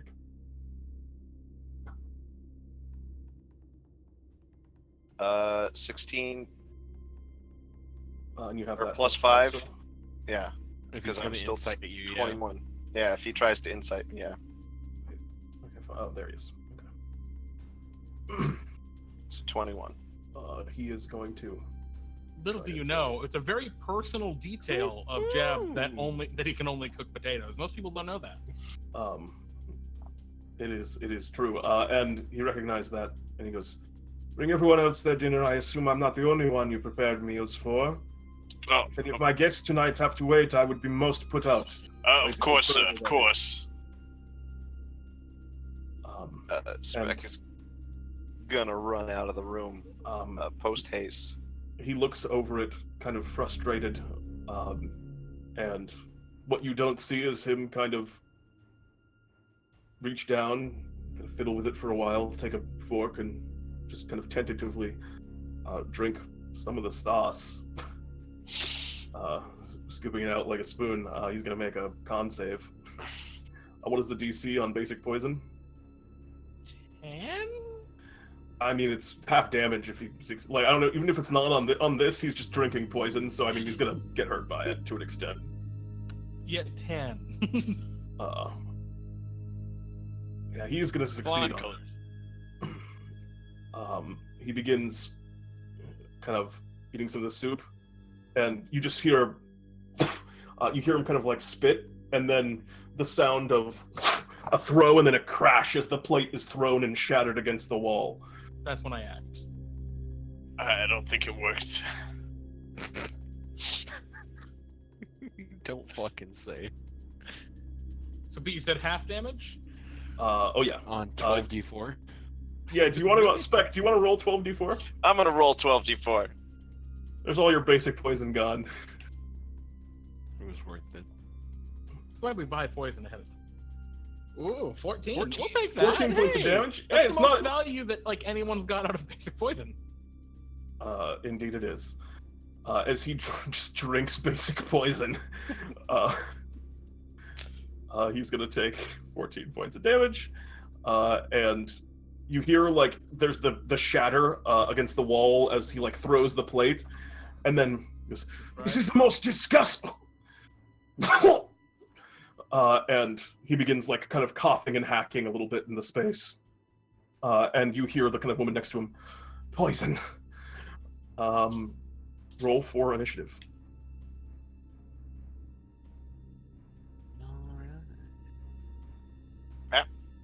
Oh no, Speck Speechly. Now, Pete, given that we Yes. were all out here ready, just waiting to hear him start to cough. Yep. Excellent. Okay. I got to lawyer that. I got to be very careful with my surprise. It's incredibly good, but only that first round. Ooh, the lantern? He's gonna go. Oh wait, they'll roll the lantern. Well, Sick. The lantern. that lantern is actually a construct in disguise. It's We're so Malissimo. screwed. Wow, Wow, I spelled his name right.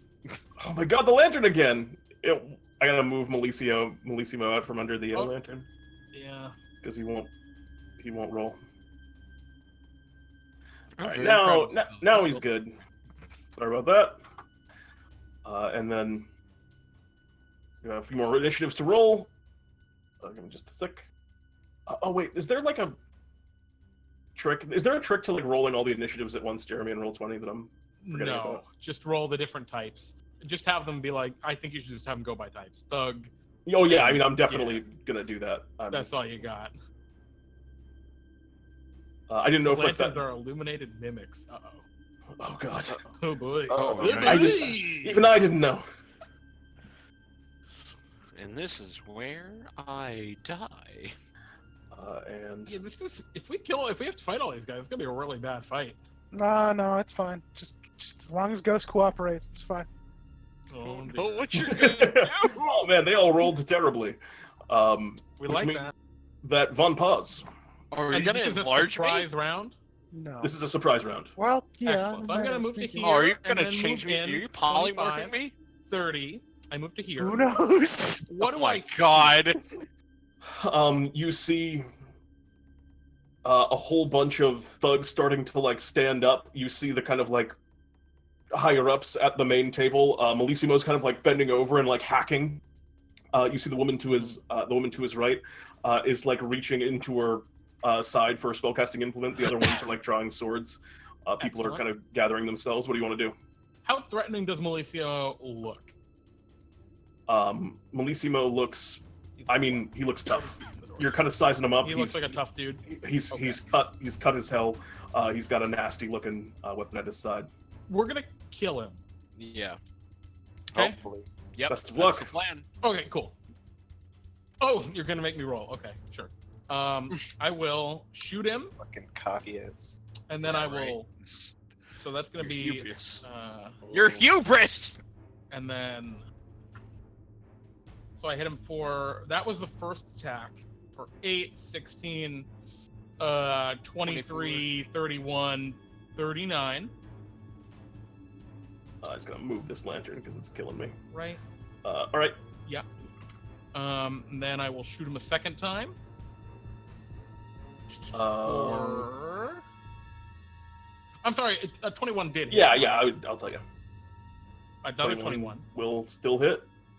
For another 14. All right. Then I will throw my dagger. All right. 28 Still hits. hit. Just barely. For another 22. My God. So 39, 41, 61, or 61, 75 total, I think, that turn. 75. All right, yeah. Crossbow. It's too bad I didn't have Hunter's Mark on him because it would have just done way more damage, but I couldn't set that up reasonably. Yeah, you couldn't do it all in the same round. Yeah. Crossbow, Zephyr, hand crossbow, dagger. You're just rolling, and it's all of this stuff like flies across the room and all connects. You see the bolt hit, the dagger clutch. He's still like coughing up blood from poison, and 75 was correct, by the way. Yeah. Figured. And as he Some of kind it's of still up. as he sees you into the room, you see him just kind of reach up, like kind of pull the dagger kind of from his neck and look over at you, haggard. Just, you do not leave this place, my friend. I promise you that. And I will move to next to him. Ooh. Because I do not provoke attacks of opportunity because of Zephyr Strike that round. Yes. Ghost. What? Why? What? You're up. To me? What do the lanterns look like in this room, by the way, Pete? Actually, that's relevant. All right. They're not like affixed to a wall. Ghost, I look at you and gesture for you to go into They the are room. affixed to the wall. Which- They're like oil lamps. Into this door Ah, specifically. okay. So the dousing into one would this one. take. Into I this couldn't one. do that as like an attack, Yeah. or I couldn't pick it up and throw it. How far is it? 35? If you wanted to All right, like, I'll picking just- it up and throw it, you'd have to like make a strength check to pull it off the wall. Would that count as an attack or an action? I'd probably be an action to like rip one of those things off the wall. Like dousing it, you could probably like if you want to attack it, you could cut it off the wall and have it just fall. That would probably work. It doesn't look like it. I mean, falls on the ground. The oil would kind of spill out. It might make less of like a light and more of just like a little fire in the corner might be more likely, which would go out not too. Yeah, I'm just fast. thinking if I can create my darkness in this corner. The most efficacious way to do that would be to just take an action. You could just take an action and douse it, but you couldn't like combine it with other stuff unless you want to Sure. like try and get fancy with it. All good. All So right, Ghost, what's your play? I walked over there. Yep. Very important that I did walk and not bonus teleport. And not zip. So now you can Yeah. zoop. Correct. I'm gonna throw 2 darts at him. That were dipped in poison. Oh, I forgot my basic poison. Yeah. Well, it's too late now. Oh, It is well. too late. You did a lot of You know- damage though. You already Mine are did dipped in poison. 75 in one turn. Well, now I'm gonna die because that's all I do is one turn. Yeah. Well, 10 definitely doesn't hit, so. Yeah, it's going to miss. And Alright. I will crit fail my way out of here. you throw 2 darts, they sink into his armor, 35, deflecting 40, off of it. 45. Yep. Pretty much. Back up 1 space. Alright, you're there. I'm trying to think about how much movement I had. 35, 40, 45. That's 50. Fuck. Stay in the room. Hey, Trust Cricket did crickets. tell you. I'm gonna stay right there. Where you are currently? Literal. Well, actually, no. I lied. Well, bonus action. Just bamf over to here. Okay, you go into the corner. Crickets. I look at Ghost disappointed. My team has betrayed me. I soon will pass. Goodbye, world. Goodbye, Erdon. And the assassination on Vaughn is complete. Ghost has once again sent me to Great my campaign! demise. Great campaign. Oh, We it's- killed Vaughn. Kyle, you're gonna give me a heart attack by the time this campaign's over. Oh yeah. For I'm sure. just gonna be so distraught. I I'm can't- sorry I crit failed, okay? Who is this? A Who's guy. that? A dude, a person. I don't know. All right, I How can't actually tough see do these anyone. people So, look? In terms of, they look at the toughness Wait, of why the people can't that you you've been actually- why encountering can't you of see their anyone? requisite types. like I can see one dude, but it's not really. If you can see him, Like- you can see him. Yeah, but it's not like I can't do anything to him. Why? Just what I've got, what I'm working with here. Oh my god. I was really counting on you being in The that room. backup! Why didn't you write it on your chalkboard? I don't. You said you understood! No, I didn't! With your silent stare! All right. Well, that room is now all of that. Alright. Oh god, I'm gonna die on my own. And we're an elite hit squad. I'm an elite hit squad! Shut the... I'm just kidding. Oh my god. I'm Jeb. No, Kyle, I completely am with you. You had 2 hit points. I gotcha. You Like, this is what I'm scared of. you can get all of them and not Vaughn. What? Oh, great, I'll shit, do never that. mind. Fuck, we'll take that. I thought Oh wait, 20 foot square. I was thinking 20 foot radius. Square. 20 foot Where? square. Never mind. Where do you want it? To not hit Vaughn. I can see this guy, and I can see someone else up there. So I guess I would just sort of focus in on that guy. Alright, so you can get like these 3 guys here, essentially. Sure, whatever. I'll draw an entangle. Yeah, like, sorry, I got fucking crit for like over half my health. Yeah. I thought fine, I was screw up from the I thought I was ground. about to get entangled. Is what I was scared. Wrapping up and around these individuals. Then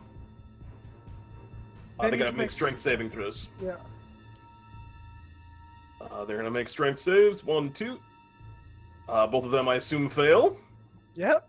And then this guy will Succeeds. succeed. So this guy is good. It is These still other difficult two, terrain. It's still difficult terrain. These Yeah. 2 guys are tangled up in vines. What? Huh? As we move. Whoa! As we move to them, they're still surprised. Everyone's surprised. She's surprised. Speck Speechly is not surprised. Jeb. Is Yeah, gonna of course. That was good. That was good. move up into the room Jeb. and And Jeb, the pains I will deliver on you. How could you betray me? I think this is where you wow. Jeb Did I says. betray you? Or did you betray you? Oh! Crown of madness. Wisdom save? Yes. Against. Let's do Malissimo here. Oh no! Hey, no, it's on against a creature other than itself that I mentally choose. So I'm going to choose the Enchantress, but he has to make a Wisdom save, and he fails. Yeah. Oof. I thought you were gonna wreck the Enchantress. Well, the that Enchantress. No, was this is pretty way well. funnier. This is way better. The Malissimo Enchantress is going is to gonna wreck the Enchantress. Exactly. Yeah, Uh, this is way better. Oh, I can hit him without him rolling saves. Oh, cool. Exactly. I Crown of didn't know that. Madness is dope. Excellent. These guys, oh wait, this is a new round? No. We're at the top of What? the initiative now. Has everyone, No, everyone's it- acted. No, They all haven't these gone guys yet. are Oh, surprised. okay, so yeah, these are, They're still surprised, yeah. Yeah. These are Until it gets surprised back Put up. thugs on there twice. oh, okay, that's what threw me off. Now Okay. it's my turn. Now, And- Pete, Yeah, on pause, Actually, yes. gonna move- Kyle, what's your would you dex? say 19.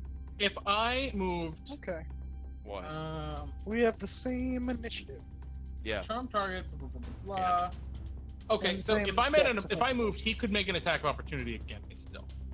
I think, Yeah. Now, as a second If you would question, like, you can go before me. if I will this took time. a what do you call it? disengage. Yeah, if I moved to here and wanted to attack her, would he count as an ally? No. I think at this moment, no. Okay. Oh, wait, would he count as an ally for you? For my sneak attack, yes.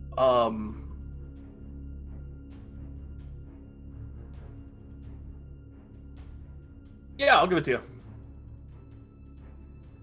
Neat. Okay. I am going to make an attack against the lamp with Okay. my short sword All right. as a action. It's like an attack action. You're Oh, using wait, like an attack. that was not a crit. Are you That's saying a you're? regular attack? Are you I saying want you're to try and taking your? destroy this lamp. Actually, shit. If I destroy the lamp, then he can't see anyone. Well, Yep. there's still We don't dim know. light that's going to be. Oh, actually, it doesn't have to be a creature you can see. It's just one that you mentally choose. Yeah. Okay, cool. So yeah, I'm gonna attack the lamp with one of my short swords. Okay. So I'm gonna actually have to roll that separately here. Okay. That actually was a natural crit. With a critical hit, you cut around like the area of the glass. Your sword just cuts through, and you don't chop the lamp apart. You cut the wick off through the inside, and this part of the room is plunged into darkness. Beautiful. So I'm invisible. You are currently invisible, yes. And we're gonna walk over to her. And does she like react as I walk around over here? I know because I can perceive while I'm doing other actions, and I critically perceive. So does she have dark vision? Do I think? look at all those green numbers. I mean, she can't see you. That's Two of them are actually green numbers. She doesn't seem Yeah. to be. She's looking at where you were. Okay. It's So all she where hasn't it taken an counts, action boys. yet. So I've taken an attack, so I have my bonus action left. And a regular attack. No, that was Don't a you get a regular multi-attack? attack. Yeah, well, Or- no, I have an offhand attack as a bonus action if I want. Oh, sure. So does she have a component pouch? Yeah. She did not seem to have an arcane focus. No, she seems to use a component pouch. I would like to attack the component pouch with a short sword. All right, I think for like a kind of a weird attack like that, I would say you just have disadvantage natively, but you have advantage because you're invisible. So. Okay. I guess that will be acceptable. Well, would this be like a disarm? Yeah, is this more like a disarm, Pete? If you want to like can you disarm it as an attack? Is that? Yeah. Yeah, it's a special attack. Well, it's one of the optional rules in the Dungeon Master's Guide. The way it works is it's an attack roll versus the attack the defender's acrobatics or athletics check. I feel like that's a funky thing to just play with because. Yeah, because it's not really disarm. I'm attacking. Yeah, and then it's like do enemies start doing that? There's a lot of like. Yeah, I have a special feature for disarming, which is my disarming strike. So I had no intention of playing those rules. I was just gonna want to attack the component pouch because it's there, and Sure. it's like a pouch, and I have a sword. So, 15. I mean, it's just going to be against her sheet, and yeah, you'll connect with that. The component pouch is ripped open, pieces of it. I do Things 6 seem to start to plus fall out. 5 damage to component. I mean, Sneak attack the component. You dumb idiot. I'll say you don't have an ally. You're just not threatening the component pouch. She's threatening her. The component pouch. I mean, you rip it open, pieces fall out. Yep. Okay. That's it. I'm all done. Okay. In that case, that's going to bring us around to. Oh, actually, I'm standing on the table right now. Yeah. I will just move over to here and just totally try and hedge her out. Sure. I'm still invisible there, right? So we Or have am I the in light? exact same initiative. You are now in light. Oh, These ones are brighter. I will stay in the dark. Thank you. Yeah. All right. In that case, that's going to bring us next to Ghost. Ghost, what do you want to do? No, we have the exact same initiative. Can I go first? I have no problems with this. Go ahead, Crickets. All right, I walk up to Ghost, pat him on the arm, pat him on the shoulders, just like almost like a pep talk kind of pat, and I just point into the room. I just sort of push you toward the room and give you 2 thumbs up. Sure. And then you ready in action, I assume? Yes, I ready in action. Ghost? I walk into the room. All right, I polymorph him. Into? Fucking knew it! A giant ape. Oh, do I have long and powerful arms? Kyle, you have long and powerful arms. And those two motherfuckers next to you are restrained. Oh, they are they? Ready to be armed. Well, they're gonna be disarmed. All right, Question, Crowley. Kyle. Yeah, Does he retain any of his features, or is he just an ape? I think I'm it's just pretty sure I'm yeah. just an Oh, ape. yeah, he's just an I'm ape. pretty sure polymorph doesn't allow you to retain features. That would be Yeah, busted but if he was wait. a monk giant ape. I was about to say, are my punches still magical? No. Damn. I don't think it matters. I mean, does it definitely not, does. All right, what are my stats, Crowley? You're a huge creature. You watch as he walks into the room. Your head gets like smashed upwards into the ceiling as you. Oh, sick! I can just attack it from here. That's awesome. What are you doing? As you are now a giant ape. I'm just gonna leave you, Ghost, on the map. Do I have? So Do that I you have can multi-attack? Actually, you're just- yeah. You do. You've giant Yeah, ape that's stats. Just, Oh, I can't put him away boy. because the spectator can see him. Just leave me right there. Just put I him over by the purposely- front door. Put him by I the front purposely entrance. put myself out There of it the is. way. Like, No, that's a room. That's someone's bedroom. no, I can see that. I know. I'm moving him one step at a time because I gotta scroll. It does not matter visually. Oh my god. All right, I'm gonna punch this We motherfucker. now know that's a bedroom. Which one? So much This better one. information. Go ahead and make an attack roll with advantage. They are Punch the restrained. shit out of him. Oh! He crit. It's on the GM layer. Oh yeah. Why is this to just GM? I gotta change that. I'm gonna give it to you. I usually don't abide I mean, by I'll it. reroll it. But you've had It's for the stream, Pete. yeah, but you've had some rough runs. So I'm gonna give you that 15 plus 22 bludgeoning damage that you deal to this dude. Oh my god. Oh my I didn't god. realize. How do you have polymorph already? Do you have that That's level? 4th level spell. Yeah, it's a Son fourth of a- level spell. Yeah. Oh, right, what's he's that? Is he- he's heavily Oh. battered. He's Oh, not alright. downed in one hit. 19. going Or to- 19 damage. 26 definitely. 19 hits, additional. right? And you exact him like a noob. He is out like a light. Oh, big. As you come into the room, become a massive ape, let out a roar, and then Alright. 2 punches, and he then falls down. I'm His also legs. gonna move over one space this way. All right, it's difficult terrain. I don't care. I know. As we move on to crickets, that was your turn as well. Oh, it's not difficult terrain anymore. Actually, I think the restraint is the entangle is gone. But What? Oh, they both Yeah, concentrate. Polymorph concentration. Oh. Oh, well, it's fine. It didn't matter. I crit naturally anyways. all right, now she's going to go. She's going to look into the room. I mean, she sees her component pouch kind of She's like blind. it's in completely darkness. dark. She reaches for it. I'm gonna roll a. Perception check with disadvantage. I'm gonna roll basically. Actually, that sounds pretty good, Kyle. I like that. I know. That's why I said it. I mean, I just think she just can't see. But you spilled things out of the component pouch. There's still half things, so I'm just gonna give her a 50-50 if she even has the thing as she tries to cast what she does, or if she just wastes her action. And she goes to cast a spell as she reaches up her hand, and she just throws her hand into your face, Vaughn. You see it in the darkness as she's throwing it your way, and nothing happens. Okay. And she used her action to not cast a spell, so that's all for her turn. As we move next to Speck Speechly. Speck Speechly actually has to use his action to retain Crown of Madness on Molissimo. Oh, Yeah, actually, now that I'm reading it. That Yeah, being that's why it's said, not great. that's a baller move. For a second level Yeah. spell. Yeah. yeah. So, yep. All right. I'm gonna do that as my. And I got no bonus action to take besides, you know what? Giant ape buddy. Oh, please inspire me. You're inspired. I'm inspired. I'm inspired by Yes. him. Oh, yes. With my long and powerful arms.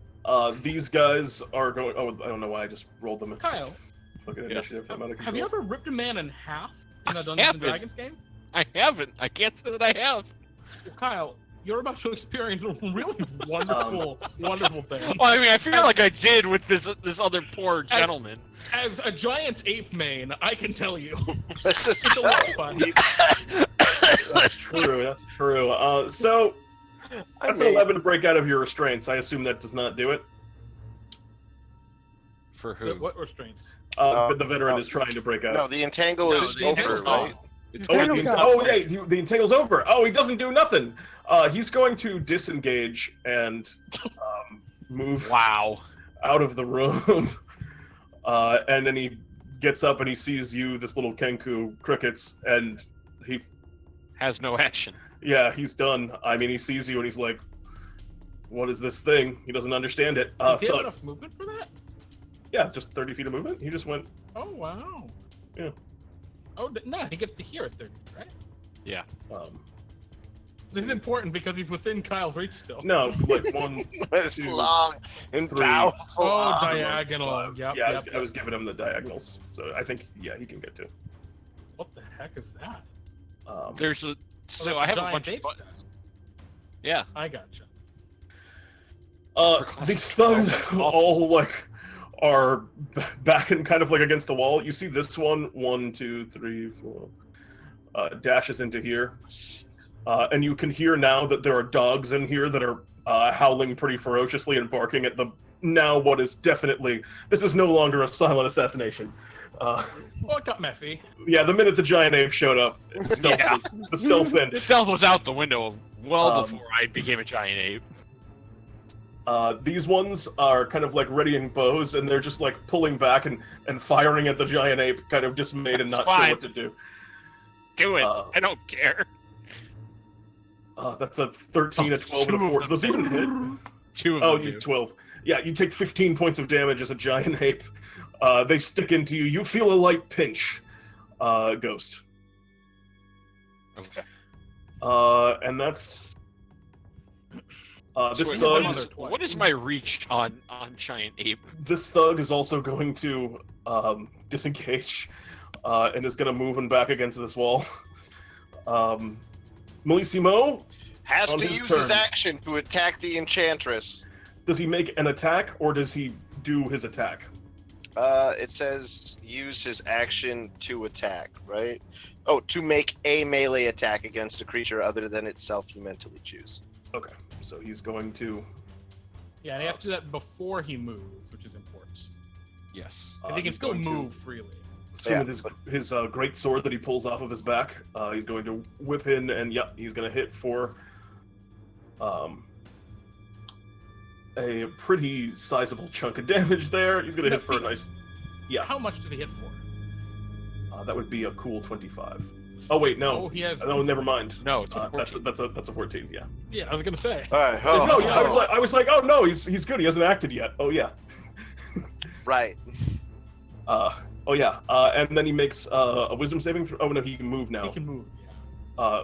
He kind of calls out. He's looking towards you, Vaughn, and he goes, "I will remove your head from your neck." And then he just kind of like zips around and goes up and slices across. He seems dismayed as he steps over to here and kind of like circles around towards. Actually, he doesn't can't even know. see Yeah, he doesn't know where He's you gonna are. climb over the table He just remembers. Yeah, he's gonna climb up to here. He's gonna kind in of the like walk. darkness. Yeah. Oh, into He my didn't see reach. him move. He moved. Yeah. I Yeah, mean, like that's- that's fine. I'm just I mean, surprised he's gonna climb his over the turn's table in done. the dark. He's like I'm moving gonna- over. Anyway, he's. No. I'm gonna punch the shit out of him. Well, I'm gonna opportunity attack. Oh yeah, please do. Yeah. Please. I mean, I guess. If you insist. 15. I'm gonna use that. Actually, I'm gonna use a bardic inspiration. What do I roll? Hey, Aren't you in D8. darkness? Oh, I have advantage. You're absolutely correct. What's the reach on your attack, Kyle?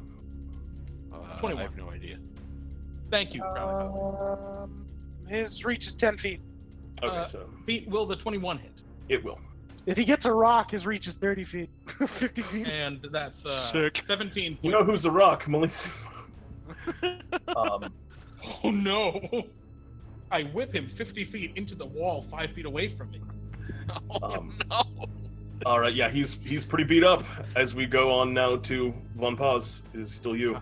Just kill him, Jeremy. I will remove your head from your neck, and I will attack him twice. He will not be joining us. Oh for my the goodness! next- I will okay, so- definitely use the bardic inspiration on that first one. What do I roll? D8. 16. 16 will miss, unfortunately. Ah.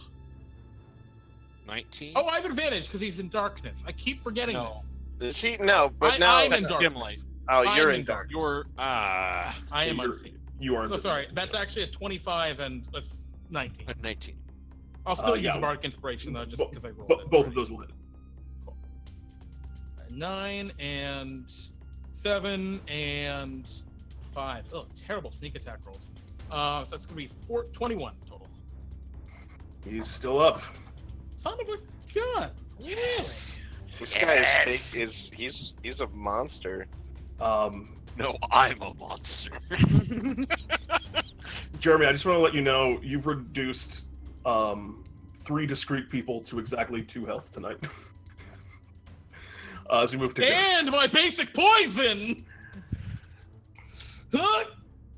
Oh yeah. No, If he, my and wait, if basic he poison. succeeds, he, basic poison, he Pete. goes down to 1. So this is a big roll. Take it, John. This is a big roll for him. He's gonna make a Constitution saving throw. No! You made Yes. Son of a gun! Oh, Alright. punch Cheating. And by that, Punched.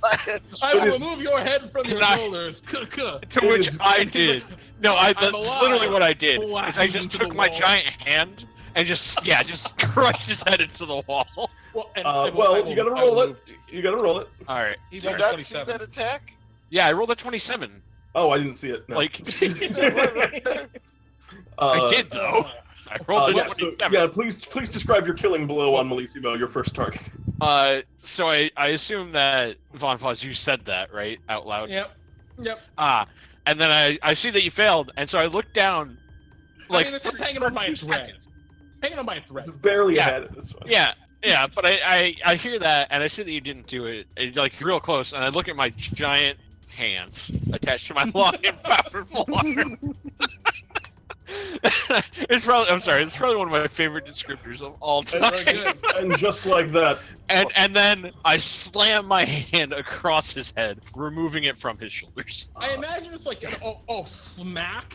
but Yeah, It's like at neck level. I Yep. flat against. It's like swatting a fly. exactly. and I as, do not touch the shoulders down. It's like that scene just from his One head. Like Punch that, Man where he slaps the mosquito lady. James, Yes. you're the only one who hasn't said something about this. Do you want to say something about it before we move to Pete to I'm- finish it? We've all Well, hang on, contributed we're not to done. this kill. We're not done yet. I mean, yeah, and the crown of madness dissipates from his head as you smack it off of his shoulders. I don't. This, and as I almost feel bad for Malissimo. Okay. and as Malissimo's head flies across the room, this veteran out No, in the it's hall. squished across. Okay, yeah. As the blood Oh. gurts out and Malissimo lets out his last. This veteran kind of looks back into the room at the giant ape pounding it where he knows Malissimo is. He looks down at Crickets, like there, and you see him. Bolt. He's turning to get the fuck out of here as we move now to Alright. Crickets. You see that? Whoa, hang on. I'm not done yet. Oh wait, what do I you got? had- Oh, Can you reach that guy, Kyle, in there? 10-foot reach, unfortunately. Yeah, so no. There's no way I can. What's my movement?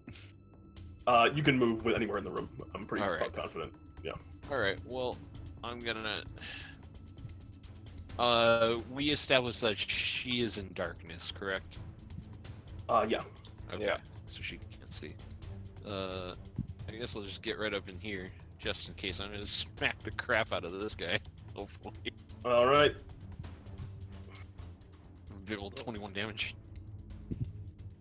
He is in rough shape. But he's not dead. These ones at the back are all now like kind of well, they'll do what they're doing on their turn. Crickets. So this guy's running, right? He looks like he's like turning to like fucking bolt. He doesn't give a shit about you anymore. All right. I say goodbye and walk into the room. All right, you step into the room. What do you want to do? Oh boy. I walk over to Speck.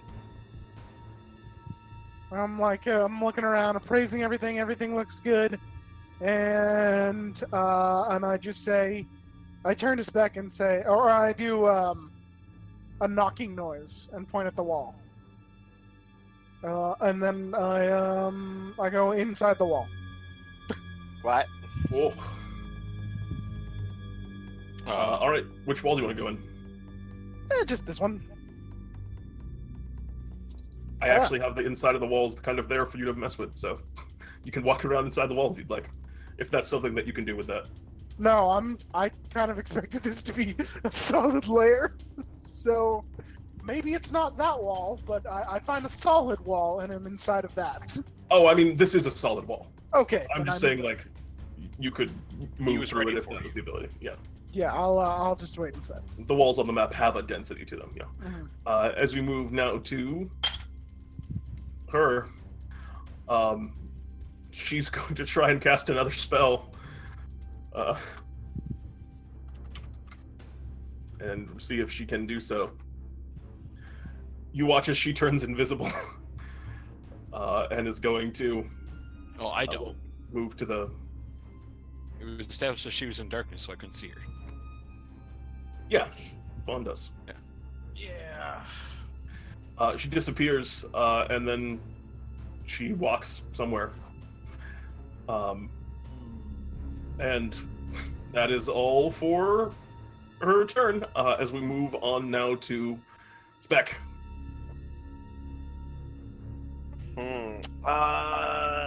Oh no, I have to see her to dispel magic on her. Yeah. You can pick an area. It says creature, object, or magical effect within range. Yeah. Right?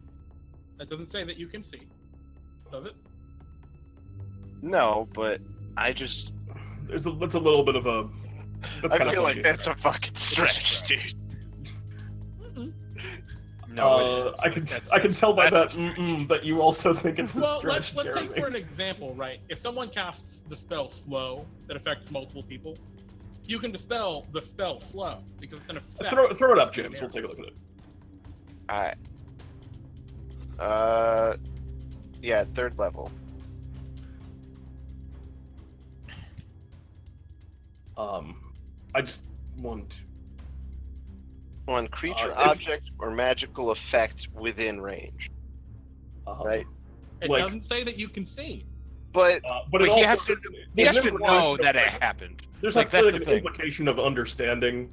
If you want to like take a shot in the dark and try and dispel a spot, you can, I think. But in Yeah, a 'cause 5-foot that's- radius, I'm right? just 'Cause saying, that's a a lot fucking- of spells specify that you can see. In this one, doesn't. Right, but he has no idea that she went invisible. Well, he has Yeah, dark She vision. went so invisible in the Yeah. darkness. Yeah, You have dark vision. like that's. Oh, right. I It do doesn't- have dark vision. Yeah. I just don't see how you can target something that. I'm with Pete on this one. Like, I'm you not can't fucking do doing Yeah, it. I don't think you. But what I will do. But if you want to try it, I think you just have to like tell me No, where you you're see, going. And what see I'm if gonna do first is I'm gonna cast Detect Thoughts, guys, there you go. and I'll be able to just pick up on her, right? No, you need to be able to see them. Well, okay, so no, I can use this spell to detect the presence of thinking creatures you can't see. And Oh, it's pretty clear about that, huh? yep. Yeah. And as you kind of begin detecting magic, detecting thoughts rather, you hear from the giant ape. You hear as your intelligence is now giant apes. You see a whole bunch of thugs thinking, "Shit, fuck, ah!" Oh god! and then, Oh fuck! Oh god! Oh fuck! and then immediately. You hear a weird humming coming from the wall. Vaughn Two- is looking at the corpse. Yikes. And immediately to your right, you hear a much more subtle and more confident shit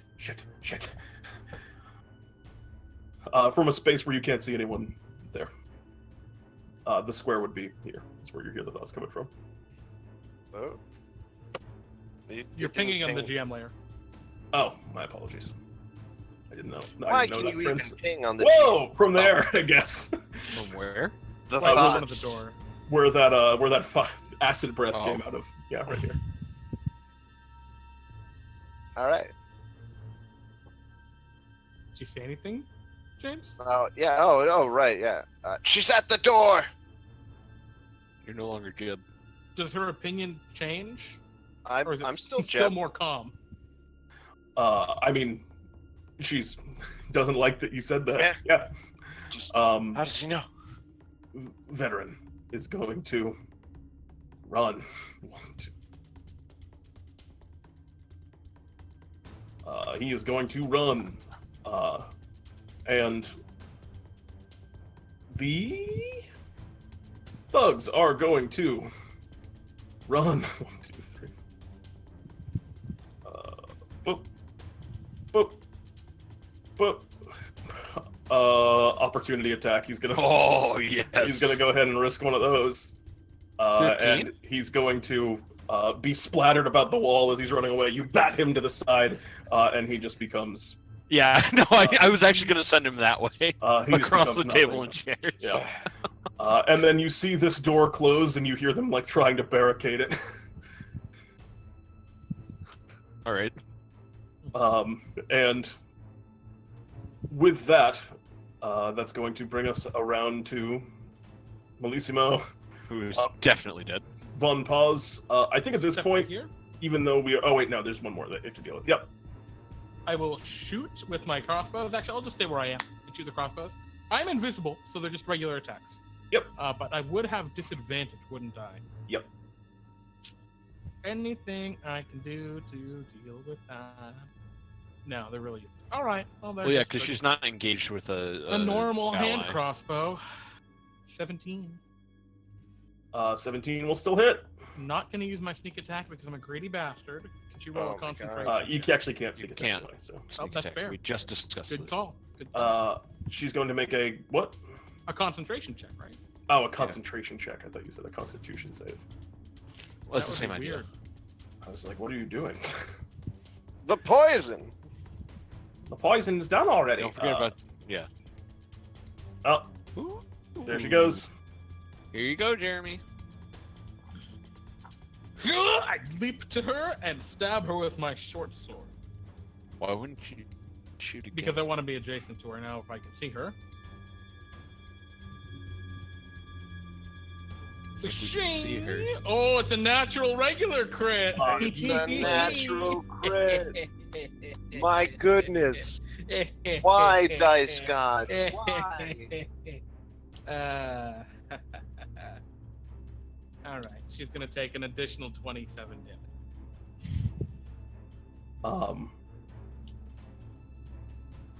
35 total for the round. hold on a second. Let me just go ahead and... Bring up her corpse. Make her not invisible anymore. I'm just working on that one. We're gonna get that in just a moment. Why is this not working? And yeah. She is no more. As she comes back, you just see her body kind of spins around in place and like flips and collapses onto the ground, lifeless. And one pause. I assume that's all for your turn. Yes. I'll walk over and like, does he have a signet ring or something? I mean, he has a lot of like very distinctive like plate that he's like painted and stuff. It's got jewelry. care about He that, doesn't I have, want doesn't that. have anything that looks like a signet ring, Ugh. like a No of like a rings? noble house. Jewelry, yes. Signet ring specifically, no. Is there like a definitive like ring, like a fancy ring that he's got? He has a few golden bands. He has one that has like a nice emerald embedded into it. Any with like wind iconography? I'm asking Just- because I have a perception roll that I can just make randomly. So I'm gonna. use I it. mean, you can just Yeah. see the rings. You Yeah. With your perception roll that you made with that feature, you see the rings that he has. He has 3 golden bands and 1 with an emerald on it. Uh-huh. And should they don't seem to investigate. have any specific wind iconography. His armor has a lot of wind iconography on it. I'll just take one of the rings. All right, which one would you? The emeralds. I don't know what your style is. All right. And that's all. In that case, as Oh no! I'm gonna punch the shit out of this door. No, I mean I know, but You're gonna King Kong that shit. Oh yeah. as Yeah, things through the I'll door. make the call. We need to get out of here. I have giant ape stats. Yep. Oh, I know. I'm just gonna knock on the wall. Cricket, we gotta go. So Cricket comes out. are you guys finishing off all the people that are barricaded up in this room? Well, I punched the door twice Yeah, I mean you No punched need. the door. It for it 40 kind of crushes. for 44 damage. It crushes in, and like you break it through. The stuff that they have barricaded up throws back. One could get in now. They're all like, you can't see them. They're like huddling against walls and Hey, stuff. could you move me out of the wall? I absolutely could.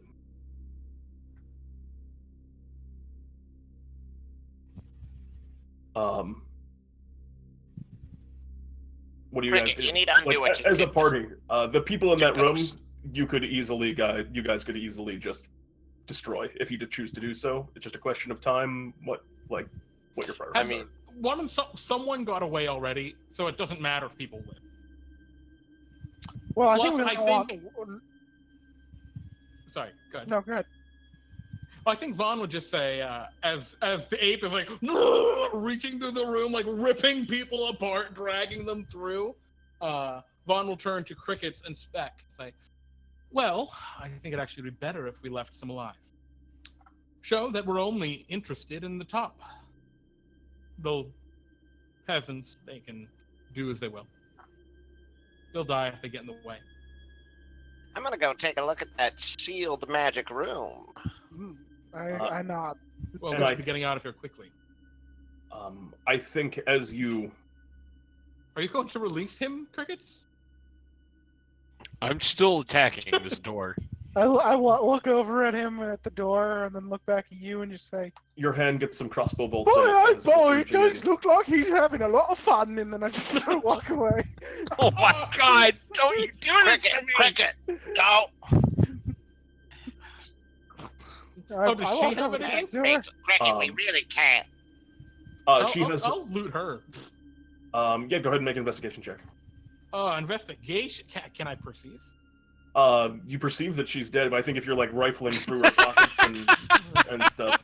You can just drop concentration. Well, no, I'm Oh, trying to go I- through the door. I understand. All right. Anyway. I mean, she has her component pouch. She carries a spell book. I'll grab the spell book. Oh man! Yeah. If only I And was like, a if she's got giant like ape so I a can bag, I'll investigate her. take her bag. Like, you know. She has a bag that she carries. Yeah, You I'll can grab just- you that. can I'll grab the just spell take it. book. Whatever. I don't know much about this shit. Giant Um, She had a wand. She didn't have a wand. You said. She She just was- had a component. She had her component pouch. Yeah. An That's what I- enchanter. Uh, All right, let's go. I'll make my way out. I open this door. how? Am I fucking up these people Actually, I'm inside? I Probably. dispel the magic on the I door. wait at the door for him to come back. All right. You dispel the magic upon the door. As you open into it, it appears to be, to summarize it briefly, it appears to be this woman's quarters, probably. You can see there are a whole bunch of other like spell components that are laid out on the table. You can see some various tomes of arcane researches. You can see it looks like she's in the process of making what looks like a teleportation circle, but it's nowhere near complete. Yeah, well, I grab anything that might be useful, and then I eventually release Ghost from his giant ape form. You do a quick, you release Ghost. You do a quick ransacking of the room. Oh my god! Why did I get moved in there? Oh no. Okay. Diddle-doo-boop. Where is Ghost? Where did he go? I He moved is myself. hidden. He is... Powerful. Oh, okay, there you go. I no longer have a long We gotta get out. But yeah, you take out anything that you think looks valuable. You're just basically smash and grab. You're just pulling stuff randomly. You'll have to go over what you got at a later time, especially because it's 150. And we make our escape. And you guys exit out. Scot-free. And Yep. with that, your Scots are all free, and you guys killed Malissimo is dead. Malissimo's definitely dead.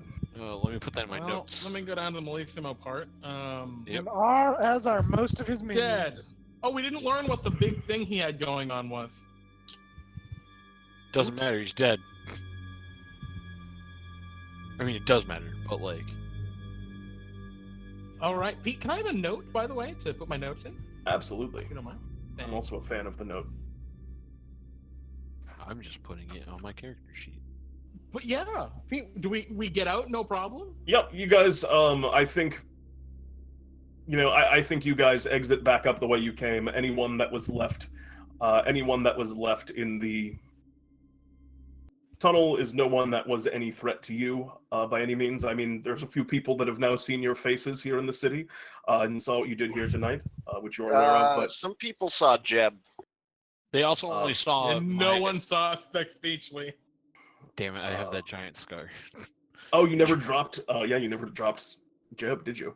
Because you said a thing in your own voice, so it made me think you had dropped it. But I guess visually you still look like Jeb. I was too stealthy for people to see me. I don't think anybody ever actually saw my face. And And Who then cares you were what a bunch of giant folks have ape, to so say? are you climb your way really back up a in the man? night. You don't fight any Peritons, and you go out into the night once more. Back to the... A kill Please. down. And I think that's where we're going to wrap up our first session tonight. We definitely went very long, but I'm glad that we got through our full first assassination here tonight. I didn't want to.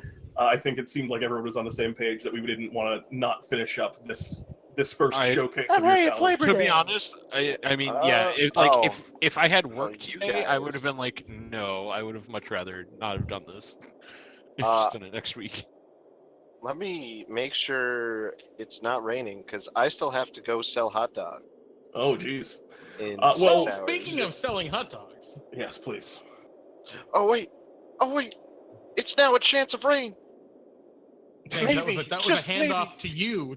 I'm James. sorry, Besides no, Fred's friend. but now it could possibly. All right, Fred's Franks. We're open 6 days a week, 10:30 to 4 o'clock. Unless it's raining, check the website. Check our Facebook page, fredsfranks.com. We sell the best hot dogs in Massachusetts, according to Reader's Digest. Look it up. And also, the Schnurl, our signature sandwich, is a wonderful combination of 2 pieces of chorizo. That's a spicy Portuguese sausage with a pearl all beef all natural casing hot dog made up special with mayo, sweet cabbage, and our own special sriracha baba sauce. That's a mix of sriracha, barbecue, and proprietary secrets. Come to Fred Franks. Yeah, Pete, lots of fun session tonight. Oh, I'm glad you had fun. Yeah. Max Beachley is a character I really wanted to do. Very good. Crowley, anything to say? Goodbye. There it is. I felt it coming. As we come to Kyle, what's new, Kyle? Anything to plug or say or do? Me as a player loved having long and powerful. Classic. I mean, you gotta Ghost, sometimes on have- the other hand, fucking hated being a giant ape. Is everything that he You win doesn't some, you want to lose some. do. Jeremy, can you tell the good people what's happening over in D&D time? Yeah, check out dndtime.stream. That's our website. You can find all sorts of cool stuff about D&D Time. You can check out our Discord. You can get a link to that, dndtime.stream, #Discord. But yeah, come check us out. We do streams all throughout the week. On Wednesdays, Pete and I either do some cool homebrew or a talk show where we either create cool content for 5th edition D&D or just talk about it and have a good time.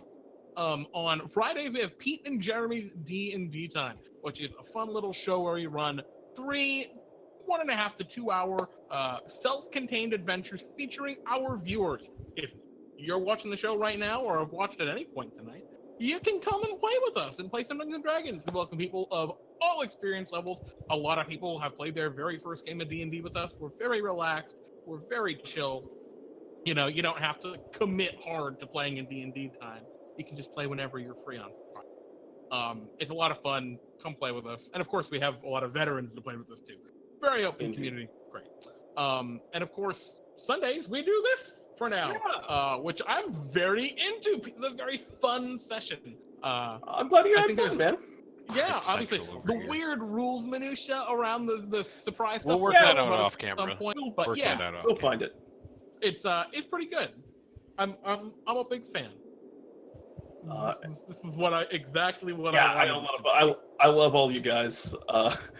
I look forward to seeing you guys. Like, this felt like it will probably be the sloppiest assassination attempt you ever do, and I'm excited to see, like, as we get better. Yeah, this was get used to it. And you guys, I mean, you guys had some nice moments though. I wouldn't say it was like a complete like I would have felt so much hatchet better job. about everything if I just didn't get crit that one time. That's true. For Good crit. almost Kyle, half my health. I am so sorry I called that. Yeah, you fucking I'm did. sorry. I Half Demon Dan, thank you for the follow. Yeah, also thank you to Uncanny Tree 368 for the follow. Oh, thank you. Farful 13 for Farful. resubscribing 19 months in a row with Twitch Prime. That's I still Crowley have 9 over days yonder. on my anniversary. I don't know when we unsynced Fun. Crowley. I don't know. Mine's all over the fucking place. And yeah, thank you, of course, to each and every one of you guys who hung out and watched and hung out with us and played tonight. I guess not played, but hung out with us tonight. We really appreciate it. We're glad that we can share this fun, exciting experience with you all. Amen. And Pete, thanks for running. Yeah, of course, you guys. I had a blast putting it together. Like I said, I'm really excited to see where things go. And with that, I think that's going to wrap us up for the night. I'm telling you, this is entirely a JoJo's He's reference. Pete. Oh, He's Pete. Hey. And I'm Pete. And this is and this is D&D Time Tales. Thanks for watching, everybody. Good night, everyone.